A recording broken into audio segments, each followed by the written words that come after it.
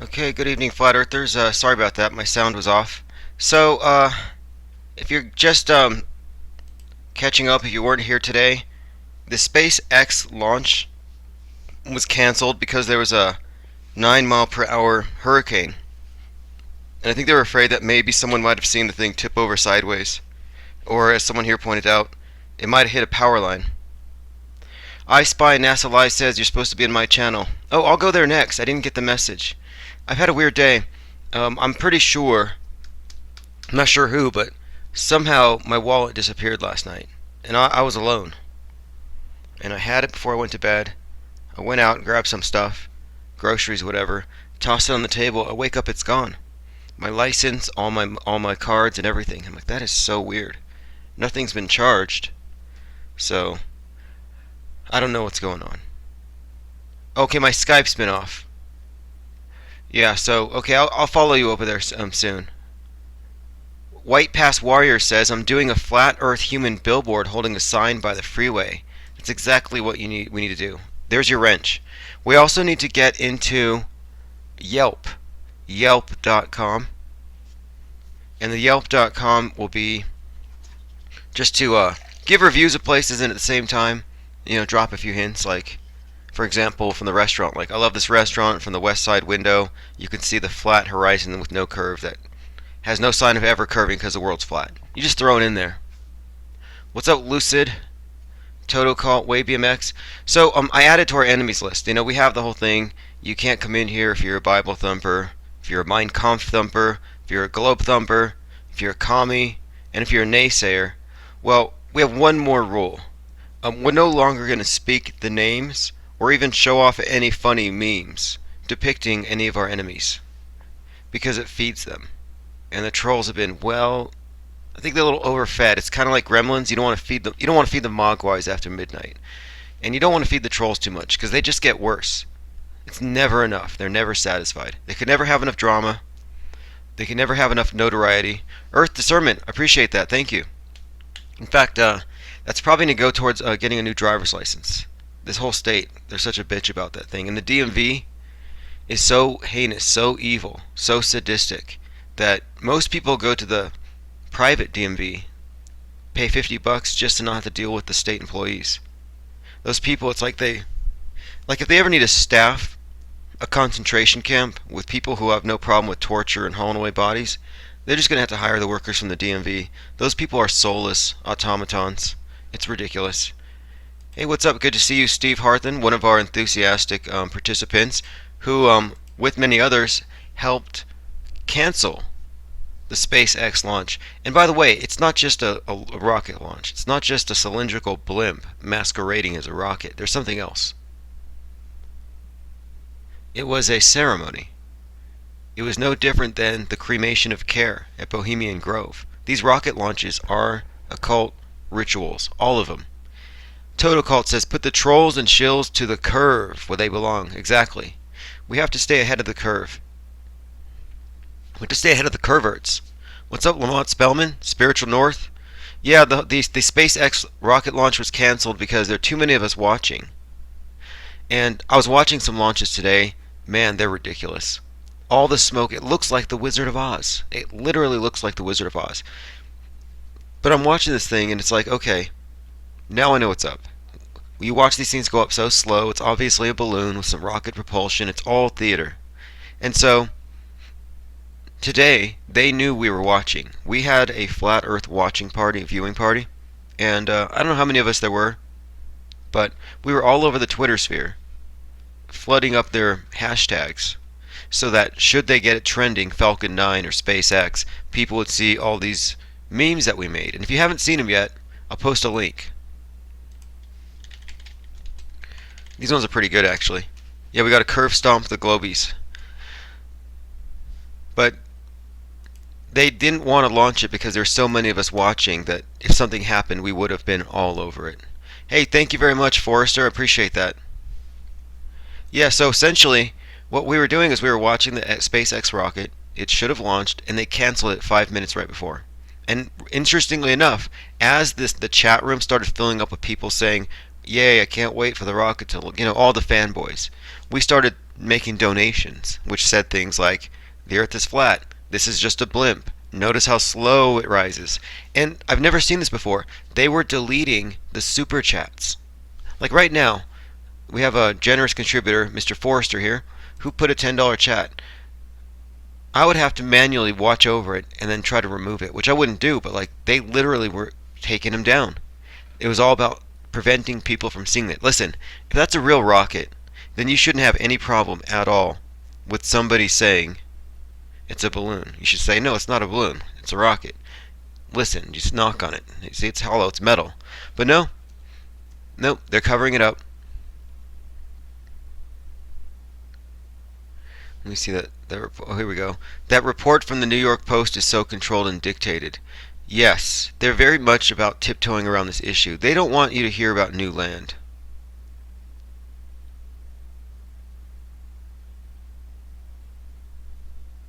IPS, do you think that the group had a physiological impact on the outcome? Oh, honestly, I do. I really do. Because out of all the different chinks in the armor, this is the one thing they can't really hide. Because everybody sees that it's fake. It's just obvious. But you know, the ISS, people argue about it all day long, but when you can look at the rockets and recognize what you're actually seeing, maybe it's obvious to me. What's up, John Lowell? Timaeus, Chainsaw Samurai, Cappy 1?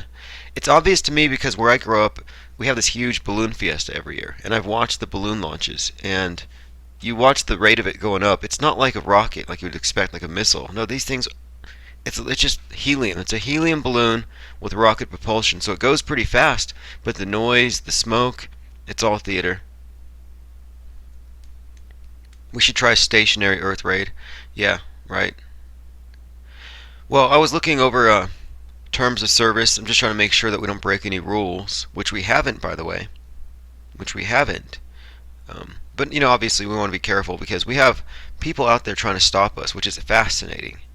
So, what I'm working towards right now, my next step here, my real focus, is making the trolls irrelevant. IPS crowd is blowing up the internet. Exactly. In fact, this idea of flat earthers in large numbers showing up and donating money and stuff, that's like it's being talked about all along the whole alt-right thing, like it's a phenomenon, and they're kind of scared of it, but they're talking about it. I saw tweets from Blonde in the Belly of the Beast, Mike Cernovich, and it's getting around, which is kind of interesting. It makes me think that there may be some more opportunities, but we're trying to go cross-platform. So I'm asking that everyone get a copy of get the Twitter account set up. Hey, thank you, Infinite Mobius Strip. Appreciate that. Definitely suggesting, hey, why don't you all get a Twitter account? We can use it to reinforce each other's tweets. Additionally, a Yelp account would be a good one.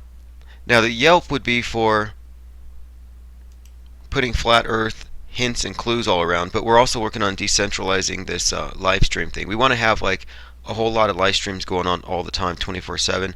A few days ago, we were doing some late night reconnaissance, and we just noticed that in the middle of the night there aren't any active live streams outside of just like 3 or 4, and we're wondering why is that, and we want to fill in that gap while it's early, and we're going to take over areas that have nothing to do with flat Earth. Like, so I have some channels, some videos I subscribe to related to other things, but I'm going to draw people in, like a lot of red pill stuff.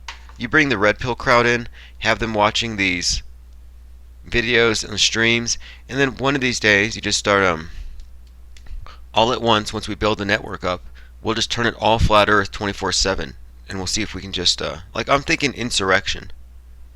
And so over the next couple weeks we're going to work on opening up more live streams 24/7 and handing out mod status across the board so that you can go from board to board and keep the trolls out. We want to spread thin so they can't monitor us all. The thought police are working overtime, and you can tell they're stressed. They're all suffering from globe derangement syndrome, and we saw it today. It was on full display. James Pyle says Musk's wife is a tranny. It would fit the pattern. Frying Squirrel says hello flat horizontal horizon. That's what I heard. I have some of Justine, no, his previous wife, Justine Musk's books. She writes books about fallen angels and hybrids and underground bases. Dark stuff. William Ferris says, "Do you know Adam Kokesh might be a purple pillar target?" I would say so if Adam Kokesh wasn't a lifetime actor with previous roles. He's got a history. Before he was Adam Kokesh, he was somebody else. And so these purple pillars, who are lifetime actors, can't be changed. That's their script. Flat Earth Mexican says, "I own a restaurant. A restaurant. Do you want to raid my Yelp page?" Yes, I do. In fact, if you have a restaurant, I found a website. They make custom fortune cookies. What's up, Shill? Flat Realities here. And these fortune cookies are $60 for 50 of them, individually wrapped with flat Earth memes inside. So instead of these poorly translated, kind of vague statements, it's going to be just like straight up flat Earth memes in fortune cookies. So $60 apparently gets you 50 of them.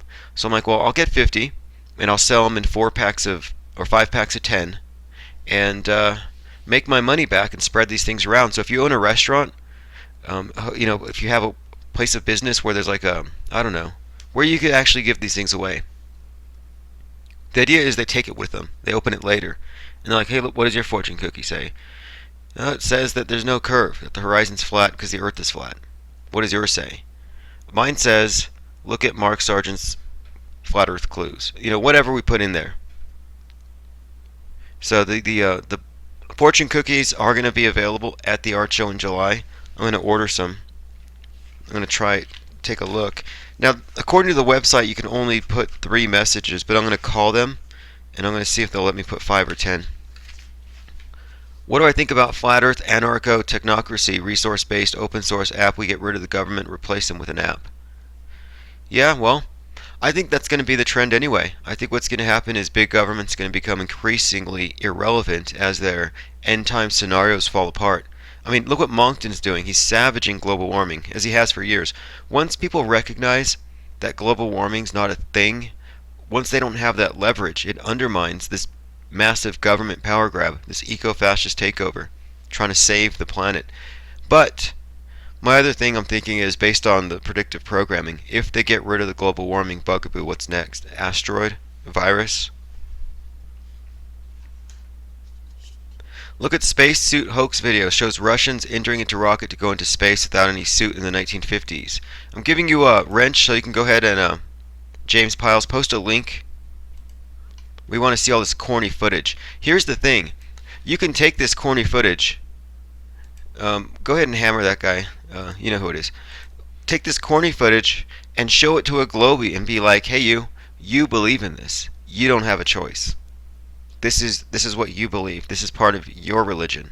And just like a Christian or a Muslim, you can't take a verse out of the Bible and say, "Oh, I don't believe in that verse." You can't cherry pick. Well, these NASA fanboys and brainwashies, they can't cherry pick the footage. They have to account for all of it. They have to look at Medusa's hair on the ISS and believe it's real. They have to see the obvious augmented virtual reality slip-ups and say, "Oh, well, my cognitive dissonance allows me to overlook that." Like, they have to accept it all. So if you're a globie, all this cheesy footage from the 50s and 60s, you own it, not me. I don't believe in it. What is my take on a Jesuit-trained Trump defying Jesuit Pope? It's all very interesting. I don't like to oversimplify it and say they're all 100% controlled. But, it's all very interesting. It's just because if they were as unified as people would like to think, we wouldn't have had a choice between an anti-global warmist, anti-globalist nationalist, and a globalist. It wouldn't have been an option. We would have been stuck with, honestly, it's not that I think that Trump is valid in any way. He's just he's part of the system. You could put Captain America in the Oval Office, and he's going to govern like George Soros. That's just how bad off we are. This is a de facto monarchy. So, for the most part, I'm looking at that as all theater, and it's going to be irrelevant anyway, because their whole claim to power, it's all illegitimate. The whole system's illegitimate. So this is an anti-status movement. We're breaking away from our collective codependent relationship with big government. We're going to make them irrelevant. This will be facilitated by technology, and other means of exchange that don't mean that we're involving a parasitic state as a middleman. And we're just going to starve the thing. So unfortunately, well, maybe fortunately, there aren't going to be any political heroes. You can't vote a savior who's going to lead us to the truth. That's just not how they roll. And so, like someone asked me about Adam Kokesh. It's like, I'm sorry, Adam Kokesh is a lifetime actor. He's not going off script. You're not going to get the truth out of an Alex Jones. And then, even in the alt-right, which I've been following the emergence of this alt-right, alt-light, and it looks to be the case that they're all controlled opposition. All of them. Like, I'm looking at Mike Cernovich now with new eyes, and I'm like, you know what? That thing is so staged. He's got like stage hands handing him a baby, handing him a dog. He's got the actress wife in the background. Totally fake. IPS, how is the internet in any way outside the control and desire of the New World Order? Are they telling you what to do? The only way they can control it is by flooding it full of agents who try to coerce you and use peer pressure and guilt trip you into conforming. But if you have the attitude that no one's going to tell you what to think, it doesn't really matter. Like, this chat room, to me, isn't full of people who are mind controlled. We're kind of loose cannons. When is the Crazy Fringe show? Chainsaw Samurai? Good question. It could potentially be any time. In fact, there are some things I wanted to go over. 181 watching. Like, we're talking about lifetime actors. So, I mentioned Adam Kokesh. Lamont Spellman says they don't need to destroy the world, they just need to keep people dumped down and in fear. Yeah, I don't see them, like, shutting off the internet or in any way breaking the trance. This is all a mind war. It's all a war for personal sovereignty, and they're trying to coerce you out of it. They're trying to get you to sell your soul, and most people do. IPS, it's not necessarily about the alt-right to embrace flat earth, though. It's about exposing bad reasoning and showing up false. Yeah. Well, the thing about alt-right is that at least they recognize the value in limited government. They understand that the government that governs least governs best. And they understand that global warming is a hoax. So at least we're on the same side of the fence. On the big issue, we don't want a one-world government. We believe in nationalism. We believe in the Bill of Rights. So alt-right is right about most of these things. But what the problem with alt-right is that a number of problems. One, in Europe, it's very racist. I mean, that's just the truth of it. Well, it's racialist, we'll say. Like, it's all about racial separatism.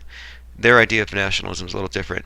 Here in America, it's more, it's not the same thing. But like, I've heard the alt-right called the alt-light because they don't worship Hitler. It's just a bunch of garbage. People who believe in big government solutions. Doesn't matter if your government. It doesn't matter if your whole country is homogenous. That's not going to make government better. Like, they're all screwed up. Government's the problem. Big religion's the problem. All around the world, it's not any specific race. It's big government, big religion. It's the institution. It's the beast matrix.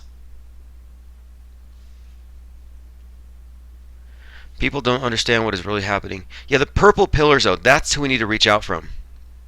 We need to reach the purple pillars. Good call, FE Commando. And so that's why I was reaching out to Mr. Red Pill. One of my take on this guy is that he's not willing to go call it what it is. He's not willing to say, I'm an agnostic about the ball. He can't go all the way because he doesn't want to lose his subs. And so I was like, hey, let's go comment on his videos and let him know that you're going to gain more followers than lose. You're going to be, and if he continues down the path, it's not just saying, yeah, I know it's not a ball. It's taking it a step further and say, okay, now what? And now what? What is a purple pillar, says Christopher? It's a matrix analogy. Blue pillars are people who live in the matrix. Red pillars are people who have perceived reality and they're out of the trance. Purple pillars are people who have one foot in the matrix. So they might think that they're savvy to all the deceptions, but they still fall for the psyops, like the fake terrorist attacks, the fake school shootings.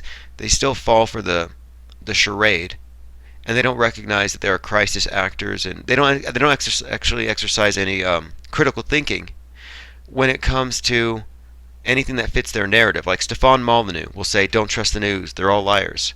But the instant there's a fake truck running over people shouting Allah Akbar, he's all over it. He doesn't question it. And so I said these are people who are claiming red pill status, like they've woken up, but they're still grinding up the blue pills every night and stuffing them into their globe crack pipe and hitting it day after day. They're addicted to the blue pill. And so I can't rightly call them red pillars. They're purple pillars. Or derpal pillars, as Chainsaw Samurai points out. Like, yeah, purple pillars. Well, Ponoku, that's a good point. Some people can't go full red pill. And I'm saying, that's fine. We can all go at our own pace. But if you're going to be at the tip of the spear, you got to go full red pill or GTFO. William Ferris says, IPS, as you always say, flat earth is an ultimate anti-globalist, anti-big government issue and argument, the ultimate red pill issue, so it's the perfect way to show up people who try to steal this tag from us. Yeah, I'm saying this, I'm making this claim, that the only red pill is the flat earth red pill. It really is. It is the ultimate red pill. If you haven't deconstructed the globe, I'm not saying call yourself a flat earther, but if you haven't seen through the globe as a deception for what it is, you're not on the red pill. You're still a purple pillar. And we noticed something, by the way. There are emoticons here on YouTube. Search pills. You'll find blue pills. They don't let you post red colored pills. What's up, Jared Hemfield? Toto Cult. Everyone has to see the Hori Sheet Show's new video. Hilarious coverage. Kind of a news desk take on things. He covered the recent flat earth raids, as they've been called. I've deleted mine, by the way, just so you know. But if you want copies, we have a plan. Ace McCloud says both pills are still Matrix. No. We can't go with that. Red pill, I'll say blue pill and derpal pill. Yeah, that's still Matrix. But no, blue pill's the real deal. There's nothing realer than reality, until proven otherwise. Kittens at Flat Still Earth says, hey, IPS. By the way, we canceled the SpaceX launch. It was incredible. We're not using the R word. We have too many watchers, too many enemies. You should have seen. Like, one of my new rules is we don't talk about them by name, but those who will not be named had some serious breakdowns today. It was beautiful. But I have this new rule. From now on, I'm treating all trolls as government agents. Here's why. Because they're servants of the Beast Matrix. They're basically unpaid or volunteers. They're shilling as on a volunteer by. They're New World Order sock puppets. They're not getting paid for it. So they're not technically shills, but they are working as proxies for the government because they're working for big state, trying to reinforce the delusion, trying to keep us watching CNN and believing in Brian Williams and Anderson Pooper Scooper. So I'm going to treat them all as such, which means I will not take their personal attacks personally or seriously, and I won't launch personal attacks against them because I know that they're just programmed. They're not actually cognizant beings. So just ignore. We have a quote from Noam Chomsky, who's known to make sense once in a while. He says, people not only don't know what's happening to them, they don't even know that they don't know. That's from Think Tank 1701. Globe Exit T-shirt. Best way to get a conversation started, said Lucid Legrand. Let me take a look.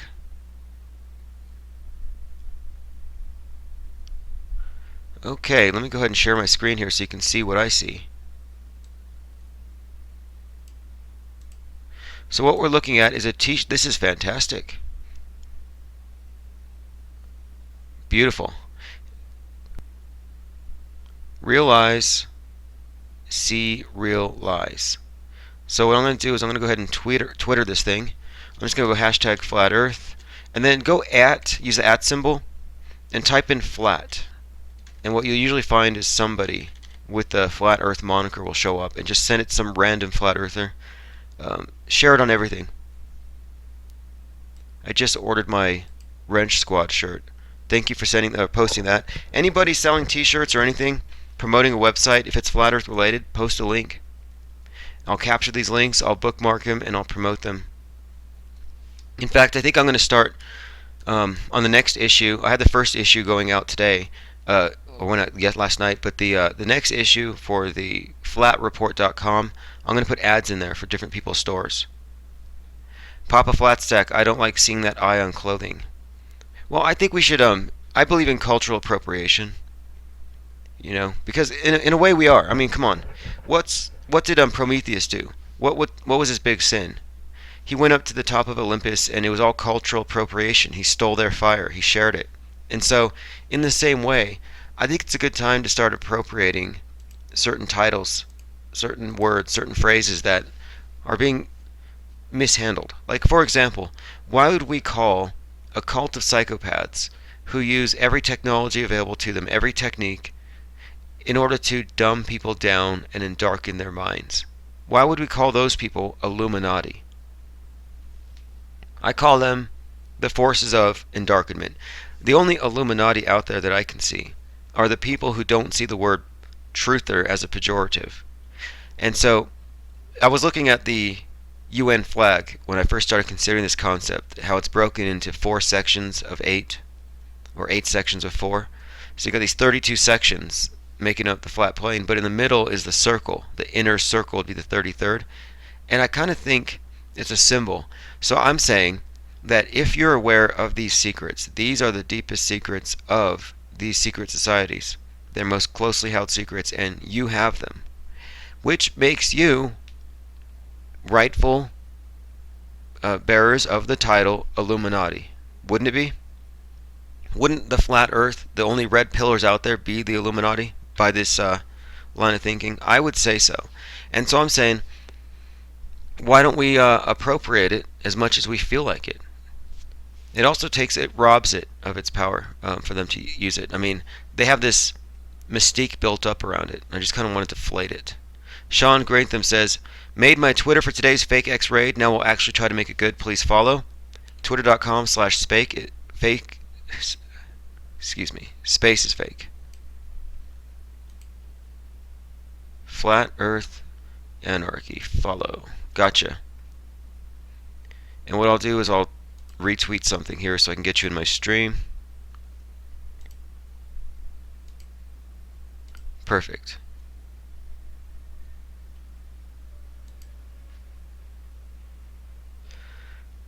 Okay, so if you have a Twitter account, please follow. We're trying to build up an army. We're trying to build up a cross-platform, multi-platform strike force. We don't want to be confined or corralled. Adrian Mitchell says, illumination is to shed light. I agree, the darkness. The better name. Exactly. Here you go. Add moderator. You get your own wrench. I appropriate it. I have shirts that say Illuminati confirmed, and I did it because who are they to claim that title? They're the complete opposite. In cultural appropriation, like I say, it has its own uses. I think it's kind of like, it's brazen. It's like, hey, look what I did. Look what I stole. Sue me. Kyle McDonald says they are liars and Decepticons. Nothing to be scared of. Nothing. Oh, yeah, exactly. That's what I mean. It's all bluff. It's all the Wizard of Oz. It's all, yeah, they're not, and these Wizards of Oz, by the way, Oz is Osiris. That's one thing I was looking over the symbolism. Oz, look him up in the Wikipedia. His full name is like Ozymandias Pinhead, and every letter breaks down to another name. It's ridiculous. But yeah, there are other connotations, symbolism behind the whole thing, but it's all the same. It's the same deception. Wizards of Oz. It's all bluff, and it's nowhere more apparent than with the SpaceX thing and the NASA thing. How they can't even send real rockets into space, even if there was space. They're not sending big missiles that can bear great loads. They're sending rocket-propelled cylindrical blimps with sound effects and smoke.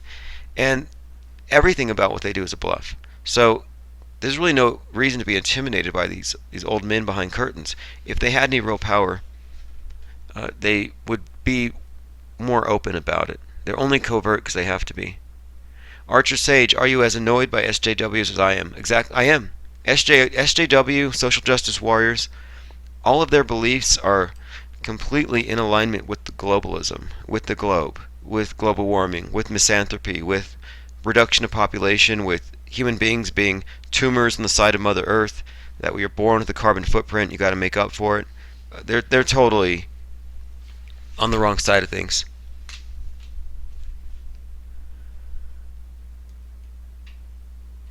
Thanks for the link there. They're sending 4,000 pounds of satellite on a blimp. Kittens of the Flat Still Earth says, IPS, you've still been following me for a while on my account. Yeah, I go through my Twitter feed, my notifications. I get about 100 or more interactions a day, and I retweet stuff like crazy. And a lot of stuff, here's the thing about Twitter. You can have it set up automatically so that whenever you upload something, it automatically posts. So if you want to see my latest flat bomb videos or the chat raid videos, I'm putting them over on, I think it's vid.me. I'll post a link for you. But I'm going to make all of my videos available as a download, so you can just upload them at your convenience. Here you go. It's all public domain. Here you go. Go to this link. That's my VidMe account.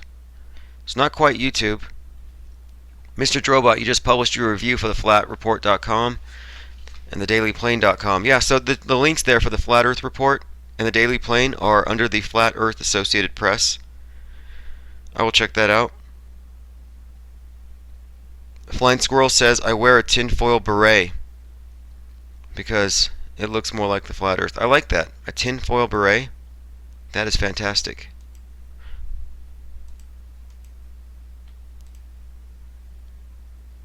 It's a review on Operation Avalanche. That's a good name. We were trying to come up with a name for a decentralized flat earth media network. And one of the names I was thinking of was Operation Mockingbird. But instead of spelling bird, B-I-R-D, it'd be B-Y-R-D. A little nod to Admiral Byrd. It's not for sure that I'm going to call it that, but it was just, it's definitely happening. And over the next few days, I'm going to be inspecting different places. I'm going to find the right place to do the art show. It's going to take place in July. And just to give you a heads up, I'm actually going to have it the whole month. But I want to have the formal opening where I have guests show up and people from out of town. I want to schedule the big weekend to be the 22nd, the eve of Sirius Rising, 7/22. But the whole month it's going to be open and I'll be curating it. Just a heads up. And I'll have the details soon. Andrea and Mitchell, some people are trying to get a GoFundMe to go to the Arctic Circle. It was shut down. I think it's the wrong approach. I think that's the wrong approach. I don't think that one person's going to make it. I think we have some better approaches. It has to do with a collective awakening and a kind of a breaking away from this. Like I say, it's an abusive relationship that we have with big government.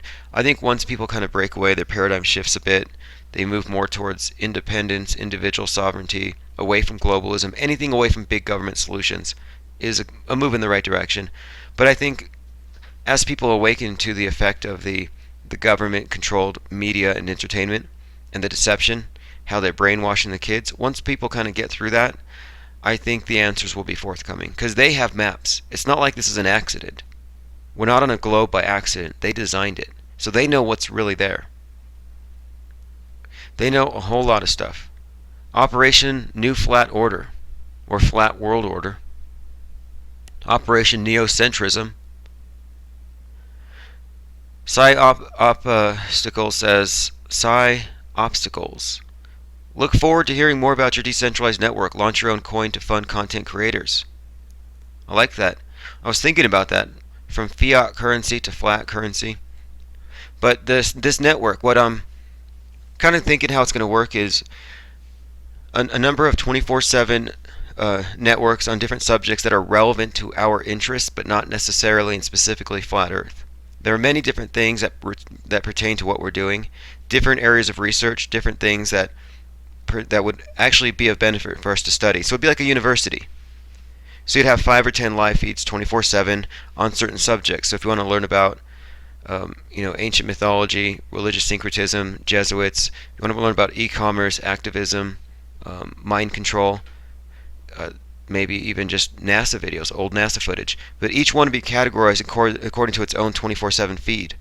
And we would use these feeds to gradually build audiences and keep this whole place flooded. IPS, what are you talking about?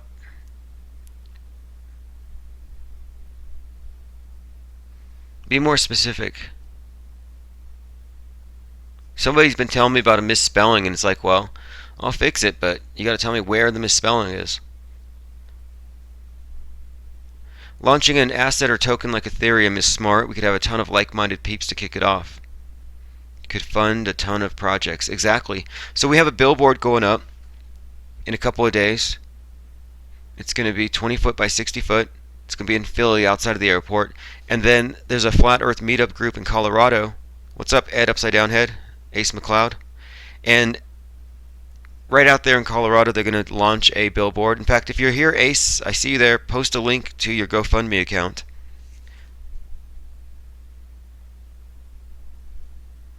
Interesting. All right.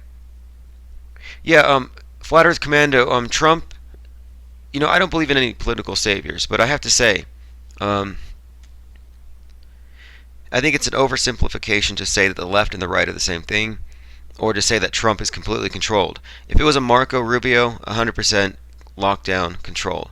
Obviously, the Canadian guy posing as a Texan, Ted Cruz, obviously he's totally controlled, owned by the Bushes. I mean, they're all controlled. But to say that Trump wasn't entertaining, at least, and something of an outsider would be like, I think it would be overstating the case that they're 100% controlled. Like, he was certainly hated and opposed by everybody. But I did appreciate a lot of what he said with regards to free market solutions over government solutions. Like, I'm not really opposed to a lot of these ideas. They just don't go far enough because they're still somewhat government centric. And I said before, you could have Captain America in the Oval Office and he's going to govern like George Soros half the time. We don't need political saviors. That's my biggest beef with all the Hitler fanboys out there. It's like, I know you love him, but another Hitler's not going to save you. The globe is a big government problem. We don't need a big government solution to a problem created by big government. That never works. Well, Angel Raven, I understand that the word research has been misspelled somewhere, but until somebody tells me where it is, I will not correct it. A number of people have brought to my attention that the word research is missing an R or something, and these people keep telling me about it. It's been like a week now. It's like, cool. I'm glad you noticed, but if you could tell me where it is, I might actually correct it.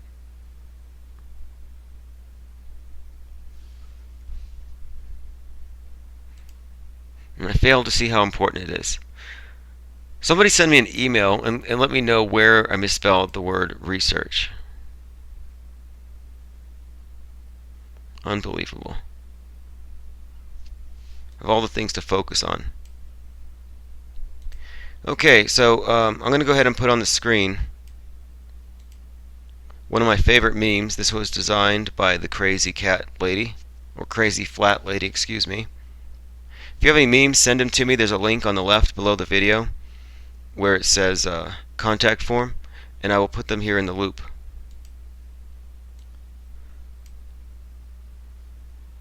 But let's move on. I had a number of things I actually wanted to go over. So we have the art show coming up. I'll have the dates. I'll have the address in just a couple of days. We are going to go ahead and definitely monitor the next SpaceX launch. That's happening as well. Let's go ahead and talk about Bill Hicks for a minute.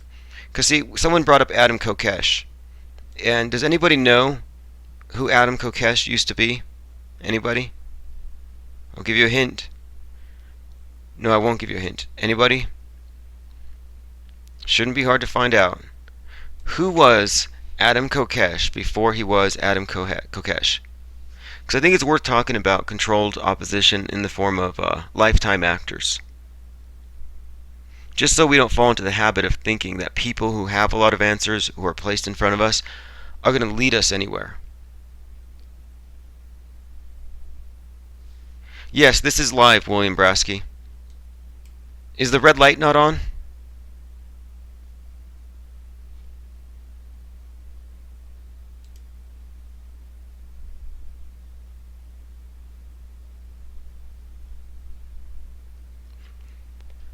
Alex Jones is not Bill Hicks. Oh, nice. Alex Massey. I'm sorry, man. Lay mass fake conspiracy. Okay, well, the burden of proof is on you. The case has been made many times. And I'm actually planning on working on a video called 200 Proofs that Alex Jones is Bill Hicks. Because he is. But the important thing isn't simply that Alex Jones is Bill Hicks. The important thing is that we need to understand why it makes sense and why it matters. Oh, somebody said that Adam Kokesh is Jonathan Brandis. Good call. Okay, so here is why Alex Jones is Bill Hicks. Everybody who's in on it, honestly, because I would literally take a week and do it. I would nail it for you. And I don't fault you for not agreeing that it's true, for not seeing what's in front of you, because there's a lot of programming. They program you. You're hypnotized into not seeing it. Yeah, the bots are out. If you got a wrench, hit the bots, nail them. Troy, the SpaceX, they canceled it right before it got crazy. We're sitting there watching the SpaceX, just minding our own business, commenting on how great it's going to be. We can't wait. We're excited. And somebody posted a super chat saying, this thing's a blimp. It's fake. Earth is flat. Someone else posted one. Then the next minute, bam, they deleted our super chats. They closed down the chat and they said, sorry, SpaceX is canceled. There's a 9-mile-per-hour wind. So I did some research. Yeah, 9-mile-an-hour hurricane. So I did a little bit of research. I did research on hot air balloons and just ballooning in general. And I'm like, well, how fast do the winds have to be before you pull the plug? About 10 miles per hour. So I guess they're afraid, like somebody here pointed out, that it was going to hit a power line. Well, the pictures aren't what proves Bill Hicks, by the way. It's not the pictures. You know, but just so you know, it's not the pictures. There are so many other things, but I'll get into that later. My point is that, like Adam Kokesh, we have people out there who you think are going to be your friends, who you think are going to lead you somewhere. No, they're going to lead you into a cul-de-sac. They'll lead you 80% of the way, but while you're there and while you're following them, you're going to be surrounded by people who are going to try to corral your thinking. And a lot of people are just straight up conformists. I was looking at some of the comment sections in some videos where people are talking about what we're doing here, what we have done, how we're talking about taking flat earth discussions out of YouTube, and a lot of people are so mad about it. They're absolutely mad about it. And I'm like, what makes them so mad about it? It's because they can't control it. They don't have the resources to control it. And just by the comments that I've been looking at, they're trying to say that it's like we're terrorists. Like all the claims that they say we're Nazis, we're terrorists. It's ridiculous. But they're mad because they don't have the resources to contain us, and they needed to keep us here on YouTube. 2,300 impressions on this tweet. Let's see which one it is, Kyle. So there's a link right here. This is a tweet that was used in today's events, today's Flat Earth Party. Joseph Lynch, good question. All of us are going to have our own 24/7 feeds. You too? You're going to have to. Okay, so this particular blimp says, this particular meme, and this is from the link that I posted below. I'll go ahead and put it on the screen.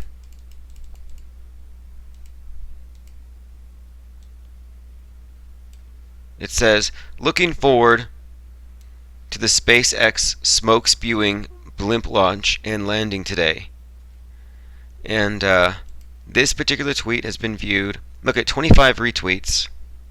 I even got that one already. 34 likes. Let's see what the comments say. This is actually interesting, 2,300. And so this has been less than 12 hours. A phony cylinder blimp rocket with fireworks, says Michael Davino. Steve Woodbridge says, Flat Earth is really gaining credibility with memes containing images of a woman's butt. Way to go, says Stephen Woodbridge. Space rockets are just vertical blimps. That's an okay, so finally, who's your flatty says, oh, who's your flatty? It'll be the best rocket-assisted balloon party ever if scientismist Brian Cox would strap himself to the blimpoon on his way to the stars. Now, what you're looking at here with these particular memes, by the way, um, yoga pants. The idea was put your SpaceX memes on images of women in tight yoga pants. And of course, the reason for this is it's eminently shareable. It's ridiculous. It's just an odd juxtaposition. And I call it mimetic engineering, where you craft a message knowing that the NASA fanboys and the people who actually like SpaceX, they're going to see an image like that and they're going to have a Pavlovian response.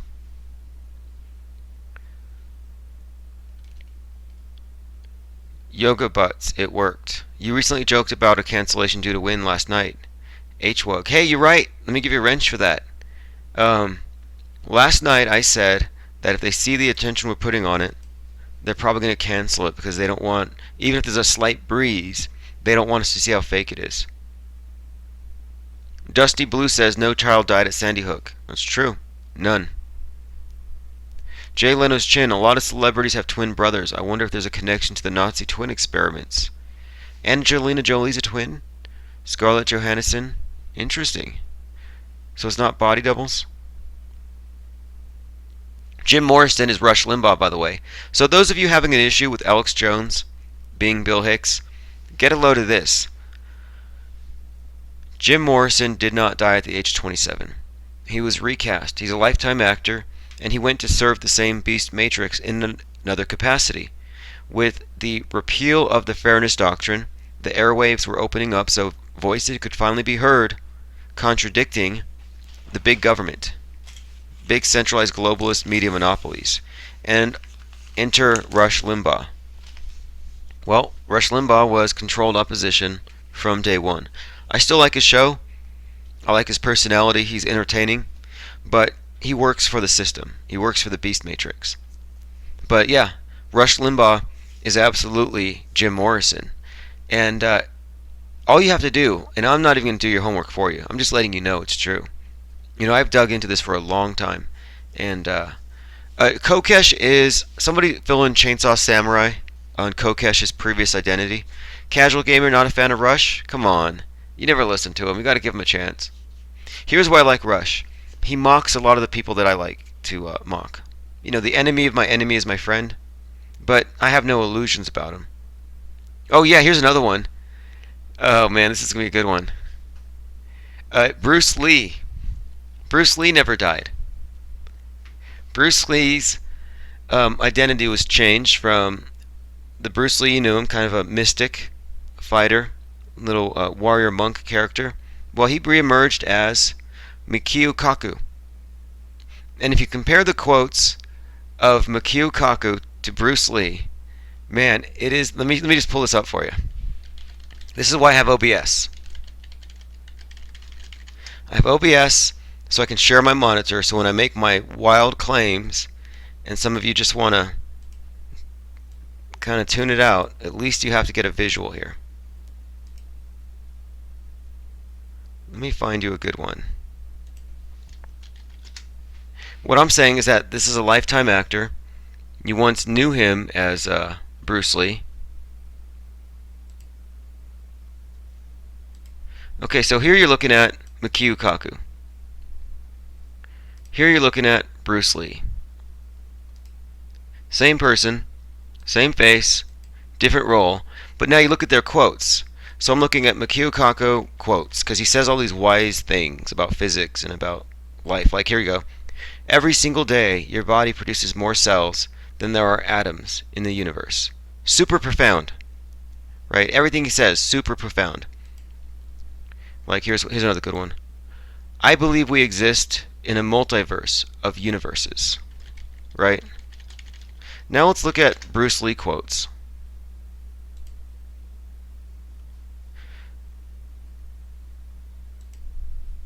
Here we go. The more we value our things, the less we value ourselves. Defeat is a state of mind. No one is ever defeated until defeat has been accepted as a reality. I'm just saying, and I think it's pretty obvious if you just dig a little bit into it, these are lifetime actors, and the reason why there's a similarity here is that what they do is they create an archetype in the entertainment.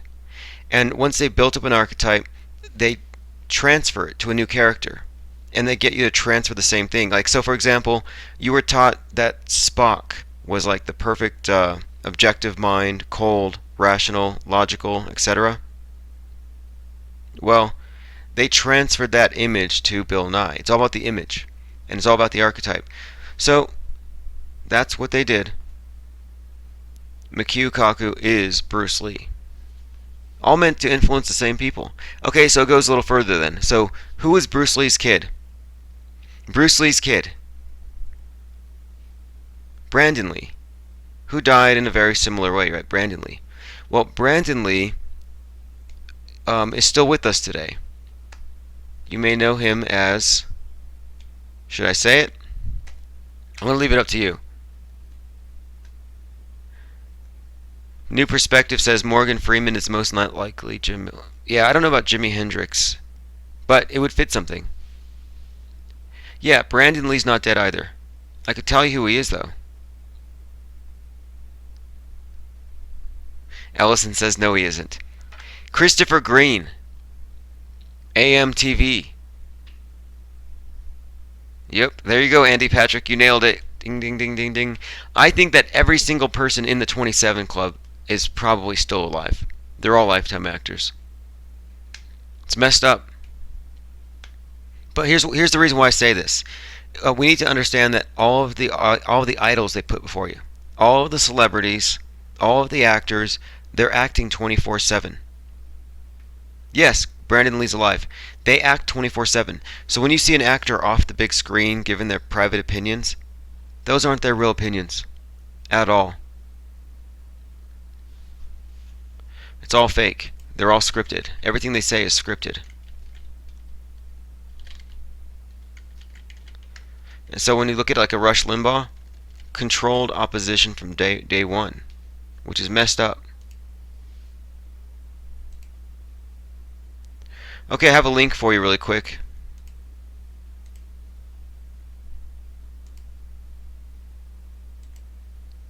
This is a link to Mike Cernovich.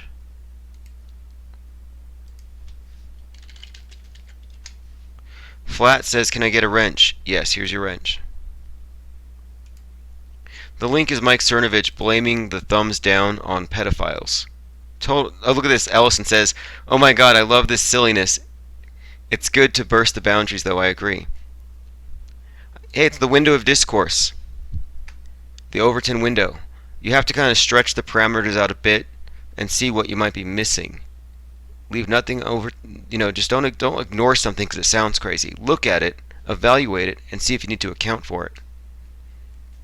And what I always ask myself is, in what universe would this make sense? How could this make sense? Why would it even be this way? I don't ignore it because it doesn't fit, because sometimes it exposes things.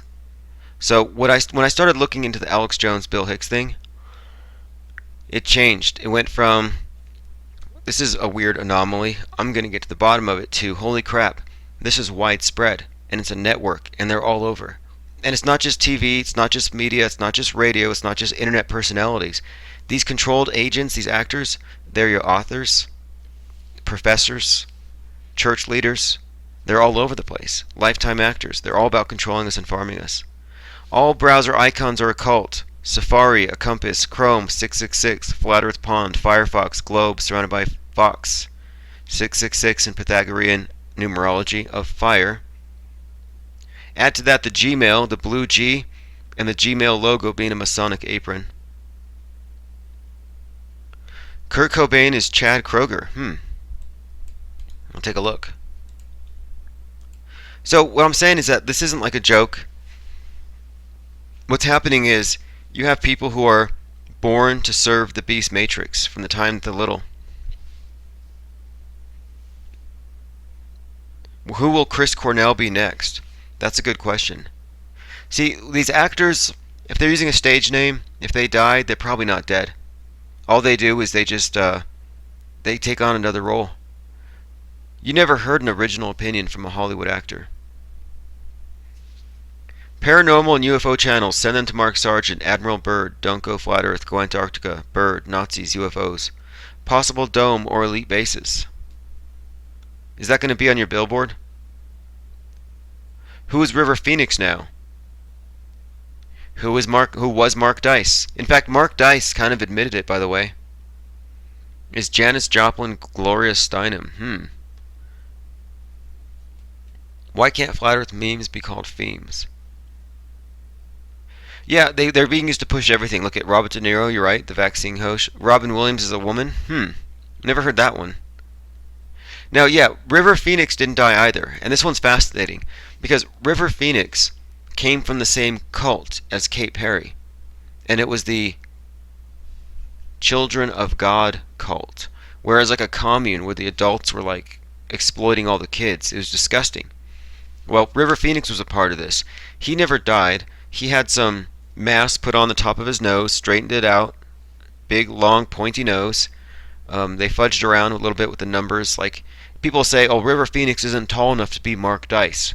Well, the IM or Internet Movie Database understates his height. You can find it on his license. And Mark Dice overstates his height, dyes his hair.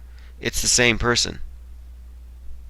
So Mark Dice is River Phoenix. Mark Dice, what used to be kind of like the Robin to Alex Jones, Batman and Robin. He was kind of a sidekick. They had a falling out, so now Mark Dice just has a YouTube channel. He's pretty good, but he's a purple pillar. These so-called celebrity assassins are just actors. Yeah, the whole Manson thing was fake. The Charles Manson thing, big psyop. Jay Leno's chin. Anyone else drinking more coffee since listening to IPS?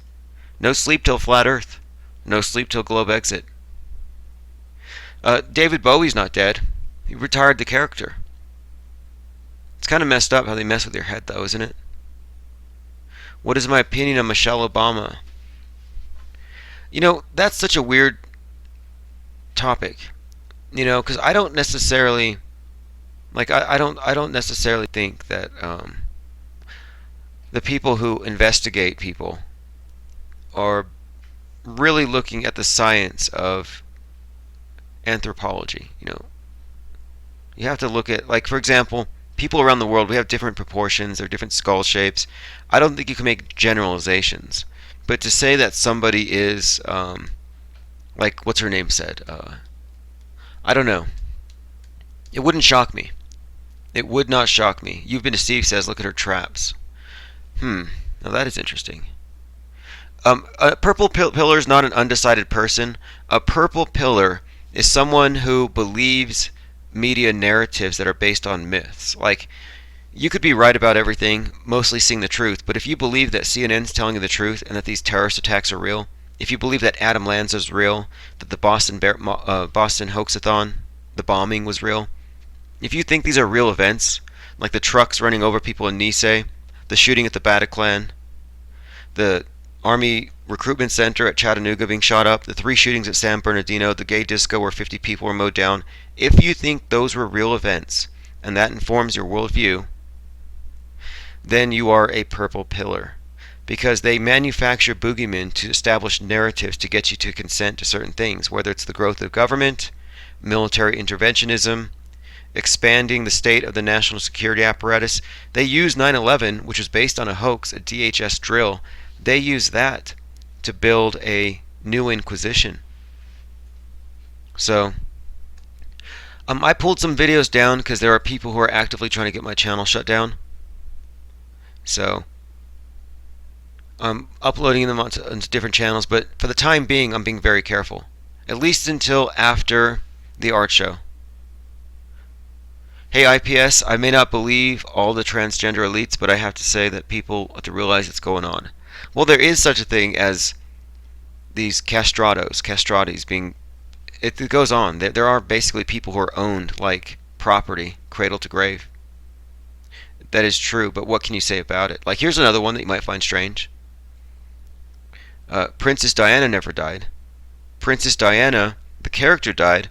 They had a big public ceremony and they sang a song about her. But the person who you knew as Princess Diana is now the person who is married to Elton John. What do you think of that?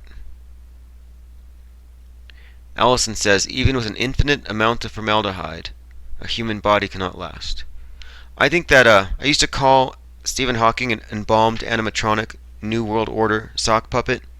Now I'm saying he's just prosthetics. I think it's a puppet.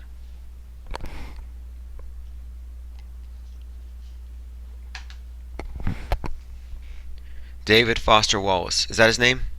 Stephen Colbert? No, I don't know about that one. Jimmy is Morgan, says Sean Gratham.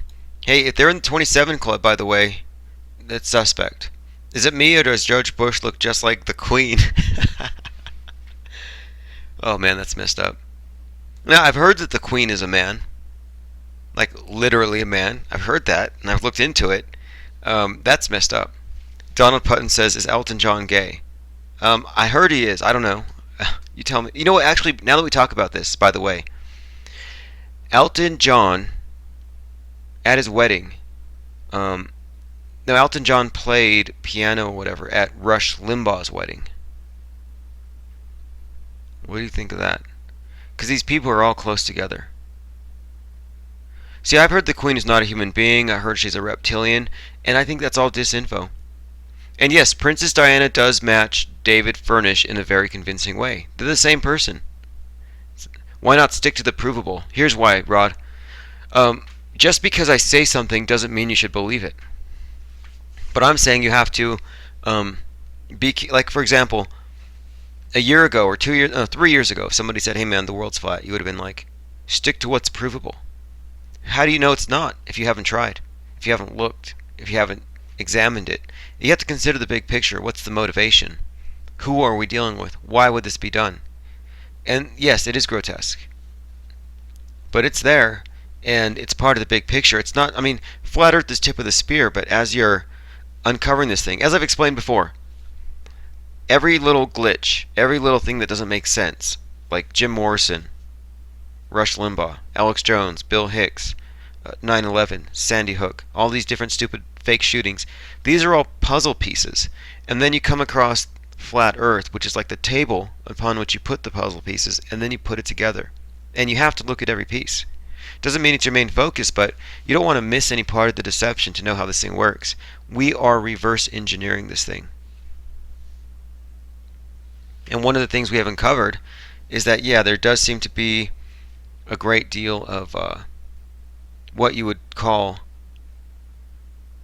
lifetime actors, or different names you can call them. It doesn't matter. I like the term lifetime actors because they're born into it. They're born for different roles.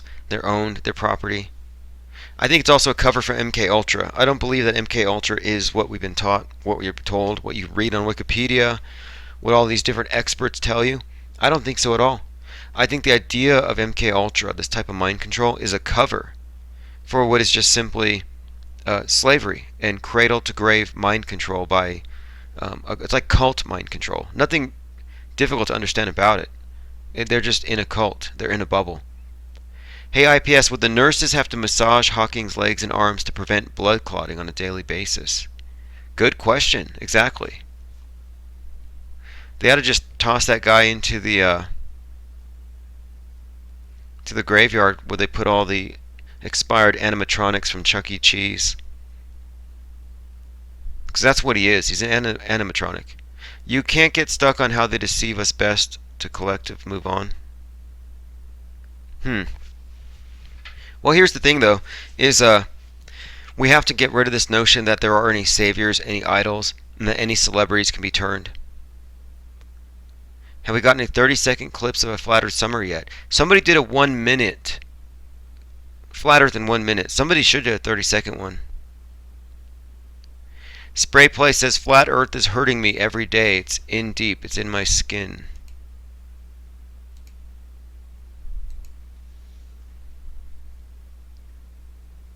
MK Ultra, is there no accountability clause? Yeah. Call them totally undetectable mind-controlled slaves. Yeah, that's what I'd call them. How do you see Peggy the astronaut speaking live from the ISS? Yeah, when she does her little pitch for drinking Russian pee. Never understand that person. I don't know what the point is. But what do you think about them saying 666, that she's been in space for 666 days?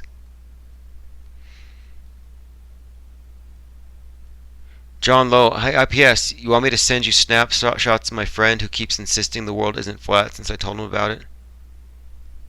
Why would I want snapshots?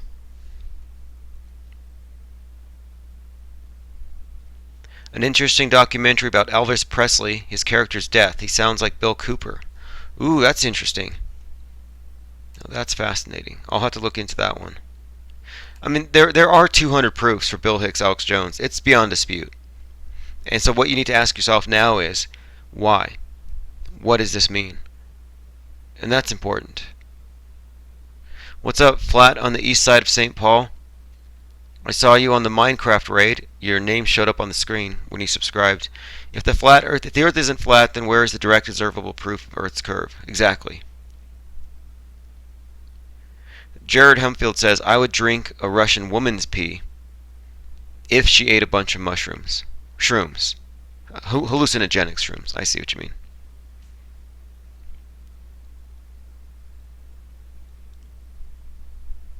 You say 200 proofs, but I can't find any besides pics and loose relations. Well, how much research do you do?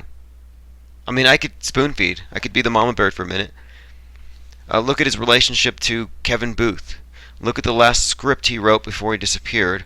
Look at his last 5 media appearances. And listen to his voice. Watch his facial expressions. Look at the crow's nest little wrinkles on the side of his right eye.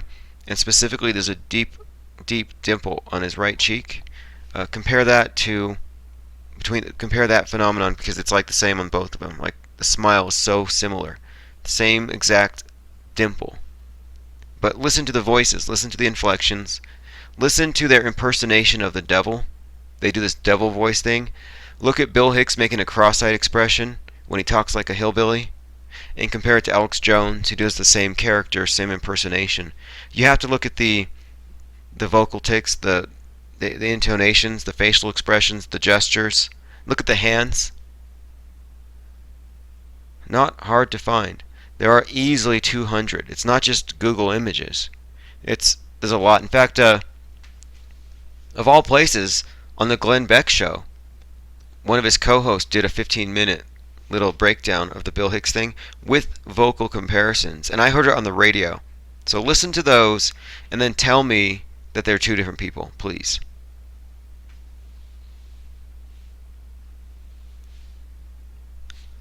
Jim Carrey's latest interview on Jimmy Kimmel. He talks about playing the character Jim Carrey. Exactly. Allison says, no, they are not the same. Maybe just no, it's the same. Don't, like, somebody, I got that before. Maybe they're not the same shell, just a reincarnation of the mind. This is like people who say, well, maybe it's not flat. Maybe it's just a really big ball. No, I'm sorry. You can't, I mean, that's the first step. Whenever you hit a cognitive dissonance or a big paradigm shock, a death, a tragedy, people always bargain with reality.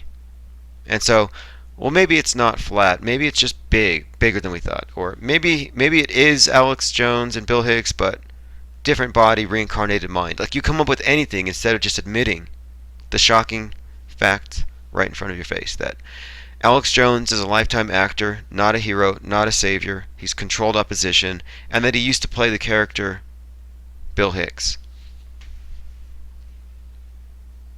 Mr. Drobot, my wrench squad, yeah, they are very wrench happy. In fact, if you haven't seen it yet, we actually have a wrench squad t-shirt. It was made by Head Nada, I think her name is. And I'm going to make it the official shirt, and I'm giving one away tomorrow. Is it already Friday? Oh, crap, it's already Friday. Tomorrow. I have to find my wallet. I'm going to give away a t-shirt that says IPS, or Infinite Plane Society, Wrench Squad.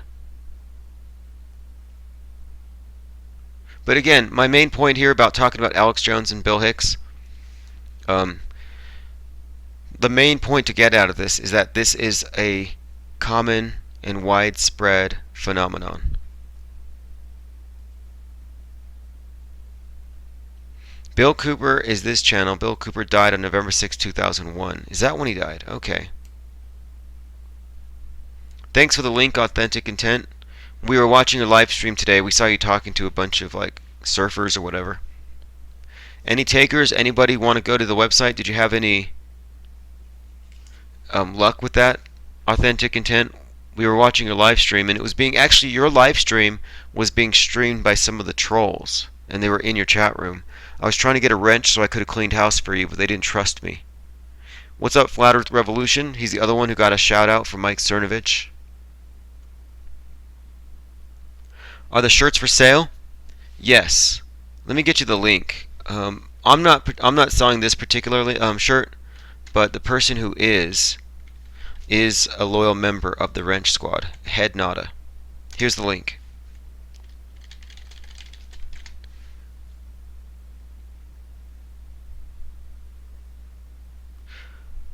Bill Cooper was famous for predicting 9/11. Interesting. Yeah, so there's a link to the shirt. It's 33% off, so even though it says $29.99, you can get it for $19.99. November 6th is Guy Fawkes Day. Black Bigot says, I want a free one. Cool. I'll have to come up with a way to make that happen. It's not a raid, exactly. We don't do raids anyway. We do flat earth interventions.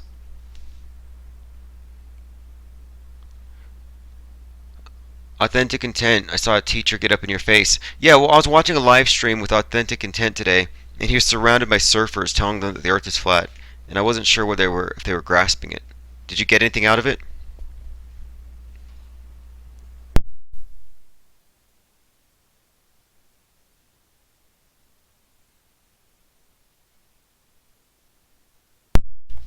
You know, we don't use the R word. There you go. Thanks for posting the link. But like I said, I'm going to give one away every single Friday, and they ship to Canada. What's called that? Something else. Dustin, where are you from? Ask my enemies. They've outed my mom. They posted my sister's address. These people are insane. It's not a very safe time to have an opinion. I've recognized this for a long time, that the freedom of speech has been under attack for quite some time. And that attitude, the anti-free speech attitude, has trickled. It has absolutely trickled down. And the flying monkeys, they're all by default government agents. They're Agent Smiths, they're flying monkeys, they're New World Order sock puppets. And they're trying to wreck us. They're trying to stop us from having any impact. So we're being very careful. That's why everyone here has a wrench. If someone doesn't have a wrench, block them. Unless they can... First, what I do is this. If you see someone you don't recognize, they don't have a wrench, ask them how many kids died at Sandy Hook. If they say 20-something, wrench them. Because they're not awake enough. If they don't see through the psyops, they're no good to us. Allison, yes, you're correct. You're correct. I'm not going to say his name. My new rule here is not to say the names of the trolls or give them any more attention than they already have received. I think for all intents and purposes, we're just going to treat them as bots. Flat says, I'm pretty sure the Bill Hicks thing is on point, but I'm more sure about River Phoenix and Brandon Lee. Yeah, hey, they're all on point, trust me. Well, don't trust me, but I'm going to make this, I'm going to make the case one of these days. I'll do it, just to be a bastard. I'll find 200 proofs. Authentic Intent is a good conversation. I felt they would look into everything and watch some videos soon. Well, that's what we're doing. We're trying to steer the narrative away from the caricature the media made of anybody that sees through their deception. It's not just about flat earth. It's about you not being tricked by their theater, by their fakery, and by their delusions. Casual Gamer, he says you don't want to be banned, okay? One quick question, flat or round? Ratty Zomic says, I'm just listening. Flat or round? Think Tank 1701, probably old news to everyone in here, but my latest mind-blowing experience was... Oh, yeah, that. Yeah. It's important, and I'm going to get into that, but not right now. Like, there are so many things that I'm starting to see right now are nothing more than distractions. And I have a lot of people sending me private messages pushing certain things. And so my approach here is no thumpers. Doesn't matter what you're thumping, you're not allowed. No agendas. Two, well, that's pretty much the important thing, but two, no naysayers. You can't deal with naysayers, a lot of them. You give an idea, you articulate a vision, and they say, well, how's that going to work if this and this? It's like, no, you don't attack an idea during a brainstorming session. That's when you build it up, that's when you articulate it. And so the people who reflexively attack new ideas, you have to understand that that is passive aggressive behavior, and you have to ban them. So naysayers are not invited or allowed. But as far as thumpers go, and talking about trolls by name, not going to happen. Full rabbit hole or get the fuck out, no time for stragglers, exactly.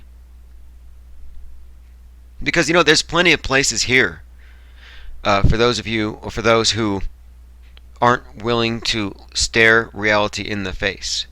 Like, if it's more comfortable for you to look into something for 2 seconds and then run back to the consensus, you don't belong here, because we recognize that thought policing is what created this big deception in the first place. So we need to get rid of thought policing altogether. Qualifying question, how many buildings fell in 9/11? Yep. Take the flat pill. No Derpel pillars allowed. And listen, if it wasn't for thought police and butthurt social justice warriors and moral busybodies, this thing would be exploding right now. But we've had to kind of put the brakes on it because these people are just, seriously, honestly, some of these trolls that follow us on a routine basis, they're wetting their pants. And that's not hyperbole, it's not exaggeration. Like, they literally lose their piss right there at the computer screen when they saw what we were doing the other day, how we were reaching out outside of the usual echo chambers. Sprayplay says, flat earth has effed up my life in a good way. What is the truth about God, religion? Being alone, living in a snow globe is a prison. Well, God doesn't write books. Well, just don't even use the word God unless you know what it means. Like, when you say God, if you think God and then you look at the Bible and you think, what's that? I'm sorry, but the character in that book, because it's a book, alright? It's not a portal to a heavenly realm, it's a fucking book. And the character in the book, named Boss, or God, whatever you want to call it, is a Frankenstein amalgamation of a whole bunch of gods that were merged into one. It's a composite. It's a Frankenstein. Jehovah's a Frankenstein. It's all combined. It's a polytheistic religion masquerading as something else. So the character in the Bible is not who you ought to be praying to or kneeling to or worshiping.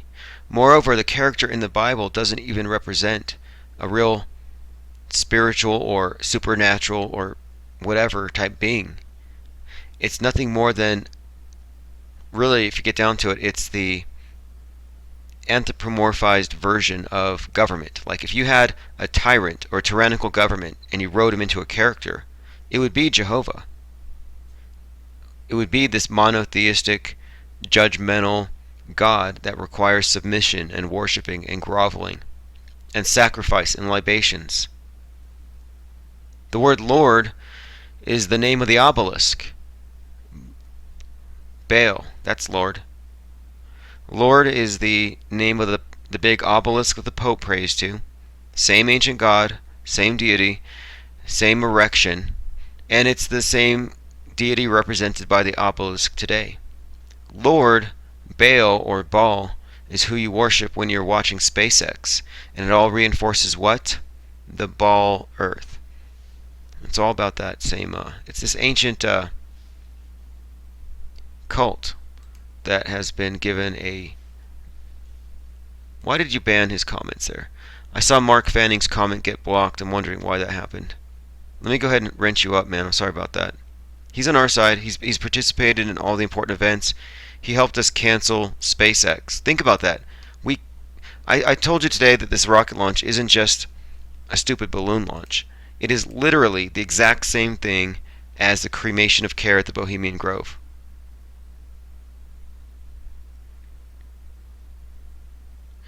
See you guys later. See you flat. Troy, maybe you can have a wrench. We haven't really, we have to be a little more familiar with you. Dorkmeister, or Dr. Dorkmeister. I saw that you're in my banned folder. and I can't remember you doing or saying anything wrong. So, here's your wrench back. It must have been an accident. I wonder who hit you. Dr. Dorkmeister. Maybe I found you somewhere else talking smack. We'll see. Why is God always broke? He always needs money. Exactly. Exactly. They always need more money, whether it's big government or big religion. But here's the thing. The problem here isn't science. Like a lot of people say, oh, science screwed us. No, it's not science. We never had real science. What screwed us up is big government, big religion hybrids. When I say big religion, I don't just mean Islam, Christianity, Judaism. I don't mean any of those. I mean heliocentrism. I mean communism. I mean progressivism. These are all big religions. Ellen Zapita says, I don't want to be banned. Wrench me. I'm at work driving. Okay. Hey, quality control is of the utmost importance. There's a lot of shills, a lot of government agents all over this thing. In fact, I've met some of them. Michael Schultz says, hey IPS, do you know what January backwards is? No, what is it?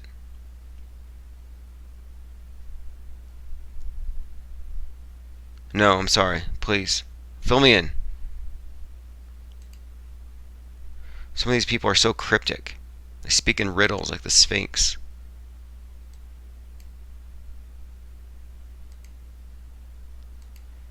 Okay, so I'm putting on a slideshow now. I had a number of topics I had to go over. Not related to anything that happened today with the SpaceX, other things.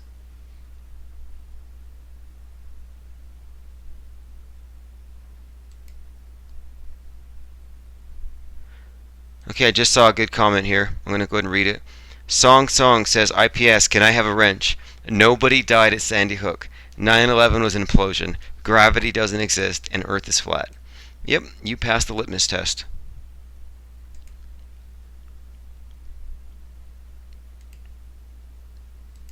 Okay, so big picture. The big picture is flat versus round is a false debate. There are some people who say we only need to focus on it being flat. Tell them that the water's flat. That's it. Let's just talk about one thing, one facet. Nope, sorry. Sorry. Not going to cut it. That's a big part of it, obviously. But what we need to really expose here is the mind control system that made the globe deception even possible in the first place. Slim Suit says, crazy that nobody died on 9/11. Nobody died on 9/11. It was a psyop. It was totally fake. All actors. It can be easily proved. Dr. Pink, you were only put in timeout because somebody hit you. I don't know why, but here's your wrench. It won't happen again. Spiritual North, how do you buy the Flat Earth Report? Go to theflatearthreport.com, and there's a link under the editor's note that says pick up your copy now. First issue is going to be out. It's actually leaving out right now, but next week it's going to go out Saturday night. I'll be faster about it. I was just trying to find the right printer.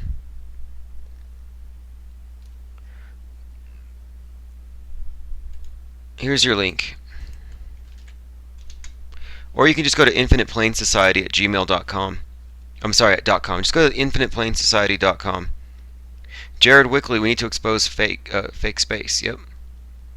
Flat Earth Accord says every fake jumper was meant to make you cry. That's how cruel you are. They are. Yeah, they are. Well, the whole thing was about emotions. And when people have all Radiozomic, pretty much all shootings and terrorism are fake. Name one event, and I'll tell you if it was fake or not. And Adam Lanza did not exist. Nobody died. Nobody got hurt. If this is your first time hearing it, I'm glad you're actually hearing it. Because you have to understand that these are nothing more than propaganda films. Staged with actors, fed to the media as real, presented as such, and these actors continue to act every time they're on TV, and it's all legal. This kind of propaganda. There's a video about it called We Need to Talk About Sandy Hook. I would start right there. But there's a pattern to it. You'll see a pattern to it. Like with Sandy Hook was pretty naked. They were pretty sloppy. We're like, holy crap. They had charity set up before the event.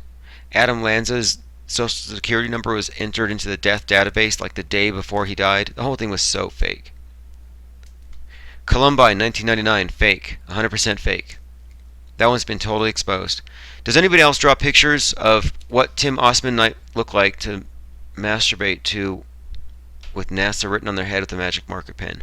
Again, Tim asks us, does anybody else draw pictures of what Tim Osman might look like and masturbate to them with NASA written on their head with a magic marker pen? Now you're talking about Tim Osman, the slave, right? Not the slave, the what would you call him? The troll, the flat earth villain? I don't think so. Interesting, though. Just bought the Flat Earth Report. Look for Bill and his ball. I wrote it. Oh, yeah, that's hilarious. We need more of that. Yeah, Sandy Hook was all about emotion. Sandy emotional, hook, line, and sinker. That's why they did it right before Christmas. People have trouble with Columbine, too, authentic intent, and here's why. That was a precedent-setting myth. That was a foundational myth. When they introduce a new devil in a new way, it has more impact. And so they scared people with that one. Suddenly it took away your sense of security. It scared people out guns. But that one is 100% fake. And a lot of people quote, they feel like they lived through it. Like, oh, I was there. Remember those times? Remember that? And they're part of the story. They feel like they're part of the story. Same with 9/11. It's interesting how many people, like I've had people on here, like I put up a video saying that nobody died on 9/11. And there were 3,000 victims. And I had or supposedly, I had about 20 or 30 people hitting me up a week saying, hey, my uncle's brother's cousin died. Or my great uncle's niece's distant cousin was a fireman and his best friend was said to have died there, so how dare you question it? Everybody knew somebody within 6 degrees of separation that died on 9/11. And in each case I would say, what's the name? And they'd shrug, they wouldn't know. Or they'd come back to me later with the name, I would look it up, and it wouldn't be on the memorial. IPS says Kittens of the Flat Earth. All the names on the lighted chairs at the Oklahoma City bombing memorial are fake. Yeah, they're all fake. Columbine and 9/11 had Michael Mill give you the purple pill. Exactly. Columbine, the dove, you got it. But these events are used to shape your opinion about guns, to cause you to vote a certain way. So after Columbine, then the people who are pro-globalist, pro-slavery, pro-disarming you, pro-shutting you up, they come out saying, hey look, this was caused by you, America. You gun owners did this to us. Same with Sandy Hook. Michael Moore said, I've seen the pictures of all the dead kids, and I think that we should make every NRA member see these pictures because you murdered these kids. Here's, let's see here. Adrian Mitchell, I didn't know anyone who died in 9/11. My dad was on the bridge and watched the buildings come down and said they imploded on themselves. Well, I've had people contact me by email and otherwise to tell me that it's okay that I talk about everything else, but please don't say the jumpers were fake because somebody knows somebody who watched the jumpers fall and has been traumatized for life. And I'm like, come on. We figured out the game. We know how it works. Michael Moore Cheeseburgers, though, is totally controlled op, totally globalist. He took a limousine to Zuccotti Park during the whole Occupy Wall Street. He takes his limousine and then he walks out dressed up like one of the average Joes and he says, let's get those rich bastards. Then he gets back in his limousine and he drives away. Flat Earth Accord? No, I don't. I don't have an opinion on that right now. I'm just trying to focus on flat Earth. IPS, thanks for cutting into my sleep, Jack Green. Hey, no sleep till globe exit. No sleep till flat Earth. I still need someone to make that shirt for me. Like the Beastie Boys one. No sleep till Brooklyn. But I wanted to say no sleep till flat Earth. Somebody's wrench happy in here. I don't know why Wizlaw's acting up. But here, man, here's your wrench. It won't happen again. Okay, so Kurt Cobain is Chad Kroger. Are you crapping me? No. No, I don't want to believe that one. No way. Okay, sorry, I got sidetracked. Here's a link to it. I'll just show you the picture here. What you're going to see on the screen is something that fits in with the whole pattern, with this whole 27 Club thing. It fits the pattern. You're looking at Chad Kroeger. This has got to be a sick joke.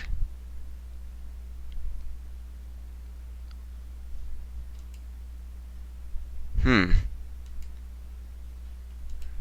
mean, it's not outside of the realm of possibility. It certainly fits the pattern. I'll have to do some more investigation. What do you think?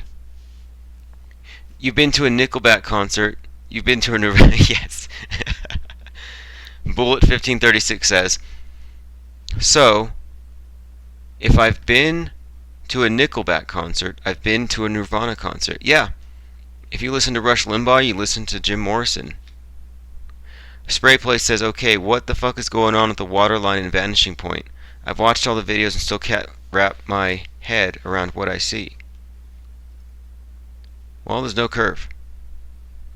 But just because there's no curve doesn't mean you can see forever. IPS, no dye but dust and lung and firefighter.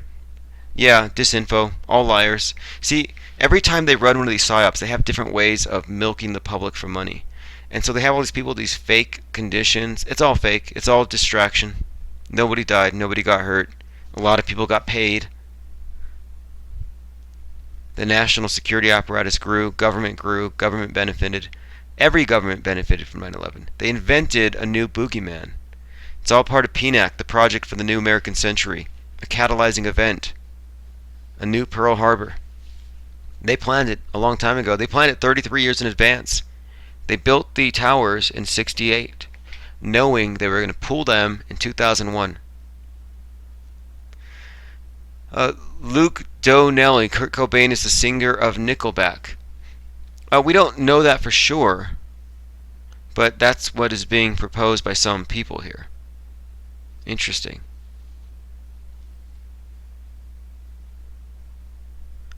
Mark Fanning says, we don't bash Jews if that's what you're aiming for. Well, we don't thump the Mein Kampf, and besides, we don't need big government solutions, whether it's Hitler or something else. 9/11 was a ritual. Building 7 represented the curtain coming down and entering a new age. I agree with that. It was a ritual, 100%. Nickelback will be here in St. Paul, Minnesota on August 24th. I haven't heard of AE 9/11 Truth. When people started doubting the Boston bombing, they made a movie about it with Marky Mark. Yeah, Marky Mark and the Funky Bunch made a movie about the Boston hoaxathon. And in the movie they say, graphic warning. Be careful, don't look. We're going to show you footage from the real event. So they're showing you news footage, which was a movie in itself, in a movie, presenting it as real. I mean, the levels of deception, they're just piling on layers after layers.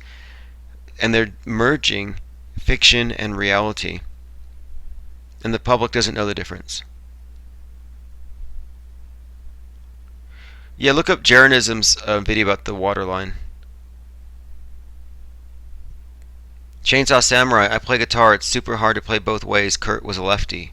Interesting. Well, what better way to hide yourself, to disguise yourself, than becoming a left-hander if you're a right-hander, or vice versa. Like I have people say, there's no way Alex Jones is Bill Hicks. Bill Hicks was way funnier. Well, that's why you call them actors.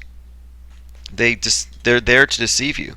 So they will behave in the opposite manner in which you would expect them to behave. That's how they work. That's how it works. That's how the deception works. Like, I'm willing to say this, and listen, I've been saying this for months. And for months, people have been trying to shut me up. Like, please, you can tell me the world's flat. You can tell me nobody died at Boston Hoaxathon or at a dozen other of these events at the disco. Nobody's dead. Nobody got hurt. They're all fake. They're all psyops. But please, please, let there be carnage on 9/11. Don't take away those dead bodies. I'm in love with this tragedy. Sorry, nobody died on 9/11. If that hurts your feelings, there's something wrong with you, because it's the truth. You shouldn't fear the truth. It shouldn't bother you to feel it. And you shouldn't feel guilty or sad for people who never died. You shouldn't feel guilty about it. You shouldn't feel like, oh man, it's so bad they died. Well, look at Robbie Parker. What a sad man. No, actors, nobody died. Nobody got hurt. Dave Chappelle has to be under mind control. You know what? I don't know. I heard people say that. I don't think so. I don't think so necessarily. I mean, I saw his latest videos, and I just don't. I don't know. I've listened to some of his videos before, and I've watched some of his older interviews where he insinuated that there's some dark stuff going on, some mind control going on, but I don't know.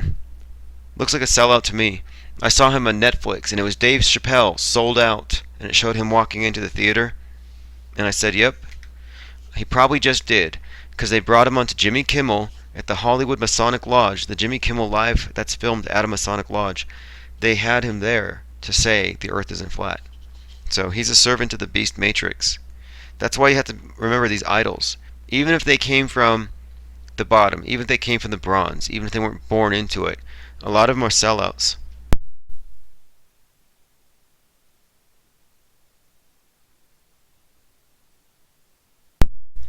A lot of people are saying he's a clone, but what's more likely? That they cloned a person and he looks the same for the most part, or that they gave him a bunch of money and drugs and hookers and swayed him over to their side? I mean, I think it's more likely he's a sellout. Ace McLeod says, the elite don't kill us, we kill us. They get us to kill ourselves. Nobody dies in these hoaxes. Exactly. The word terror is said 10,000 times a day on TV. I mean, think about this. Nobody dies in 9/11, but the myth of it, the story, the emotions, convinces people that, yeah, we ought to go to war and kill a bunch of people to get even. And it works. So they use a fake event, fake bloodshed, to get people to vote for bloodshed, for real murder, real death, real war. And I think that's why people get so triggered when you say nobody died in 9/11, because then what you're doing is you're letting them know, by the way, not only were you deceived, but you were deceived in such a way that you gave your tacit approval to mass murder. How about that?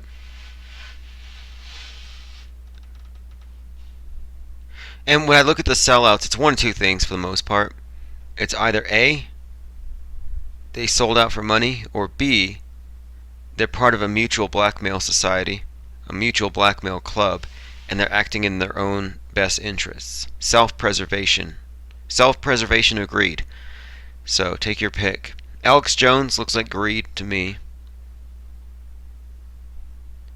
Joe Rogan looks like greed to me. He sounds like greed. I gave him the benefit of the doubt. I thought maybe he was threatened, but I doubt that.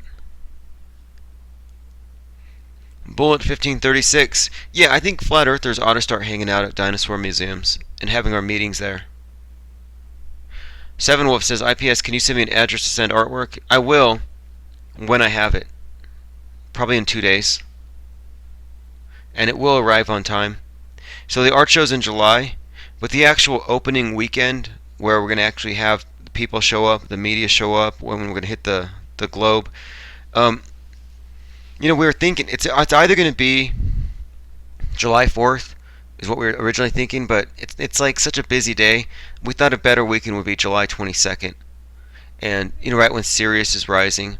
But that would be a good timing. It's going to be open the whole month, but I think I can get more stuff to happen on that day because we want to create a lot of content out of the event. There are so many things that are going to be going on, the panel discussion and everything else.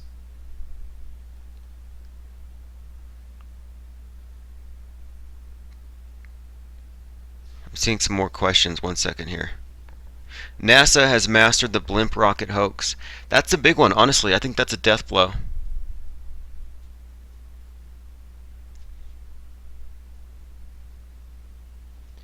Have it later in July. Yeah, it's going to be July 22nd, which is a Saturday. That's when we're going to have people arrive. That's when there's going to be a number of things going on that if you're going to make it, that would be the day to go.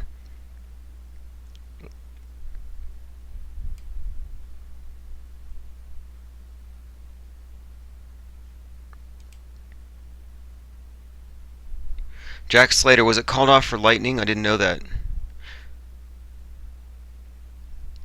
Thanks for the link, Sean. Rob Skiba, waterline lensing. How much will price vary for art? I'll have all those questions answered at the same time, within a few days. I just had to wait until we had the funding in before I could really start nailing down the details, and we just got that covered. So it's all covered, it's all good. It's nice, you know. I mean, I lost my wallet today, but that doesn't matter, thankfully. It just means that I have to get a license, but I've already wired the money for a deposit on this place, but I'm thinking, I don't know. I have a couple of things I'd straighten out. I have somebody working on pinatas for me as well. But so the pinata smash will be the 23rd. But I don't want to really start going into details on that subject yet. I really don't like doing that. I'd rather answer 100 questions with one email. And also we're working on some signs. Jack Slater, my pop is a huge NASA fan. Well, you'll listen to people talk about it. They'll say, 1969, it's when we landed on the moon. Like the same people say, we won the Super Bowl. We lost. No, you sat on your couch. You drank a beer. You didn't go to the moon. But people have this vicarious identification, hero worship, and when you tell them the moon landing was fake, they take it personally. Like, are you calling me a fake? I was there. No, you weren't there. What's up, Synthetic Dread? Buzz Aldrin's mom's maiden name is Moon. Wow. That's interesting.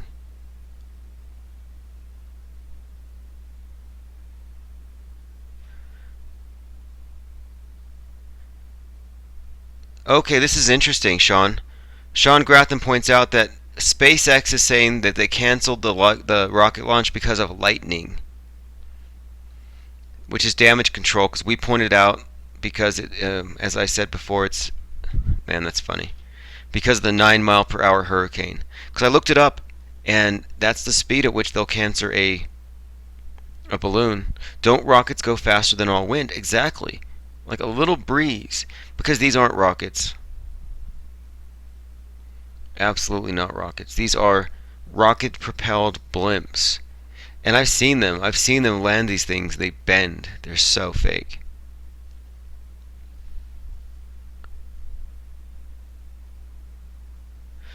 Amber Dawn says, I noticed the back of the Jurassic World DVD case. It says, flat out astonishing.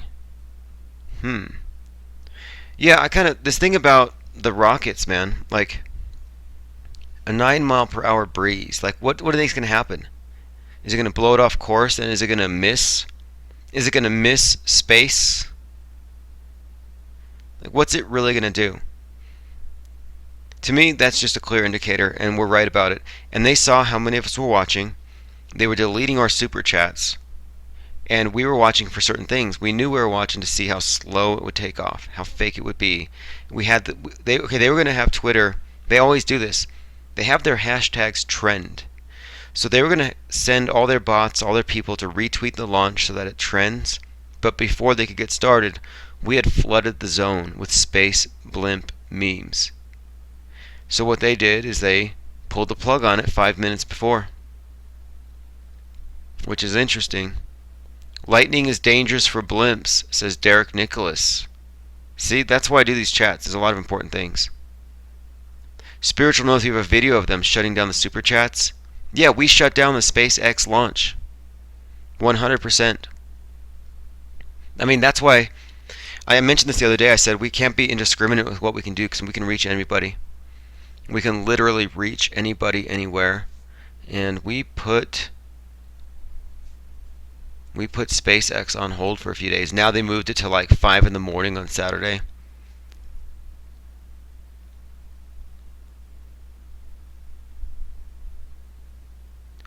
How fast do the winds have to be to shut down a commercial flight? Let me look that up. Because for balloon launches, it's like 9 miles, 10 miles per hour. Okay, here we go. What are the maximum wind limits for a commercial aircraft?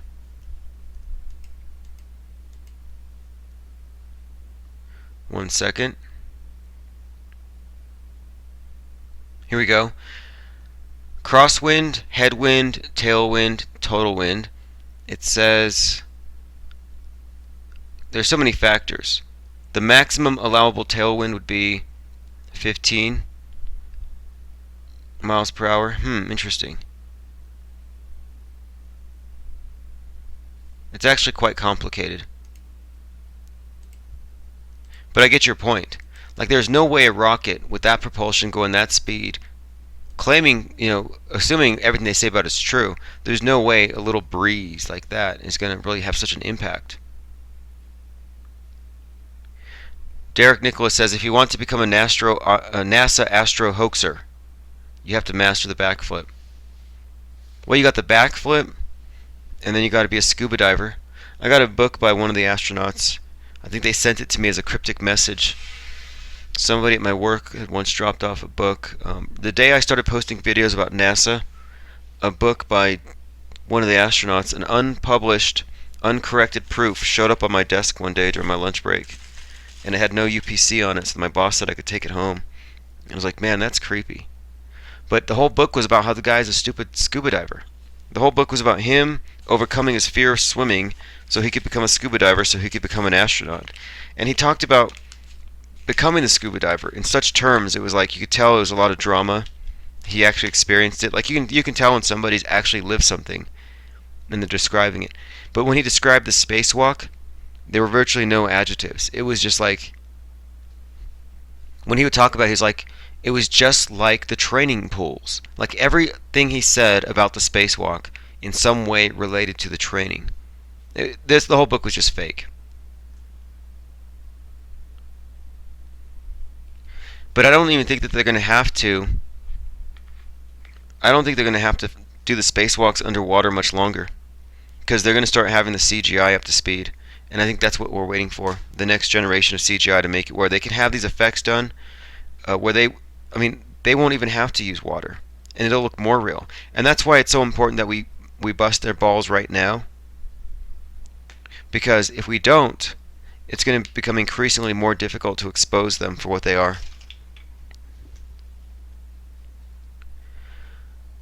Kevin says, hello, can't chat with my primary account, I've been blocked. Eon's Beam. Yeah, if you've been blocked, it's because we had a mole. All you have to do, you got a wrench now on this account, is there's a contact form. I'll post it here. It opens in a new page, and you can send me an email, or just click the link down there. You can see it. It says contact. Oh, Zetetic Mindset left Flat Earth Mexican a Yelp review. Post your Yelp account again.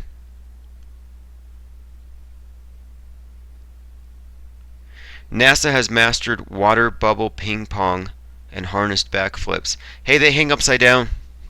Russian Bits has a good video on this one. They hang upside down like bats. So the launch is on 5 p.m. on Saturday. Okay.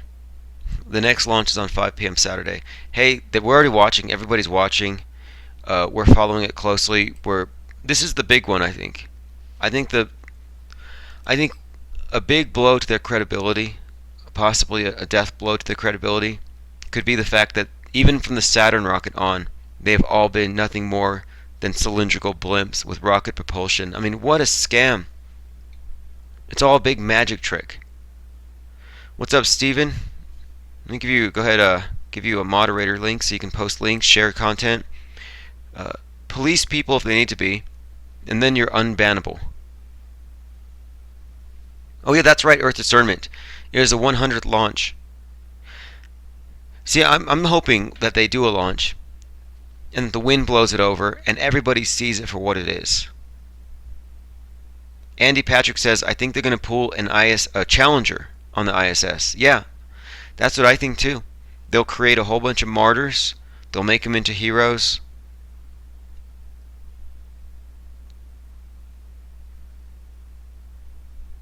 What the hell is the reasoning of sending something to the sun? Now that's interesting. One day I had said something to the effect of, if they can provide convincing enough CGI, they'll tell us they're going to do a sun landing and people will believe it. And then the next day they said they're going to send a probe to the sun.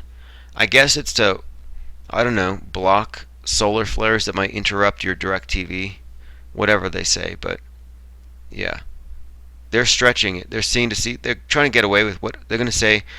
I think their method is this: let's be as extreme and as unbelievable as possible, and see how much we can get away with. Reality is what you can get away with. That's one of their axioms.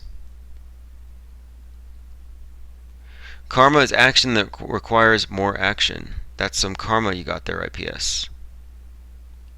Interesting. They love to have sex with the sun. Yeah, it is all, when it comes down to it, these are all basically fertility rites. As strange as that sounds. It's all rites, it's celebration of sex and death and life.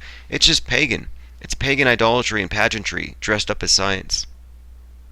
It's all mumbo jumbo. But it works. It's worked for a very long time. People, they believe in the Wizards of Oz. They believe that they have magic powers, that they're great and powerful. They see the smoke in the mirrors and they cower. But it's all a big fraud. The Emperor has no clothes. Spiritual No says phallus launch. Yep. Well, we must stop Saturday's launch. Exactly, Cartoon Ball. And the way we're going to do it is by watching. That's all. We know what to look for. It's not about hitting the chats. It's just about watching and reporting. We're observing. We're paying attention.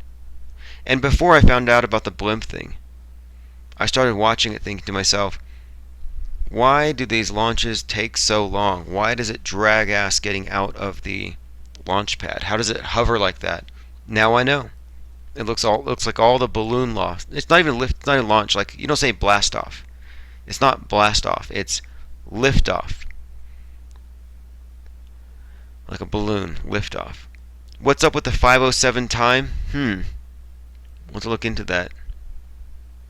I noticed that they chose, like, we'll do it at 5:07 a.m. Here you go, Gorilla America Flat Earth. Yeah, so for those of you who haven't heard this before, SpaceX is space sex. The obelisk, the rocket, is an obelisk. That's what it is. It represents the fertility god, the male. The sky represents the goddess who's arched over the sky. That's why the goddess is always represented as wearing blue robes with stars, like the Virgin Mary, Queen of Heavens, Isis. And so the rocket going into the sky is emblematic of the god and the goddess conjoined in the sex act, and they give birth to the sun god, Horus, who rises on the horizon every morning. The story is the sun is born in the morning, and at night he is killed by Set, the Prince of Darkness, chopped up into pieces. And then his body is reassembled, an obelisk is put on the ground to symbolize his missing member because he wasn't completely put back together. And then the goddess, in order to rebirth her dead husband, copulates with the dead body and gives birth to the son, who is also the father. It's this weird necrophiliac, incestual, serial reincarnation ritual. It's bizarre. It's all about regeneration, immortality, and this eternal myth, the story of the struggle between the forces of darkness and the forces of light. That's why you see the rocket names: Osiris, Osiris Rex; Saturn, another sun god name; Falcon is Horus. They're all sun god names. Derek Nicholas says the very best astro hoaxers not only backflip, but they have their wives falsely shot in the head. Yeah, what a gig. Of all the crisis actor gigs to get, Kathy Gifford's got the one where she has to pretend to be brain damaged for the rest of her life. I mean, that's awful. SpaceX equals Hindenburg. That's what I'm hoping. That's what I'm praying for. That would be great. Oh, Apollo. Yeah, the Apollo mission. It's all connected. You know, the Apollo is the god, the sun god. The moon, the goddess, the uniting of the two. It's the great rite of witchcraft. Jupiter, Zeus, Thor. It's all astrotheological. These are all obelisks. And yeah, they're all various names of the sun god. and it's not an accident. In fact, Bill Cooper has some good articles on the Masonic ritual encoded into the Apollo missions. It's encoded. Even like, what's his name, Glenn? What was the guy's name? Glenn or James Glenn? Who was the guy who first orbited the Earth 3 times? Spray and Play says this is crazy. Let's do some flat Earth rituals to bring the blimp down. I think it's going to be hilarious, man. Seriously. Like, let's say Saturday morning we're watching, and the wind causes a malfunction, and the thing, I don't know, just goes up in a way that you can tell it's hovering. It's not actually lifting off the way it's supposed to, but you can tell it's all fake. John Glenn, yeah. And then we start reporting on it. We start laughing at it. Yep, John Glenn. Also, they said, like, JFK, he's like, we're going to the moon. Not because it's easy, but because it's hard. We're going to be real hard. And I'm like, man, I think that the whole thing is encoded into this resurrection, fell God. It's all just disgusting. Not disgusting, I guess. It's not the right word. It's esoteric, but it is all sex magic. It's fertility rites. And it's like, that's what's so weird about this. When you walk into a church, do you want to take your kids to a church that has a big steeple on top? I've heard these, like, I knew these people who used to burn Harry Potter books, and they would say, don't watch Disney.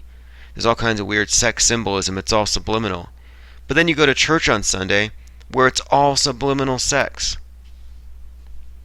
If there's an obelisk on your church, you ought to know what that means. Had fun, man. Thanks for comments. It's 3 a.m. Got to go to your slave job. Awesome. Thanks for your time, attention, your input. This is not just a chat room, it's a think tank. That's why we have wrenches. We have to get rid of the non-thinkers. Hey, thanks for your link there, Mr. Drobot. I will go ahead and upvote it on Steemit and put it onto the Flat Earth Report. Chainsaw Samurai, you climb trees so it's super obvious to you. Do people still go to church? Yes.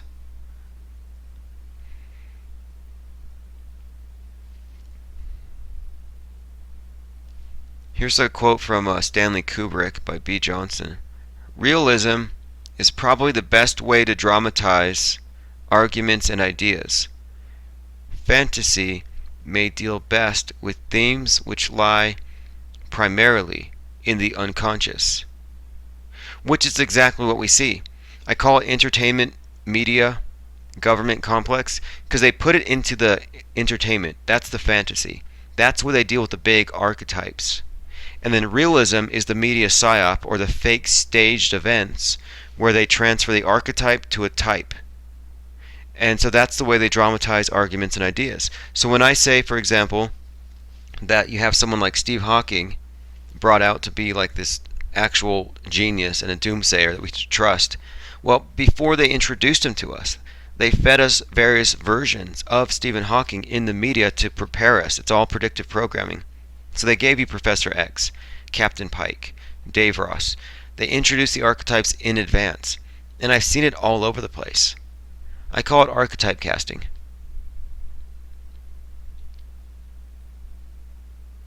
Truth in movies, lies in news. Yeah, I would say that's mostly correct. Sort of. I mean, I get where he said, you're talking about Russian vids. He's mostly right about that. But yeah, I would say he's correct.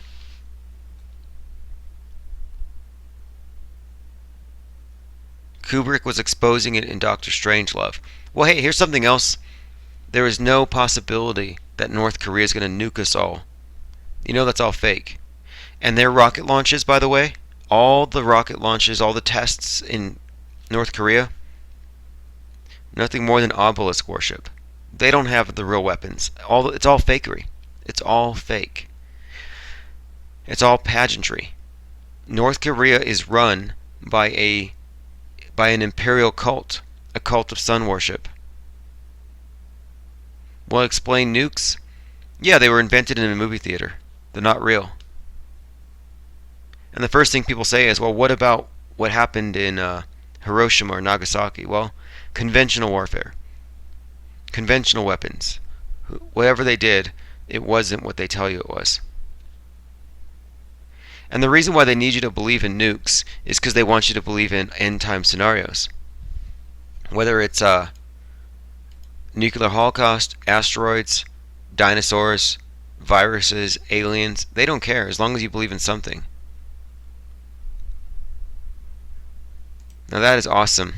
Somebody just posted a link to Mark Sargent as V for Vendetta, because I said that Mark Sargent's an open source activist. You can use his name, image, and content as yourself by representing yourself as Mark Sargent. He's the Guy Fawkes of Flat Earth. We are all Mark Sargent. The Story of B by Daniel Quinn. I'll look it up. Thanks for the recommendation. If you could post a link, it'd be better. My bookmarks are just crazy full.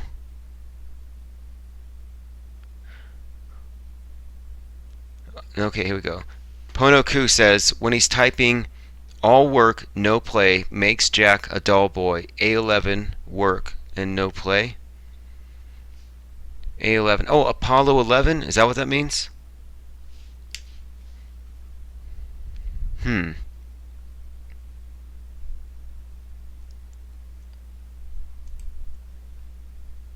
that's interesting. Well, we all know that it's fake. Saturn's fake. All the rockets have been fake all along. The sound effects have been fake. I mean, how crazy is that? How much of our reality has been just utterly deformed by this hoaxery? And I watched some very intelligent people who were caught up in it. I was watching some videos by Jordan Peterson, and he's talking to the students about how close we once came to nuclear annihilation or something. And I'm like, wow, your worldview has been shaped by movies. I'm like, imagine this. Imagine if you suddenly came to believe you've been exposed as here, just came to like, share, and keep it flat. Hey, thanks, man. Post a link to your channel and everybody will go sub. Now, imagine if tomorrow you woke up and the 10 most extreme horror movies you saw, or catastrophe movies, like Independence Day and movies like that. What if you just woke up one day and you suddenly believe those were all true? Like literally, like you just took them literal. It would make you technically insane. If you believe, so for example,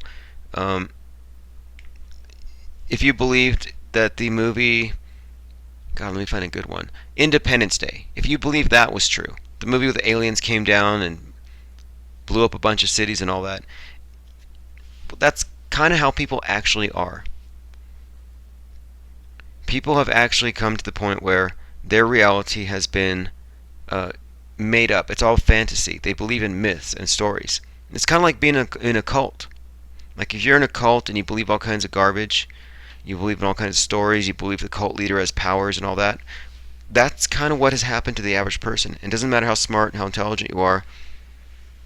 If you have faith in your leaders, in the government, in the idols that they put before you, and the celebrities, they have effectively taken you out of reality.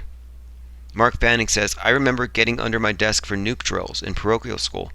Yeah, that was to condition you. Now today they do it with active shooter drills. Hey guys, I just stopped for a minute, just body bag another globe head. Hey, we appreciate these debates you do. That's hard work, and it takes a lot of patience to deal with these people because they're so intellectually dishonest. But we have to expose it. We have to expose their bad arguments. Their bad faith arguments, their dishonesty. Kubrick was exposing the nuke hoax in Dr. Strangelove, but also exposing the fluoride agenda, as well as the demasculine plan. Level head, I saw the first moon landing.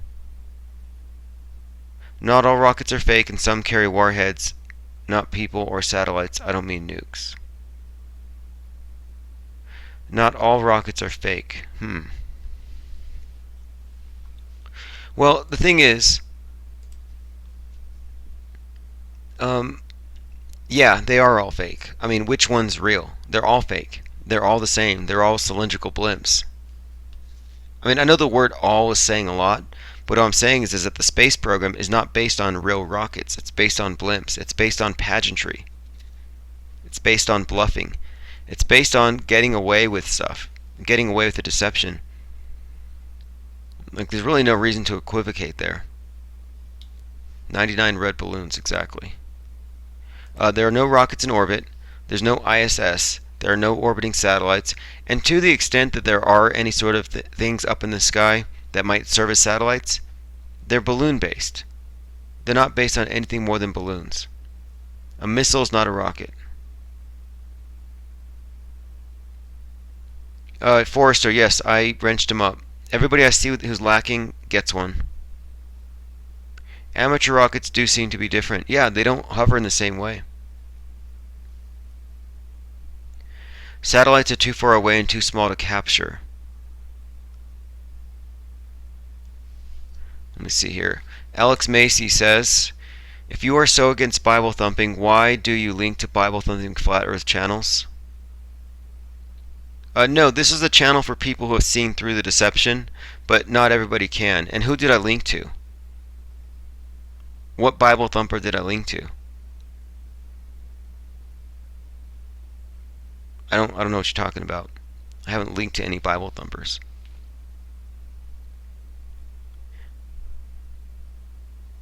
I mean, there are people who still, for some reason, tie up their spirituality with the Christian mythos, but that's just because of where they were born. But no, I don't see any links to any Bible thumpers, so I'm sorry, bro. You are wrong. ODD and Bro Sanchez. Bro Sanchez is not a Bible thumper. He sees through the false religious paradigm. ODD is not a Bible thumper. Not at all. Now, he's cool with Christians. He doesn't block them, but I do. The reason why I block Christians on my channel, if they're thumpers, is because they're usually just hardcore bigots and hardcore judgmental. Like, I used to think, listen, before I started looking to Flat Earth, I thought Christians were people who were like tolerant, accepting, forgiving, loving, who just kind of wanted to do good. Well, I came into this whole field of research and I learned that Christians are very hateful, very spiteful, judgmental, and a lot of them do make it a point to call out Jews as being evil. Very divisive characters. Not all, obviously. But no, so I totally made this channel so that we could have discussions that don't drag religion into it, because honestly, if you're a part of an organized religion, you have a lot to answer for.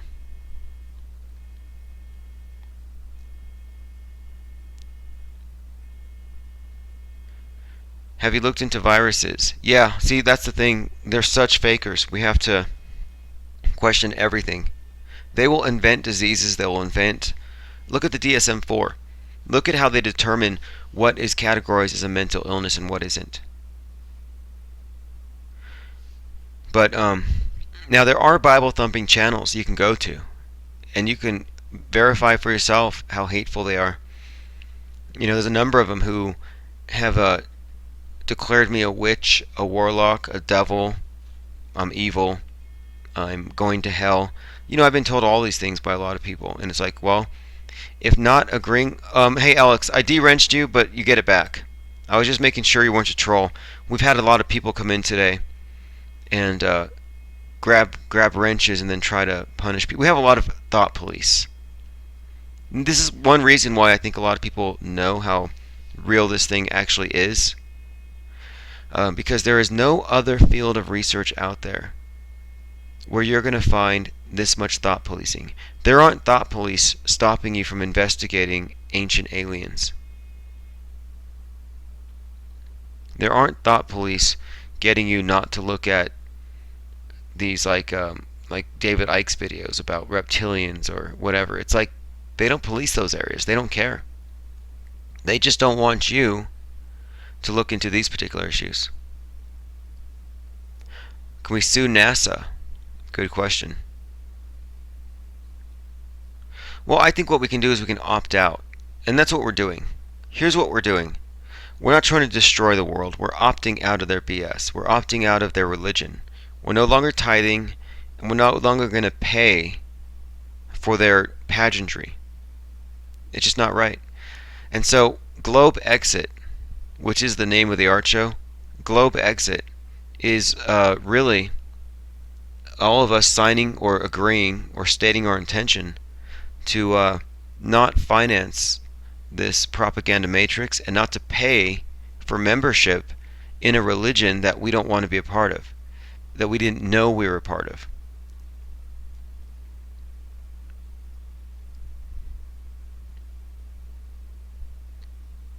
I heard somebody say, yes, there you go. Flat Earth is the elephant in the room. Yeah, Flat Earth is a table upon which you place all the pieces of the jigsaw puzzle. All the glitches in the matrix, all the conspiracies, none of them make sense as a whole until you come down to Flat Earth and you put them down and you can actually start putting the pieces together. But without Flat Earth, none of it makes sense together. That's why you get these confused globies who know Sandy Hook is fake. They know the Boston Hoaxathon is a hoax. But they don't see the big picture. They don't see how it's all connected. And that really does take Flat Earth. That's the context. Flat Earth equals 33. Interesting. Do I have a theory about history? I look at history the same way I look at the mainstream media. It's what the rich and powerful want you to think. It's narratives over fact. They lie about stuff. I mean, they'll spread rumors and lies and myths to deify themselves. They put themselves in the best light. There's only so much we can trust.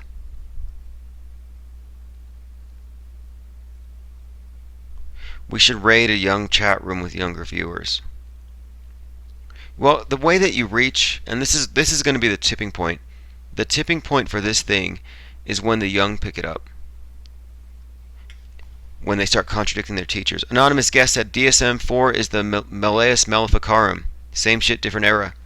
You know, interestingly enough, I actually wrote an article about that before, where I did draw a parallel. I was talking about reality filters, and I was saying that the DSM-4 is, in fact, nothing more than the witch's hammer, a guide for hunting thought criminals or people who are outside of the consensus trance. Because psychiatry has always been weaponized. It used to be overt. Like look up weaponized psychiatry in Soviet Union, where they can equate wrong political opinion with mental illness and need of treatment. Something that means that you got to be scooped up and dragged into the van, taken away. And when I look at what we would call the mental health professions today, look at psychiatry today, all they're really doing is making a business out of farming people who are too drugged up to take care of themselves. It's about creating a welfare state of zombies. It's about destroying minds, not healing minds. Their goal is not to cure schizophrenia, it's to cause it and manage it. Schizophrenia is the natural consequence of constant gaslighting, constant invalidation, and constantly having your mind fucked with chemicals and contradictory meta-communication. They purposefully induce madness. They induce it. And then they use psychiatry to reel you in, to get you under control, to nullify you, to chemically lobotomize you. I mean, there's no difference between some of these selective serotonin reuptake inhibitors and a lobotomy, an ice pick to the brain. And that's what they're doing, an ice pick to the brain. But they induce madness so they can treat it. They create the problems so they can cure them. If they could find a way to get us all to come down with scurvy, they would. And then they would make it a terminal illness. They wouldn't cure it. They're not about cures. Derek Nichols says, taxpayers ought to hold the NASA scumbags, these pilfering traitorous elites accountable for high treason. Yeah, I agree. Nathan Oakley's here. He says they're uniting the people of Manchester with a concert. See, that's how you know it's a psyop. They use concerts, T-shirts. Somebody had a meme the other day I liked, because a lot of people are saying Boston strong, Sandy Hook strong. What about flat strong? Sky Hunter, most of us are nutrient deficient, and that's intentional. It's absolutely intentional.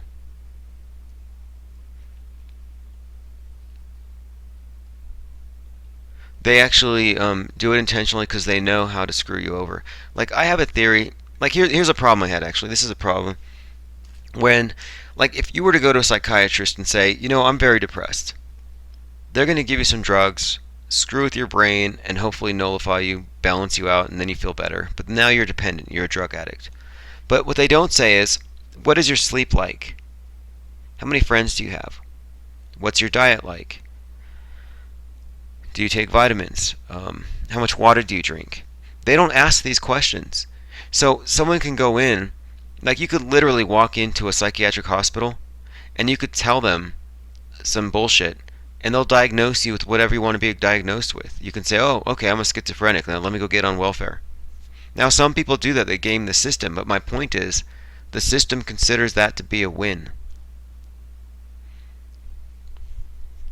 They'll diagnose anything, it's bullshit. But what they don't do is they don't say, why don't you drink more water, sleep more, get more vitamin B, and fly a kite? They don't say things like that. They don't treat you as a total being. They just treat, like they don't look at the big picture. It's not holistic enough. And what they're doing is they're destroying people. I've seen it. I've seen people destroyed by modern psychiatry, by medicinal concoctions that basically it's like micro-dosing on LSD for the rest of your life.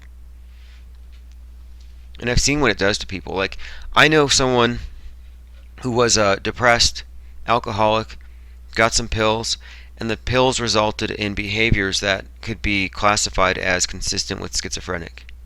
So they change the doses, up the doses, the person has ups and downs, before you know it they're institutionalized, then they come back, now they're talking to themselves, now they're having hallucinations, now it's word salad 24/7. I've seen it happen more than once. I've seen them destroy people.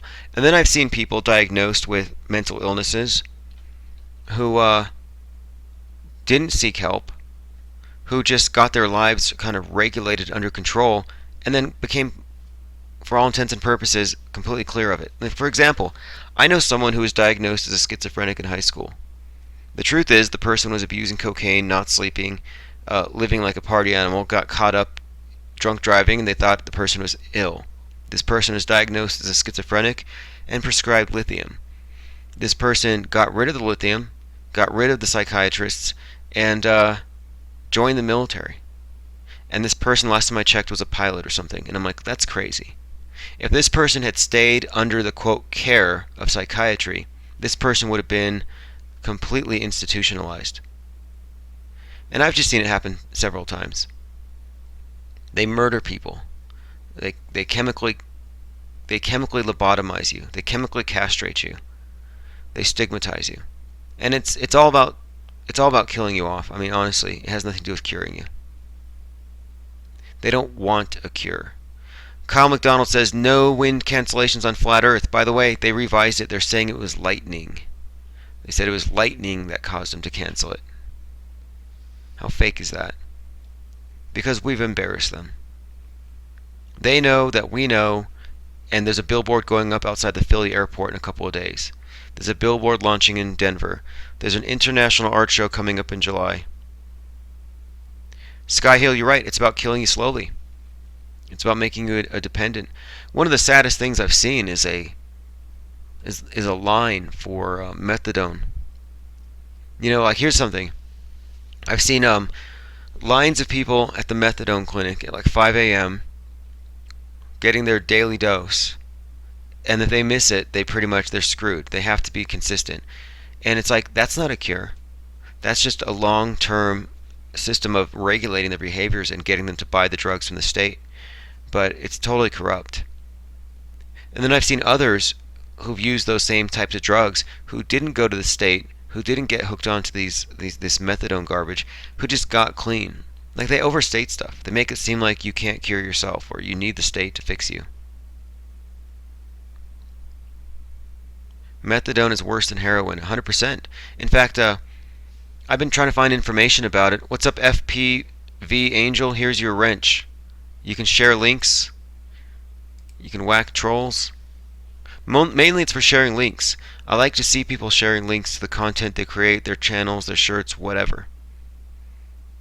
And that's the reason why we filter out the thumpers, the naysayers, and the trolls, because they don't have anything to add. Here we go. Studies have shown that excessive amounts of alcohol and cocaine burns holes in the brain. Methadone equals pink handcuffs. Now, there was a book on on methadone, and I've been trying to get my hands on it. I should probably look into it again. It was in a library I was trying to get my hands on. It's a university library, and it was someone who was putting forth this idea that methadone was some type of let me pull it up. One second.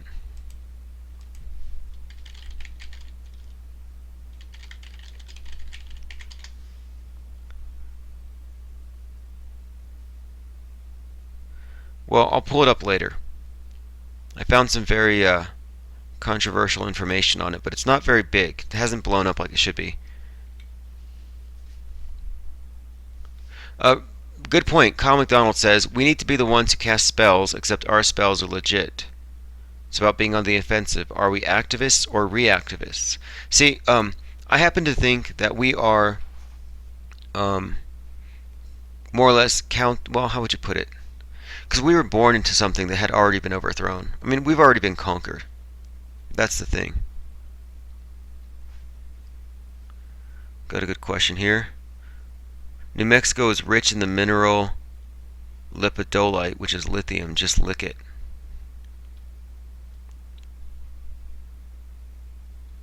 How do you get a wrench? If you have stuff to share, there you go. 333 watching, 134 thumbs up. A lot of ball earth lurkers. I don't think so. At a 334, I don't think there's more than 5 or 10 ballers. I don't think so. I mean, the thing I'm trying to get people to get is that not only are these rockets totally fake, but it's all occult pageantry. And today we almost witnessed, because they canceled it, but we almost saw just another Bohemian Grove style ritual. That's a big leap for some people. Like, it's not just a fraud, it's also a religious ceremony, which is messed up.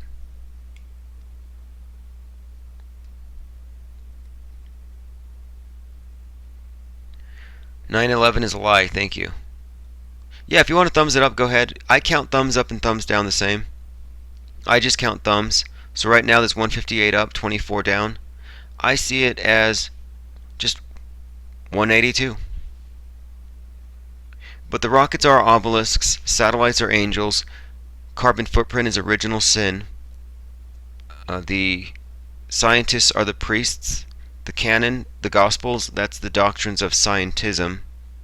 Heliocentrism is a mask for polytheistic sun worship, state-olatry.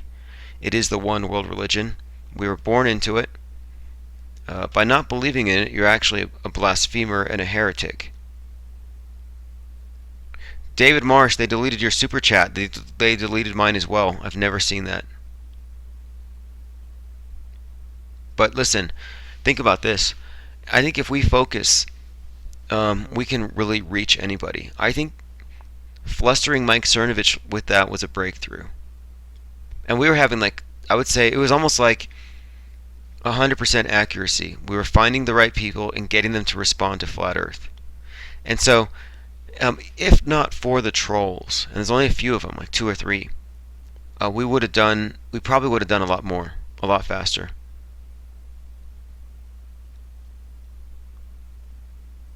Cryptonaut, I've been taking down my videos. Yes. Yes, I have to. Listen, I have people trying to shut my account down. So I have to be very careful about what I upload and what I keep up there, because everything's going to be taken out of context. So what I'm trying to do now is expand this thing to the point where all of these people who are trying to shut us down can't keep up with it. So we had a taste the other day of what we can reach, what we can do, and how much fun we can have, honestly. Like, it's addictive. I could see 3 or 4 days of rolling non-stop activity, an avalanche of flat earth internet activism, but it has to be organized in such a way that the trolls can't stop it, that the butthurt globies can't put a stop to what we want to do. And it's going to happen sooner than you expect. It's not going to take very long. And then also, we're planning something of it's like an insurrection. What we're doing is we're opening up exactly a lot of new accounts, a lot of 24/7 streams all around, right? And these streams are going to pick up big audiences for different reasons. I'm going to It's going to happen. But here's what's eventually going to go on is that the bigger we get, the more we dominate the YouTube live stream on all subjects, as long as it's run by flat earthers. This is how you subvert, is that it doesn't have to be flat earth content, just content that's related to people who are waking up. And then one day there'll be a signal given, and every single one of our channels run in this network will just go full flat earth, full rabbit hole, full red pill, full paradigm shock 24/7. Just the deepest rabbit hole stuff. It'll turn that way all at once. I mean, imagine if you're watching TV, and if every single channel on DirecTV was covertly owned by flat earthers, and one day you turn it on, everything is flat earth. That's kind of what I'm aiming for here, is getting a bunch of channels going, and then using them as organizing and staging grounds to spread information, to engage with people who aren't specifically red pill but who are close. And I see it as something of an insurrection, and it's going to be cross-platform, different platforms. Obviously, we have to break out of this. I'm going to move also into Facebook streaming, Facebook videos. We're going to have a video up by this Saturday, not a video, a web page on Saturday, where you will be able to go there and download YouTube videos that you can mirror. And then we're also going to get up to the point where we're doing a bunch of other tactics, clickbaity stuff, or maybe uploading movies, that people are going to pirate the latest movie, they want to watch it, and we're going to insert into it flat earth videos. Like, we have a number of ways to reach this thing. Morgan Ellis, yeah, I wouldn't worry about that. Listen, the people who are trying to take our channels down have way more violations than we do, but into the future we have to be careful, because they literally want to stop this thing. Hannah, you could have $1 billion. You're not going to get out of this place. We're not going to crowdfund an expedition. Like, one of my points is, even if you had $1 trillion, what's going to make, are you really going to be the one to map this place out? No. We have to have the awakening. Once the awakening happens, the answers will be forthcoming. It's not like the answers aren't known. This is not an accident. We're not lost. The globe wasn't a mistake. And the people who designed this deception know what the real place looks like. That's what we're trying to find out. NASA has exploded more blimps than I realized. They have mastered the exploding blimp. I didn't know that. Andy Patrick, can someone do a tutorial on running a channel like that? Yes. So here's what I'm going to do over the course of the next week or so. We are going to have a tutorial created that will go from A to Z, how to get a computer set up to do a 24/7 live stream, and well, that's pretty much it, start to finish. OBS software, all the nuances step by step, and we're all going to do it. It'll be really simple. Additionally, we're going to probably crowdfund it if we have to, but we want to have, I don't know how many people are going to be involved in it, but yeah, if you want to run one, if you have the time, it doesn't take a lot of time. Like right now, if you're listening to a 2 or 3 hour stream, during that time you could actually have set one up. So it'll happen before the end of this month.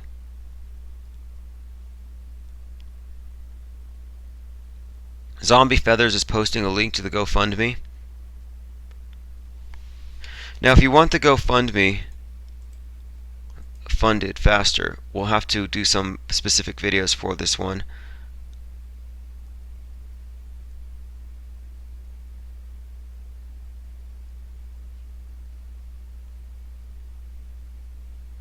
Okay.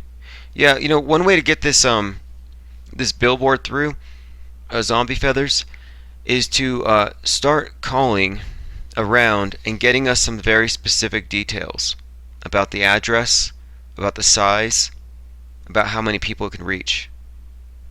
Get details. And that's the way that we got ours funded so fast, is we had someone actually go out first and come back with the details about the locations, the size, how many people will view it, And once people see those details, then the money will flood in.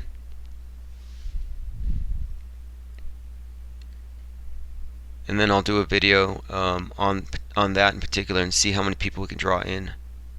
Because we have a billboard coming up in a couple of days. Mitz Fitzpatrick says, I made a 3D printed flat earth cookie cutter for last Christmas, but no one wanted one. Do you still have the file? Coop Stoop says, we need more of a presence on Instagram. Better memes, better hashtags, getting people interested. I agree. Memes are important. Memes are weapons. By the way, this art show in July, we're going to have several hundred memes made onto 4x6 postcards. And if you subscribe to my Patreon supporters $3 or more are getting 4x6 meme postcards sent to them on the 3rd of each month. So if you haven't seen it, and if you want to contribute to Patreon, here's a link. So basically, anybody puts in $3, they get a postcard, and I found a supplier that will do print-on-demand postcards for $1.12 if you get the 15% discount or whatever, some code.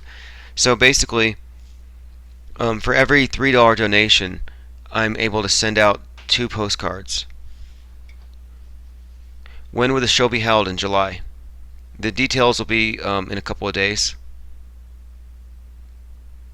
Flat Earth Awakened Reality says you need the lens of the atmosphere to view the stars. The higher you go, the more difficult it becomes. What they'll do is they'll make it seem like the Flat Earthers' fault for screwing things up during the transition. Yeah, you know, it's funny. I'm actually of the opinion that the entire ramping up of the national security apparatus from Patriot Act. Well, you know, the Patriot Act wasn't for terrorists. Like, who do you think this thing was set up for? Who's actually going to be a threat at a fundamental level to the status quo? It's the people who know how fake the media is. So it's not necessarily full rabbit hole flat earther types, but if you know that Sandy Hook's fake and you know that all these events are fake, yeah, you're the one.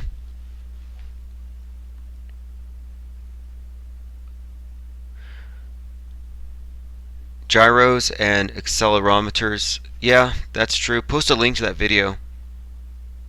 We have so many videos that have debunked this thing. It's like we're beyond debating it. We're just trying to focus on what do we do next during this transitory period, and how do we not let them control the narrative.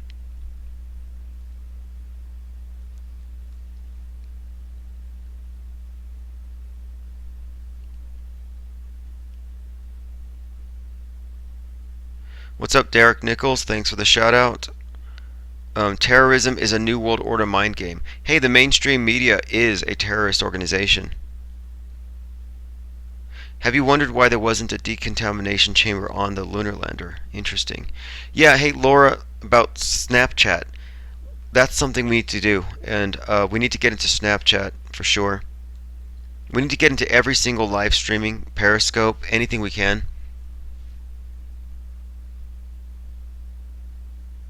Hey, thanks for letting me know about that, Mr. Drobot. It's funny, for the last 5 days, people have been telling me about this misspelled word, but nobody's telling me where it came from, so I'm like, cool. Eventually I'll find it. Finally, now I know. What was the subgenius going on about last night? I don't know, they were trying to get me on to talk, but they weren't able to get me a link.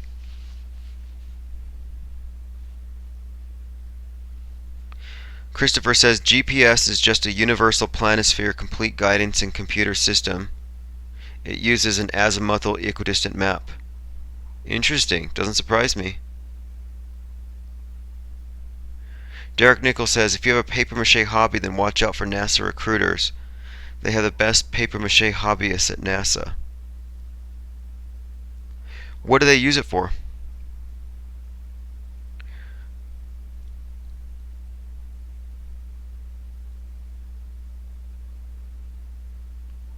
Do I recommend Rules for Radicals for Flat Earth? Yeah, look up the Flat Earth Activist. It's based on Rules for Radicals.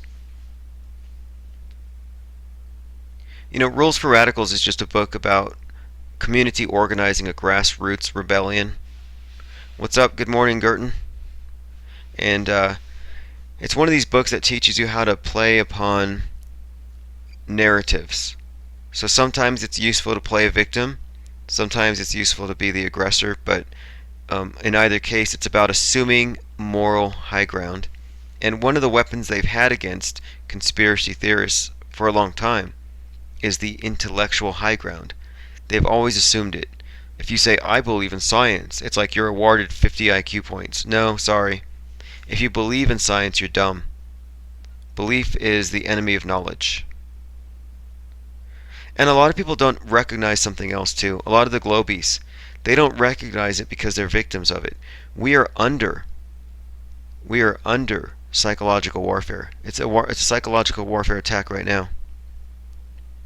Yeah, the flat earth activist it starts off saying you cannot give them the moral high ground. You can't assume they have the moral high ground. Like, you wouldn't assume a Catholic priest is a better person than you just because of their priest, but you would at one point. In some places you have to. Like, the Pope used to be considered to be infallible. Do you think that Bill Nye is infallible? You do, if you're a Globie. If you're a Globie, you think that Neil deGrasse Tyson is an authority on everything in life, and everything he says is true. Yeah, hey, Zombie Feathers, how about this? Get some specifics about the size of the billboard and some details, and then I'll do a video on it. But people need details and dates, and then we'll have a. As far as you said, you have a contest, so we can host that here. You want to have a contest to name the thing? That's a good idea.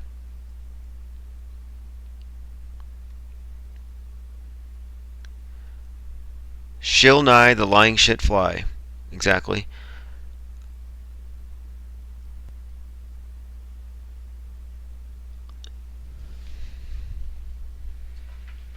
Hey, thanks for the link. Alright, there's 339 people watching right now. So the reason I started this particular discussion is I wanted to really get into how we're going to help every single one of us become more effective at what we do. So we have 5 or 10 or 15 different live streams, and each live stream itself has the potential to be a platform for a different thing. Like, so for example, if you look underneath my video right here, it has links to websites, links to a contact form, links to certain videos, and this type of thing. Well, what I'm thinking is we could set up these flat earth interventions not as a let's get together 500 people and go raid a chat room, but more like underneath this one are all the tools you need to go after this particular video or these particular videos. So for example, there's a bunch of videos by Red Pill Philosophy about flat earth, and they're flooded with globies, with purple pillars. And so there ought to be a consistent stream of people going to these videos and contradicting the globies, so the content creator knows that the purple pillars are not the majority. They're just the most vocal right now.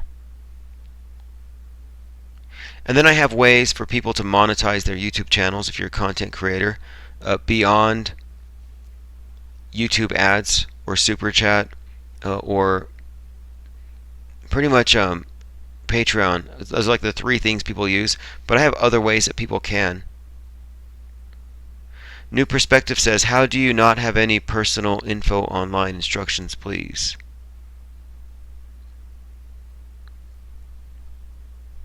Amber Dawn says, I didn't know Stephen Hawking died. I think he died about 20 years ago. Hey, good night, Flat on the east side of St. Paul. Megyn Kelly is Nicole Simpson. You know what? I think she is. I think that they don't just look alike. I wouldn't be surprised if it's the same person at all.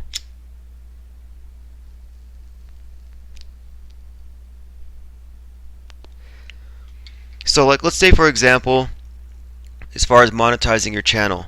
And I'm going to work on this. I'm going to work on all these things as this thing goes along.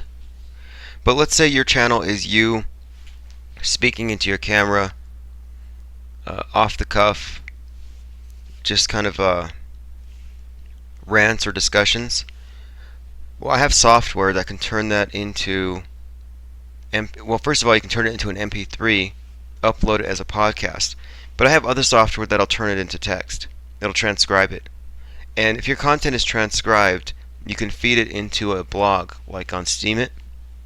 And Steemit posts accrue cryptocurrency. You get paid for it. There are so many ways to monetize your content, but there are other ways too. Like, so for example, 5 or 10 or 15 hours of video content, I guarantee there are 1 or 2 or 3 books full of essays in there. And then you have a link to your Kindle book beneath your video stream. You make it available as a paperback. You do videos promoting it. You have it done as an audiobook. But there are so many ways where you can take your YouTube content and monetize it. So I've come up with a number of ways to do it. Different ways I can get people to get the most out of their effort so that you can afford to spend and invest more into this.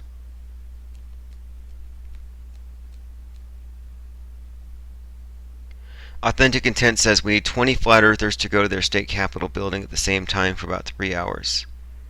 Yes, I agree. 450 Mobber, you don't have a wrench. If you have any links to share, please share.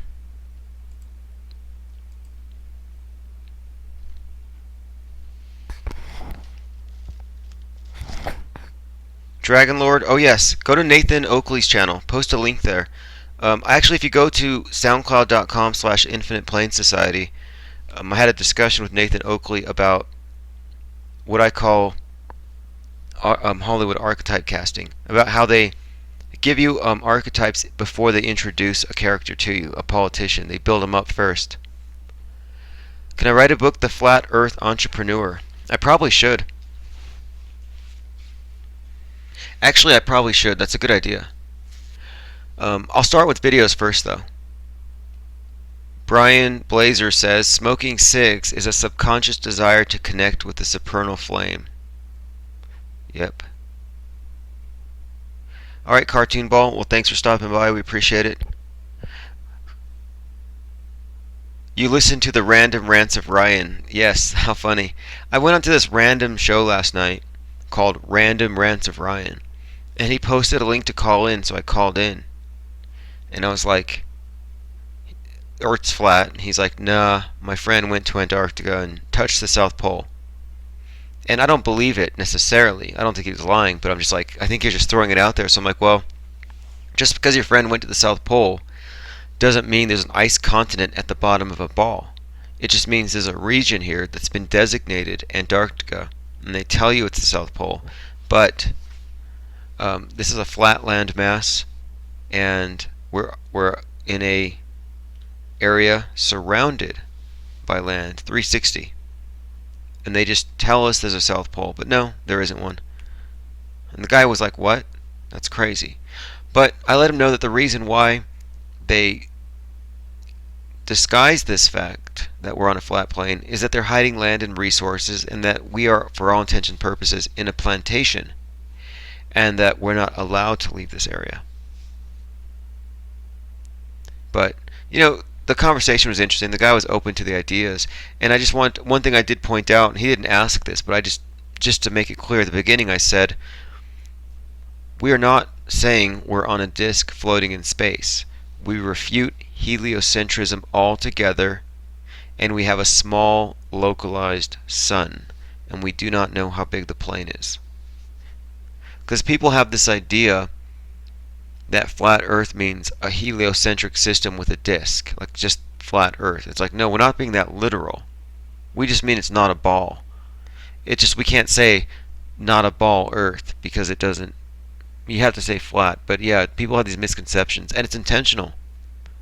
Anytime there's a mainstream media article about flat Earth, they're going to show you this really dumb version of it where it's like this hunk of land floating in space. And it's like, we would have noticed anyway. These people don't take 5 minutes to look at what they're supposedly refuting, which is good, by the way.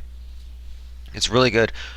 When the opposition isn't even taking 5 minutes to look at your point of view, it's actually kind of a blessing, because it means it gives us more time to build up our numbers before they take us seriously. I saw this happen, like for example, you saw it in the 2016 election.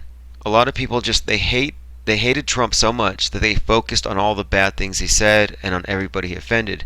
Meanwhile, they didn't pay attention to the grassroots support that was growing, mainly catalyzed by YouTube and Twitter. And I think it's kind of the same here, where as long as people aren't caught up with this idea of the flat earth just being a bunch of dumb um, dropouts, druggies, psychopaths, lunatics, morons, all the different things they call us, flat tards, Beauty in the blonde in the belly of the beast, that alt-right chick, she called us flat tards. Okay?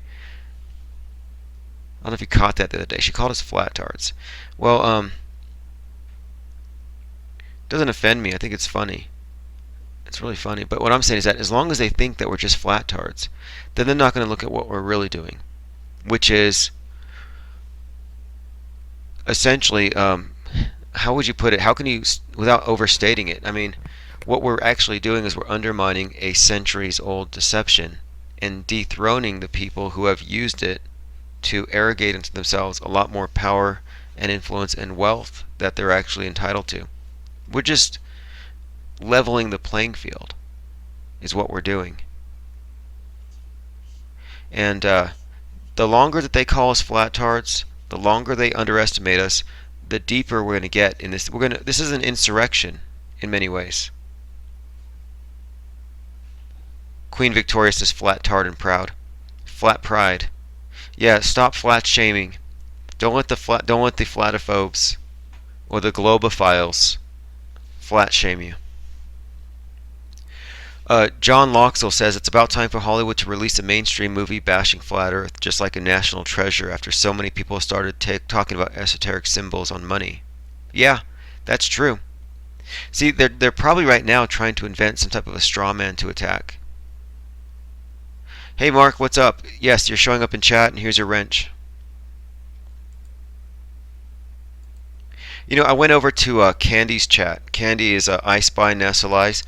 I went over to her chat the other day, or last night in fact. These days all blend together. In fact, it's been one long day since I figured out the world wasn't a ball.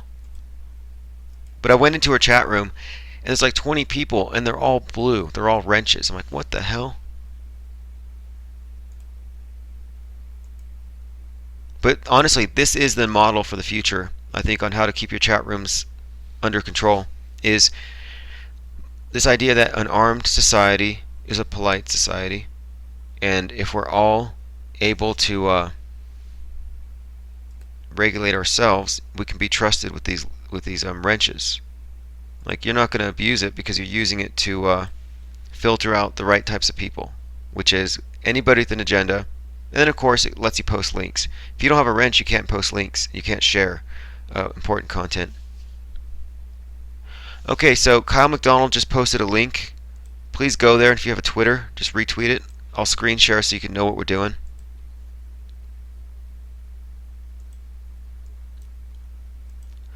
Okay, so this says to Elon Musk. Oh, this is good. Elon Musk, 12 hours ago, said, I'm departing the presidential councils. Climate change is real. Leaving Paris is not good for America or the world. 22,000 replies, 191k retweets. That's huge. Your response? You fake space rocketry with blimps. Why the fuck should we listen to a single thing you say? You are a fraud. Nice one. So just hit the heart, hit the retweet, and then in the comment section, add another hashtag, flat earth. And then what I also do every single time is I hit the @ sign, and I type in flat and see who pops up. So here's Flat Realm, who's a domer.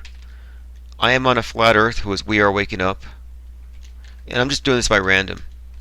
Flat Earth Kitty. And Flat Earth Addict. Retweet.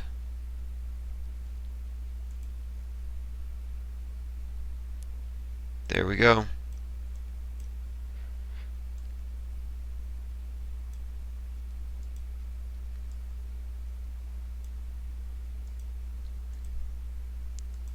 Okay, I'm back. So if you're able to follow along, basically what we did is we're responding to Elon Musk, and we're letting him know we know how fake this thing is, and he knows that we know, and he's reacting, which is good. The fact that they're reacting is good. It means that they fear exposure and they know it's possible. I see people getting timed out. If somebody says something that breaks the rules, just ban them.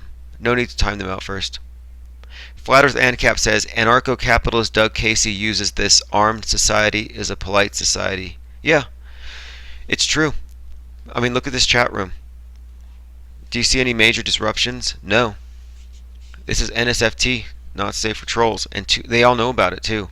When I first started doing these live streams, I couldn't follow the chat. It was non-stop gibberish from all kinds of just rabid trolls, Bible thumpers, Nazis, all of them just like a shark tank.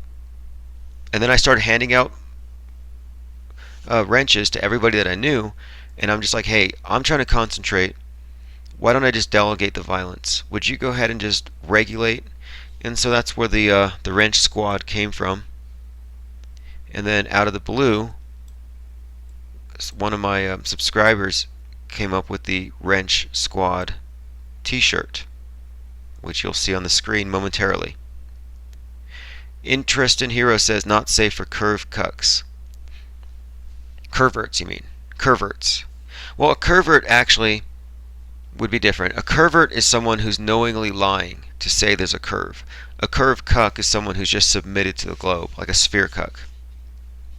SpaceX hates lightning, it can pop blimps. So can lightning actually pop blimps? Will lightning strike a blimp and cause it to blow up or something? Yeah, I didn't design this shirt. One of my subscribers did, and I'm pretty honored by this. So I'm gonna order one tonight as soon as I can find my wallet. And I'm also gonna be giving one away tomorrow.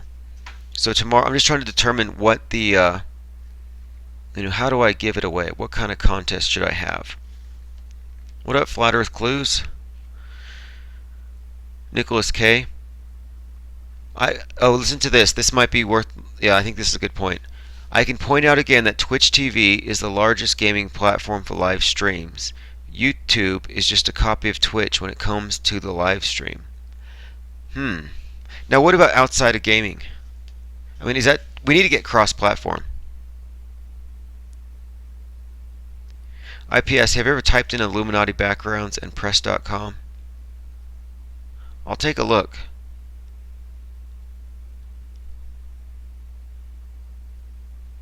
Don't be a Herbert the Curvert. Yeah, the Twitch thing. Okay, I'll have to check that out.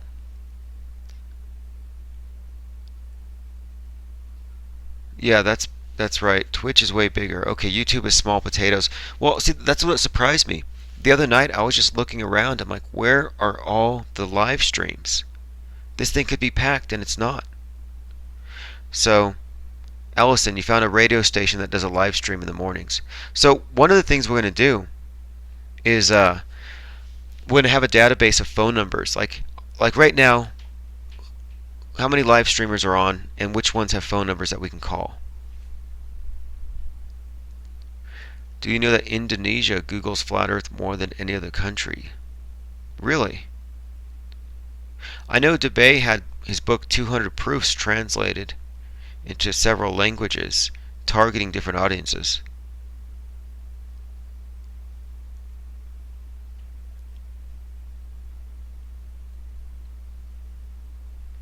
Morgan Ellis, trolls are distracting provocateurs. Well, I've been reading some of the criticisms against what we're doing here, and there are some people that I respect who create content that I like, who have some interesting perspectives on this, and a lot of them just don't trust me, I guess.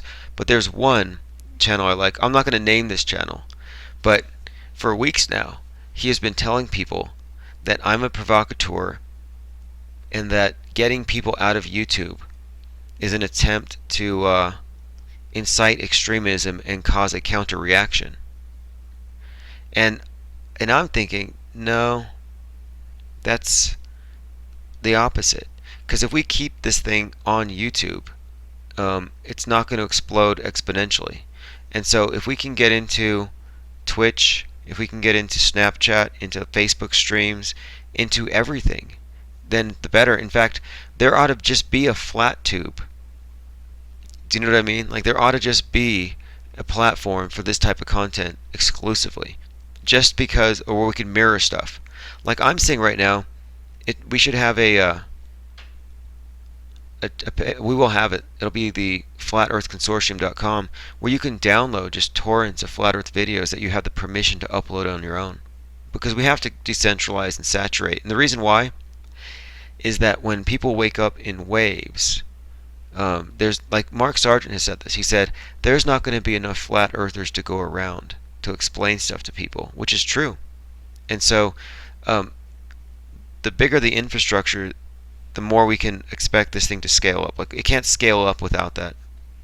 You'll have too many people seeking answers, and they'll be susceptible to all the government brainwashing. And so we need to control the narrative. Oh, the Wrench Squad shirt. Let me give you a link. Here is a link to the Wrench Squad shirt. It's 33% off right now. So you get it for $19.99. Sassy undeniably says, how can you, if the three conglomerates own all the media outlets? Won't they shut it down or not allow it? Yeah, I've thought about this often. It's like, why don't they just pull the plug on it? But I think they rely on us being saturated with media 24/7 to hold us down in this hypnotic trance, to keep us from seeing through it. So I don't think they want to interrupt the trance. So I think we're at the point where it's literally a mind war. What's that? Let me get a link. It's Michael Aquinos. He explains it perfectly. I'm going to post a link for you here. It's called From PSYOP to Mind War by Michael Aquinos.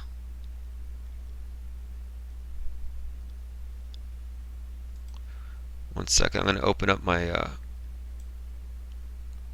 screen share.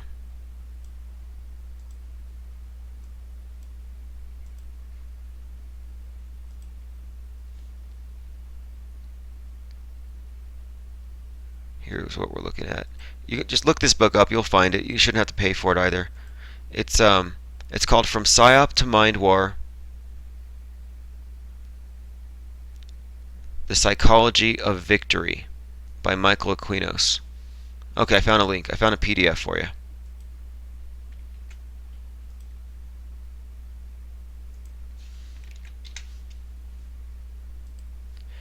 Okay, let me go ahead and pull up where it starts off. And it'll tell you, this is why I think they need to keep the media together. Why they can't afford for us to break out of the trance. One second. I hate these misleading links. I'm not going to go hunting for it.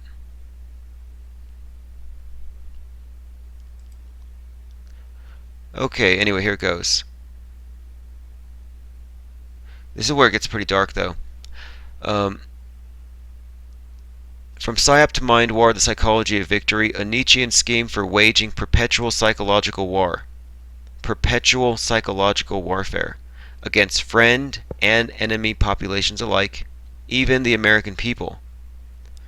It says here they advocated the introduction of ESP, or extrasensory perception, telepathic behavior modification, psychokinesis, remote viewing, out-of-body experiences, and other New Age and occult practices into the U.S. military intelligence, the new mental battlefield. But the point that this book makes here, Mind War, It says it must target all participants to be effective, meaning that not just enemies but also your own people. And it says it strengthens the United States by explaining and emphasizing to our people the rationale for our national interest in any specific war. So this is where predictive programming comes in, where they can prepare you to hate a certain group.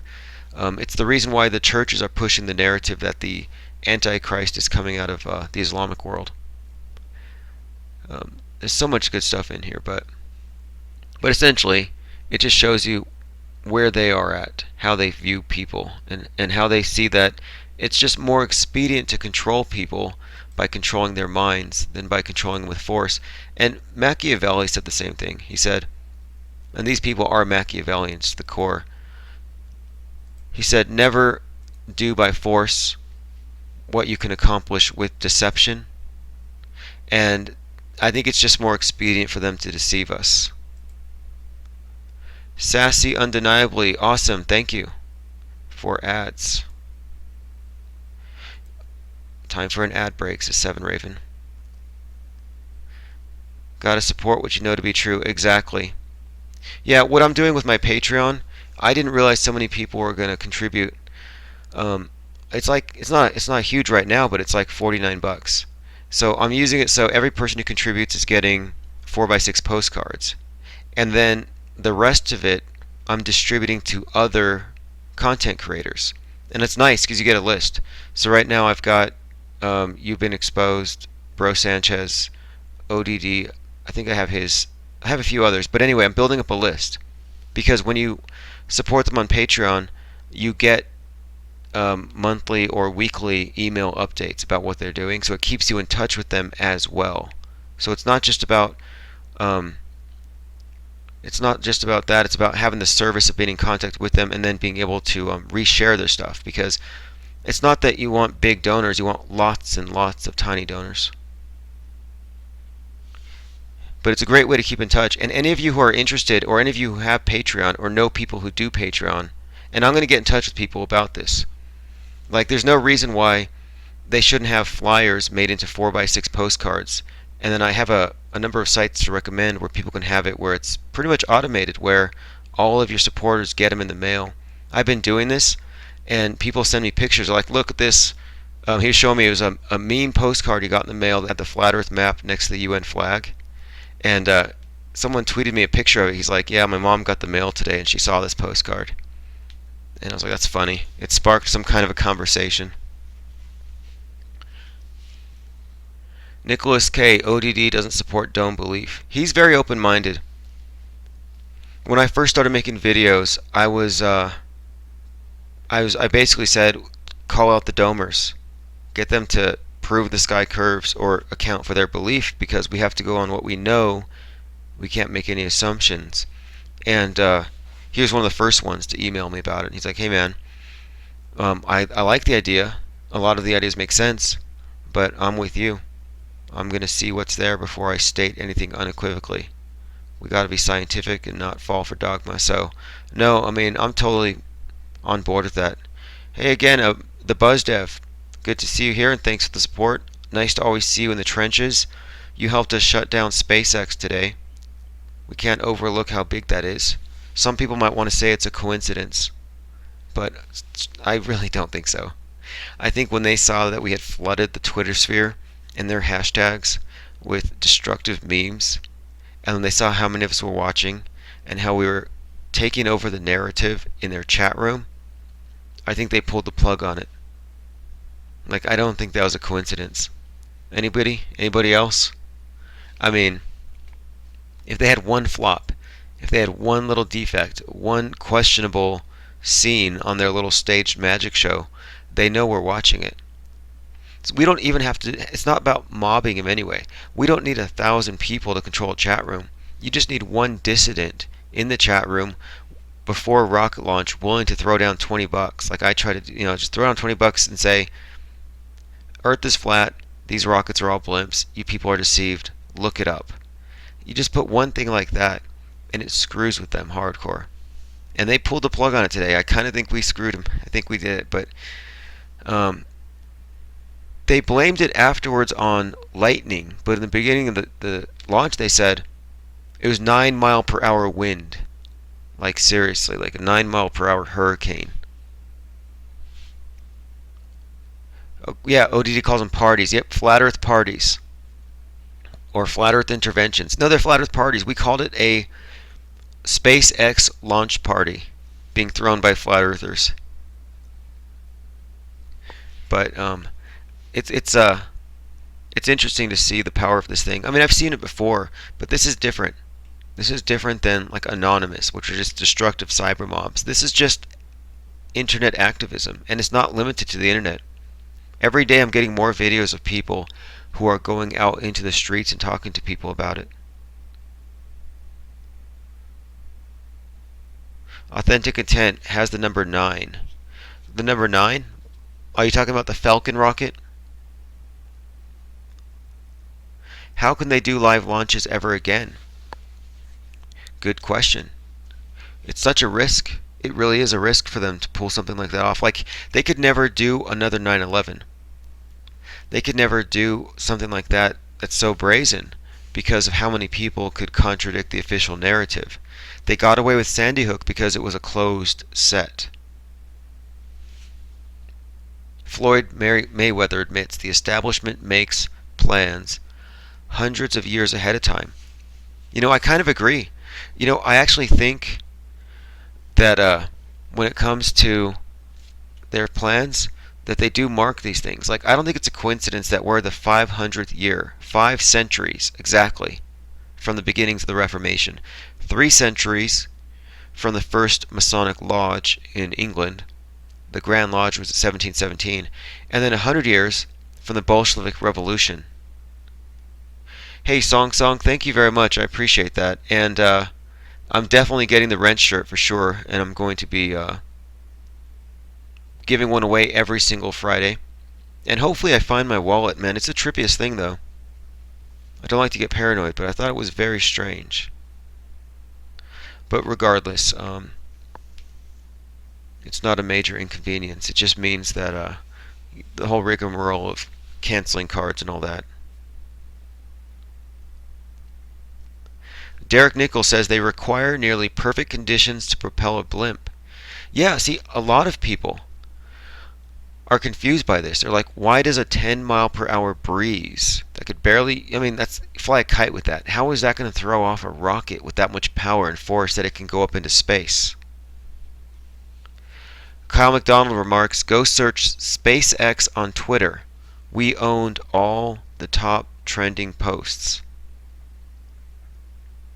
Okay, I'm going to go ahead, share my screen, and I'm going to go over to Twitter right now and take a look for myself.